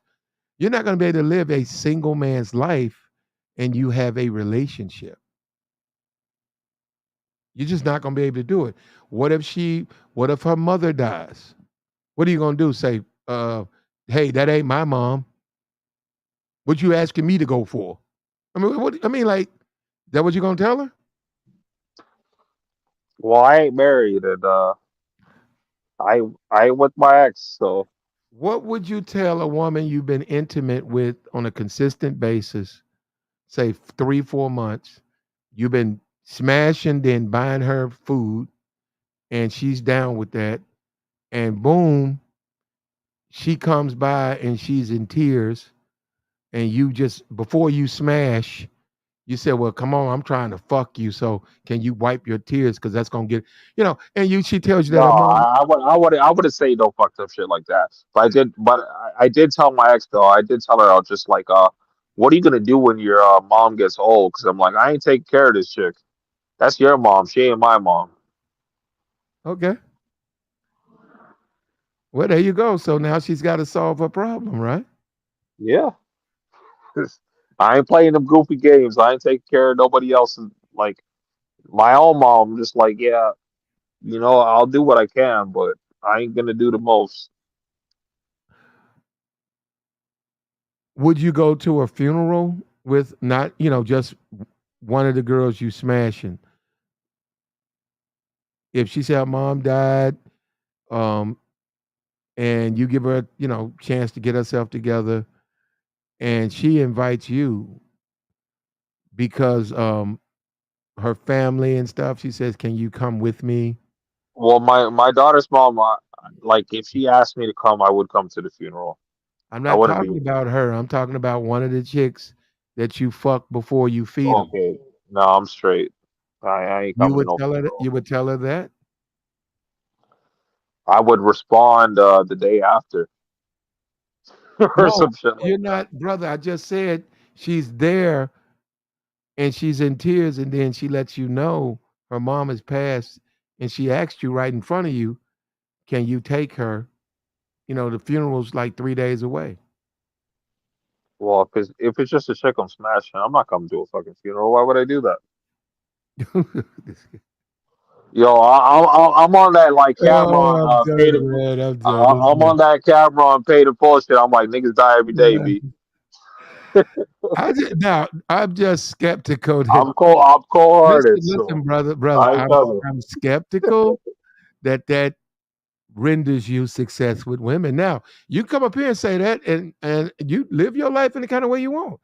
I just don't think that's a very successful method to have an attitude. And then I'm saying, what are the women getting out of it? So a meal. So I mean, I don't know. You say you only mess with the baddies. I I don't did know, not say man. that. I did not say that. Well, you said uh, I said flat backs. preferably, You said flat backs, non-obese, preferably, preferably. 5'4", 5'3", 5'2", 120, 130. If that's a small woman. If that's a white woman, that's a nice build. Um, for a I lot didn't of say women, it that's was a just. nice build.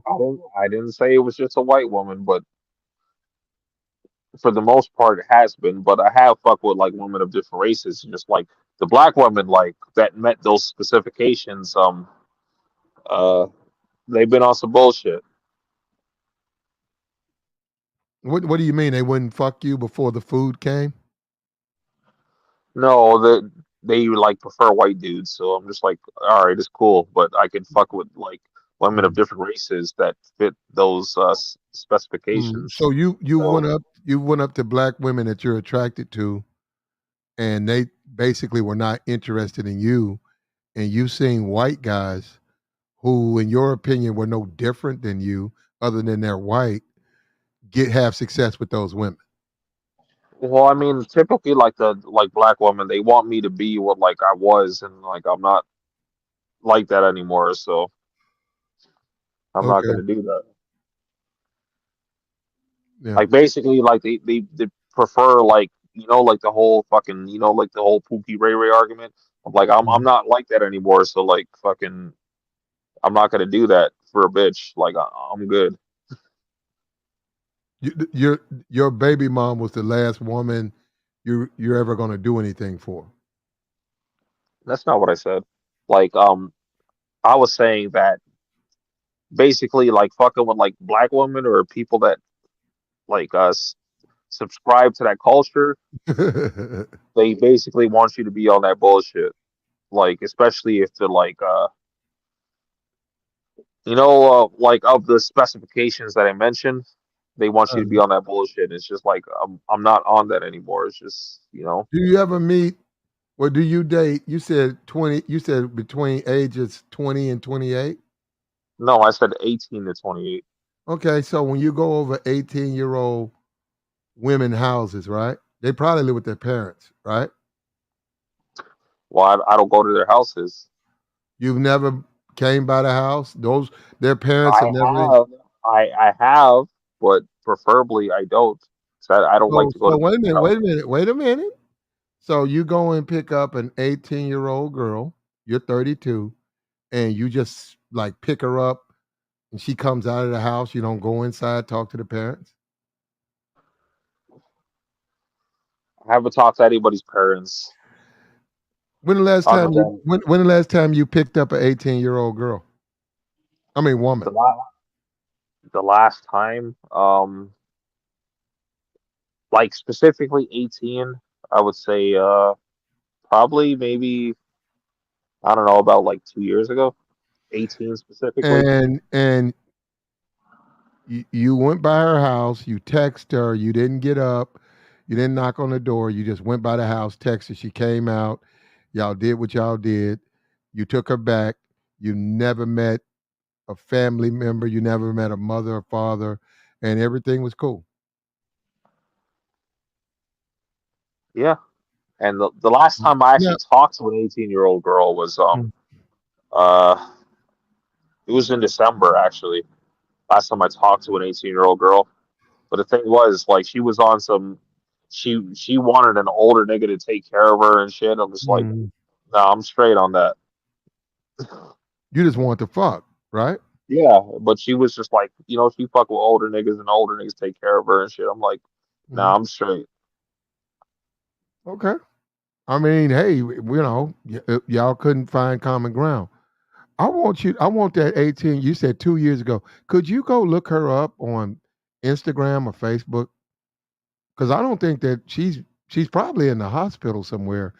Uh, she's probably got infected because if she doesn't have anybody looking out for her and she's just hopping in dudes' cars and getting fucked, and they don't even meet her at that age, yeah, that's not going to play out well for her at all.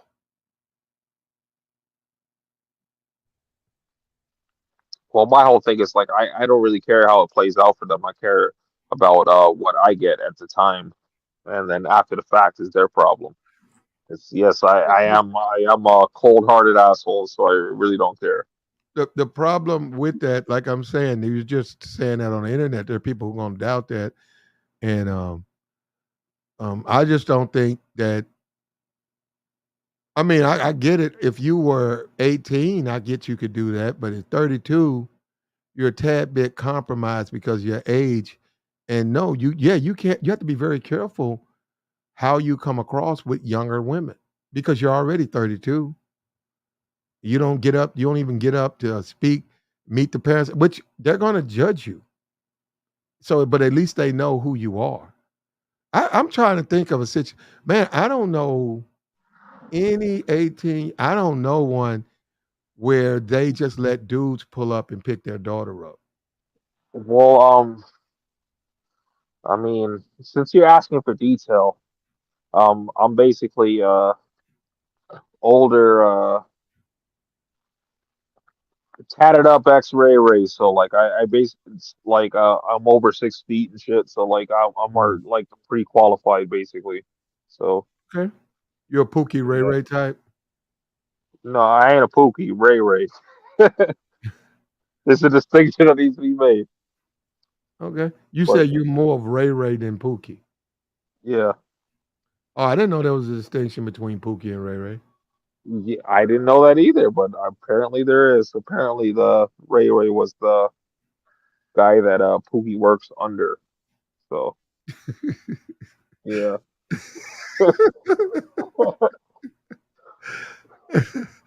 Okay. Yeah, there you go. You learn something new every day. I didn't know.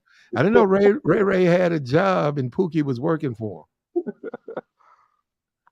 But anyhow, if it works for you, man, um, do live your life. We only live once. Um, state of the community. Yeah, that's the state of the community, man.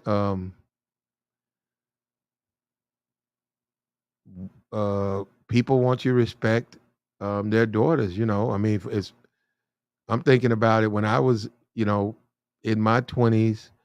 I went into a lot of homes, and one thing the parents they wanted respect, man. I'm trying to see if I could have done that. I couldn't have done it at 30. They wouldn't have allowed the women to date me at 30. Now, women that age who just out there, yeah, there are women out there just out there. They got women in strip clubs 18. But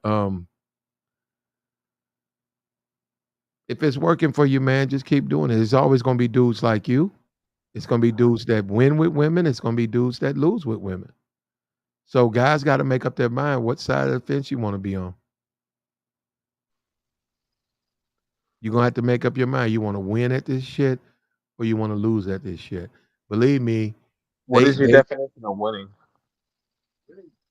women who listen and then execute the what you've told them to do. And also, yeah, well, the key point, listen. That's women who if she won't listen to you, the rest of it is irrelevant. The very minute your woman stops listening to you, she's listening to another nigga.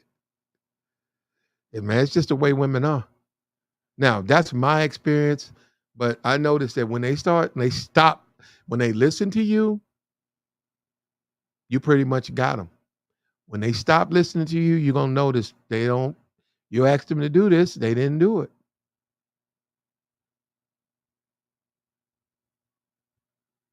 When she stops listening to you, somebody else has got her attention, and that's the nature of women. They are they're followers. So if they ain't following you, they following somebody else. And that's generally my stance on these hoes. Is yeah, once they start playing games, it's like there's another nigga involved.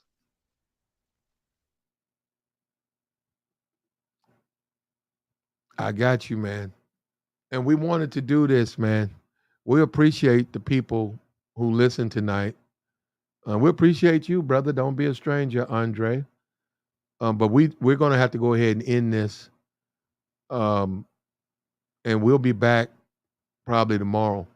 But we hope we help somebody. We hope, and we do. People do find out this stuff. There's gonna be somebody on YouTube. Shout out to you, Mike. Somebody's gonna be on YouTube and they're gonna be depressed and they're gonna have questions. And I hope they click on this podcast and maybe we answered some of their questions. And that's what we try to do.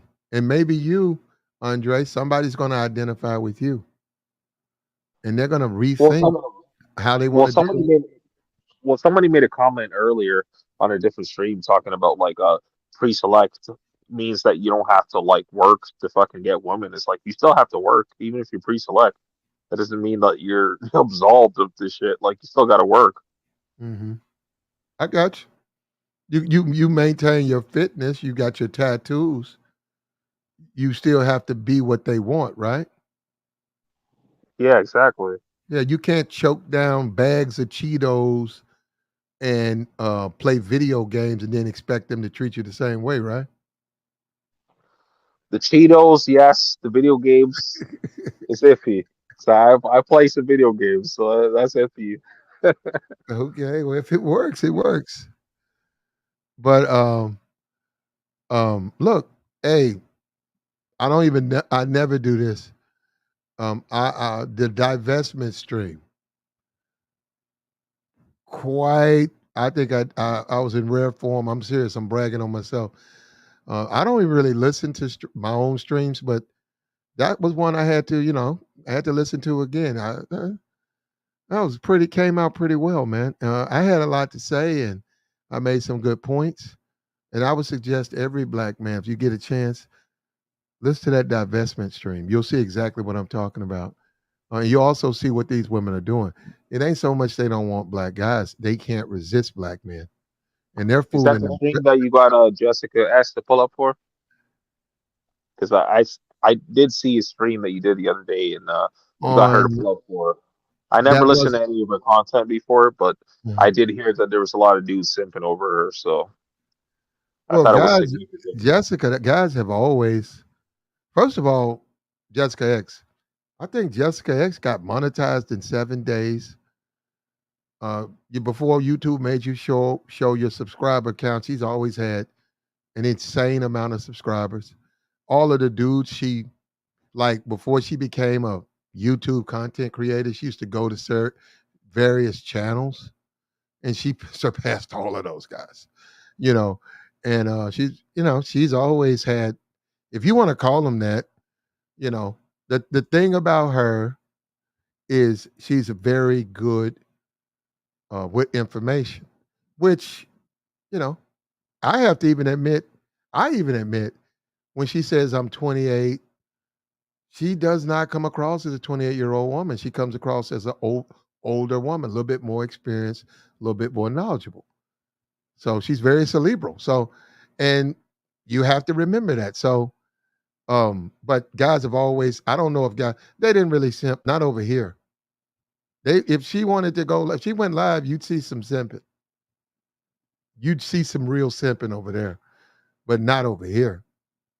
I don't think they did. I've seen guys.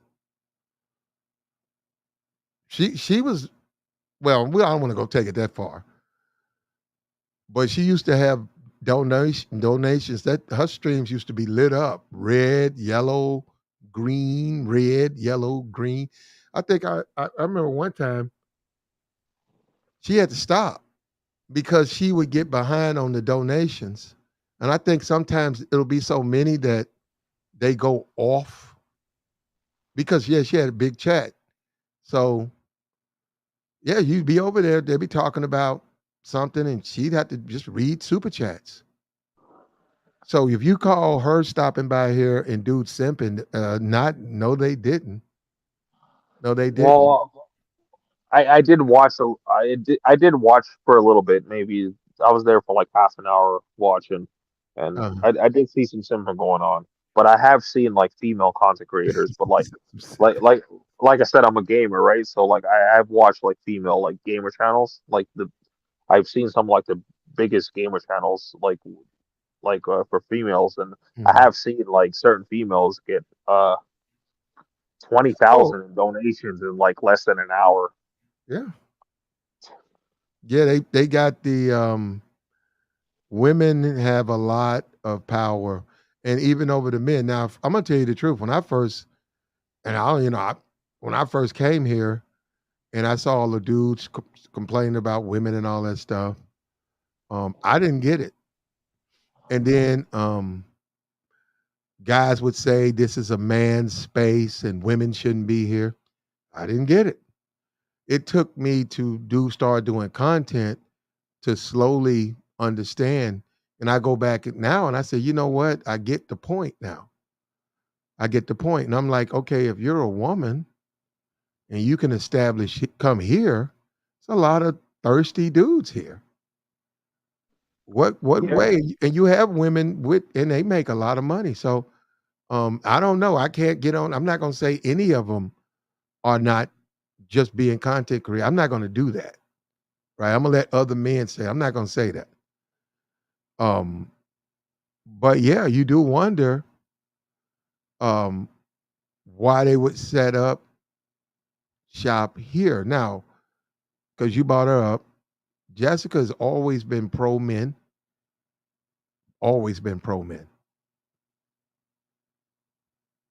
So she's always been that way. In many cases, she's more manosphere than a lot of men in the manosphere. So I don't think anybody even questions her. Um, but there are other women who you wonder why they set up shop here. And they're attractive women, and yeah, they're gonna get by doing that, they're gonna get money. They're gonna get attention from men. And like I said, I didn't even get that, but now I get it. But that's cool. That's all in it, man. You got your way, man. I have mine. You didn't really ask me for any advice, so you know what you're doing. Keep doing it, bro. If it works, you should keep doing it. No, You should. I didn't come up to ask you for advice. I just came up Yeah, I got just you. to add to the conversation. That's it. No, I heard you, man, and I just listened to you, man. And if you know what you're doing, you know, keep doing what you're doing. You know, me, I wouldn't do that. I wouldn't tell a woman, uh, I'm fucking fuck you. You on your own. If her mom does, I wouldn't do it. But hey, if you know you can get away with it, she'll understand. Do that. So people go through things and people need help. I disagree. See, that's what I'm saying. Some of this stuff, calling people simps, I don't think a guy who goes to a chick he's fucking to a funeral is a simp. I don't think that makes him a simp. So we just have to disagree, man. So and somebody, some younger man will listen to these streams. They'll listen to some of them, and we hope that this helps them. I would say Like one thing. I didn't actually say that. I didn't actually say that going to a woman's like whatever affiliation funeral is being a simp. But personally, I wouldn't go unless that that's like my wife or Mhm. it's been a woman I've been fucking with for like a long time. I'm not going. What if you find out one of the women, you MGTOW, one of the women that you only bring over to pump and dump, you'll throw a waffle down their throats, but after that they got to get the fuck out, and they can't, don't text you, call you till you hit them up, and then they come over, and then they got to get pumped and dumped, and then you'll throw a biscuit at them, and then they can go at it. What would you say to a woman like that who accepts that, lets you do that to her, stays loyal? Um, if the day she's supposed to come by, you call, and instead of her picking up, her father picks up and says hello, and you say, "Hey, um I'm trying to talk to Wendy." And he says, "Oh, Wendy, okay. Yeah, is this Andre?" And you say, "Yeah, this Andre. Yeah, my daughter's been asking about you. Yeah, she's currently in the hospital. She's got this condition. I've been up here with her. Um, this is what floor we're on. We're all up here praying for her. She's been asking about you. The doctor said, 'Who's this Andre dude?' And yeah, we're just sitting here right now. I'm glad you called. Right now, she's not up. She's not conscious. But this is the hospital we're at. We're at St. Francis, room 407. Okay, you're making like I am an asshole, but you're making me out to be a super villain. I'm not a super villain. So I'm an you, asshole. I'm not a super villain. so So in you that would go, case, I you, would go. I would so, go. okay, you would go up and, if, wish her, you're not a doctor, you go up and just wish her best, right? Yeah. Okay. Because what I'm saying is you're saying that you don't have any type of attachment to these women, which I mean, I don't, now on that one, I don't believe that. A woman you piping out for 6 months, you're going to catch some type of feelings for her. That's not what I said. I said I didn't have a short-term attachment. Like long-term, like there's a little attachment, like that's it's gonna happen like naturally. So, like But after like say like maybe 6 months, like you said, like yeah, there's gonna be like a short-term attachment there. So I'm not gonna be an asshole. Well, I'm not gonna be a super villain and be like this bitch is in the hospital, so fuck her and the you the know. the divestment stream was done 2 days ago. It says divestors. It's right there on the thumbnail. It was done 2 days ago, and no, I don't think any woman came up on that stream. So no, but we did. We might do a part two because there's a lot to say about divestors. And like I said, ultimately they're addicted to the BBC, and they know it. And see, when guys don't know it, you don't get them. But they know they are. They know they are. So, so they're quite funny. But yeah, hey, look, appreciate you, Andre. Yeah, Appreciate thanks for you. having me. Peace out. Okay. I'll check you out on All right, on a man. later date. Hey, don't be a stranger, brother. Well, I've been ghost watching for a little bit. Oh, okay. Well, we appreciate you, man. If you have the time and you want to join, just know you're welcome. All right. And there goes Andre. Look, we've been going for a couple of hours. Like I said, man, and this is what you guys got to understand. Platt, why you be saying this stuff and all? Well, this stuff will sit here, but you know what? Just like me, and just like you, when I got on YouTube, when I first found YouTube, I had things that I needed information about, and people put that down. Did that mean they were in that state of mind at the moment? No, no. But I needed what they put out there because, and I was glad they did it. So, and let me tell you something about small YouTubers, right? I would listen to the big people. I would listen to the people with, um, 20,000 people in their lives. I would listen to them, but I used to listen to 600 subs.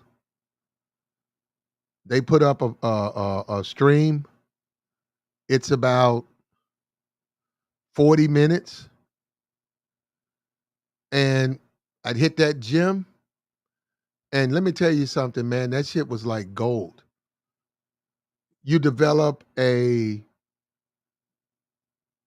familiarity with the YouTuber and the way they deliver, the way they interpret the world, the way they interpret their situation, the way they describe it.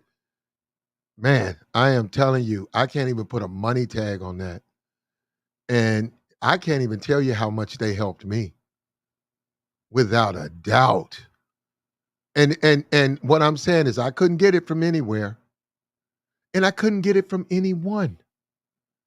And they were there. And these people had very small channels. And as I speak about them right now, because I can't put a name on it, I don't even know if they're on YouTube anymore. They came on, put up about 40 streams. They never got to 1,000 subs. Now we're back. COVID's gone. They're back. They're not doing them anymore. But I'll never forget that, man. And I'm so glad. I am so glad that they did it. We got a guy up here, Andre, who says he was chasing Jess.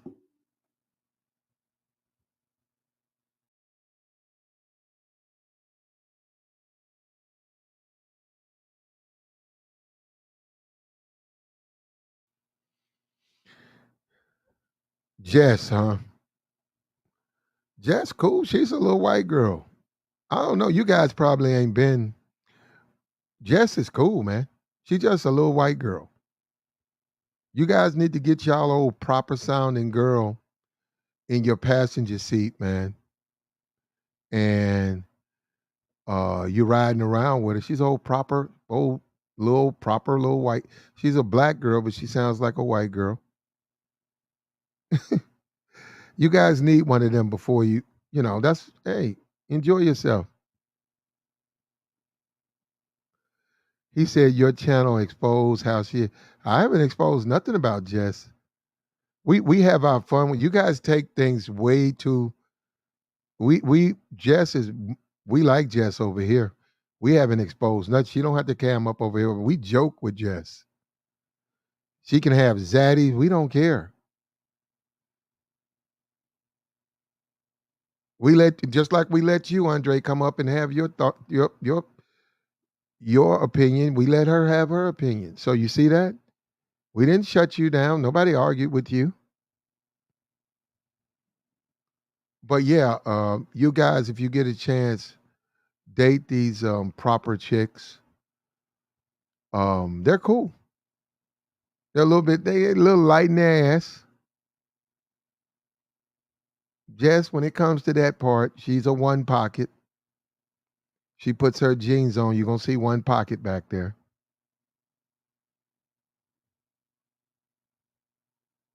But she's like a white girl, so those white girls walk around like that. Those white girls have flat asses and high heels and jeans and more back than ass. And you niggas get open. You niggas get open like a gas station.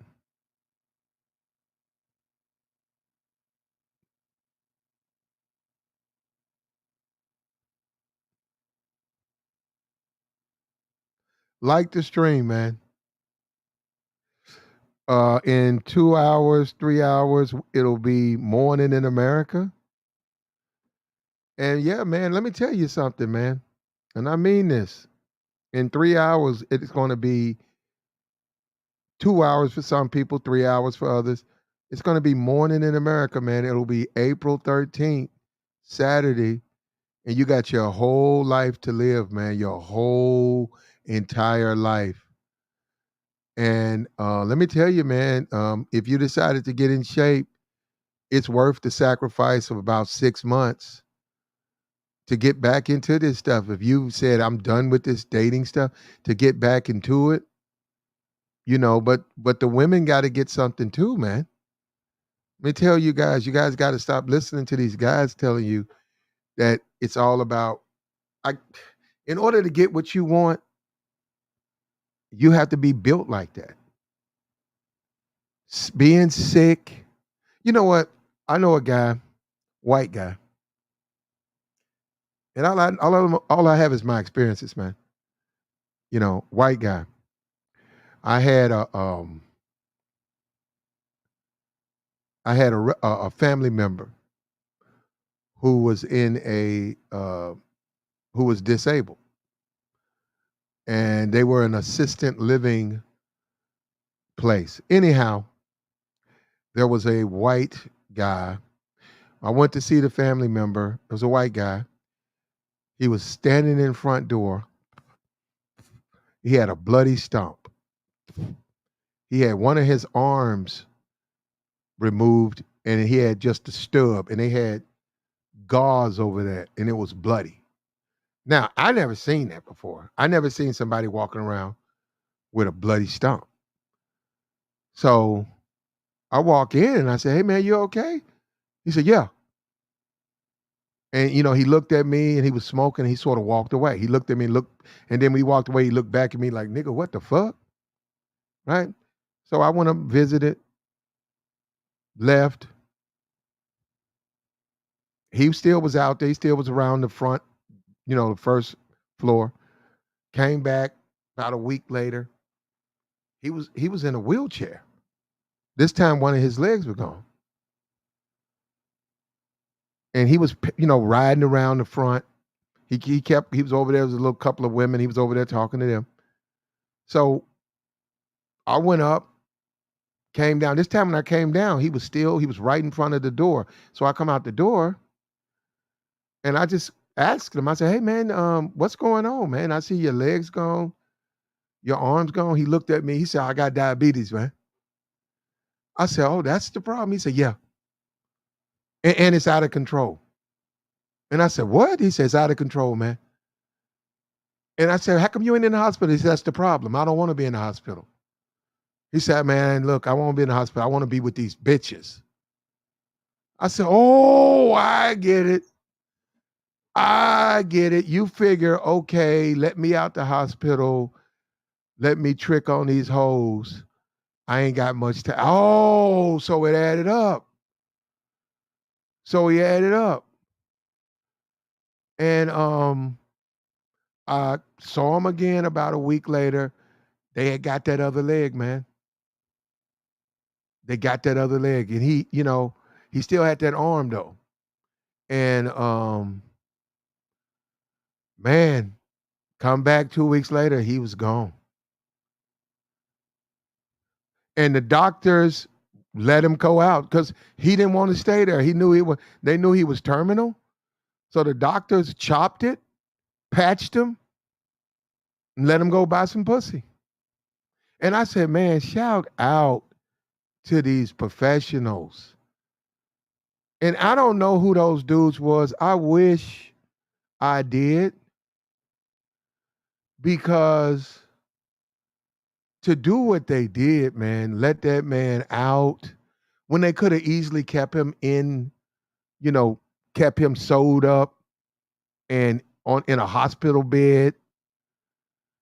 To be men and say, you know what, we're gonna go ahead and discharge him. Yeah, he wants some pussy. He says he's got a couple of $1,000. He can't take him with him. And he's right, he can't. He says he knows some bitches.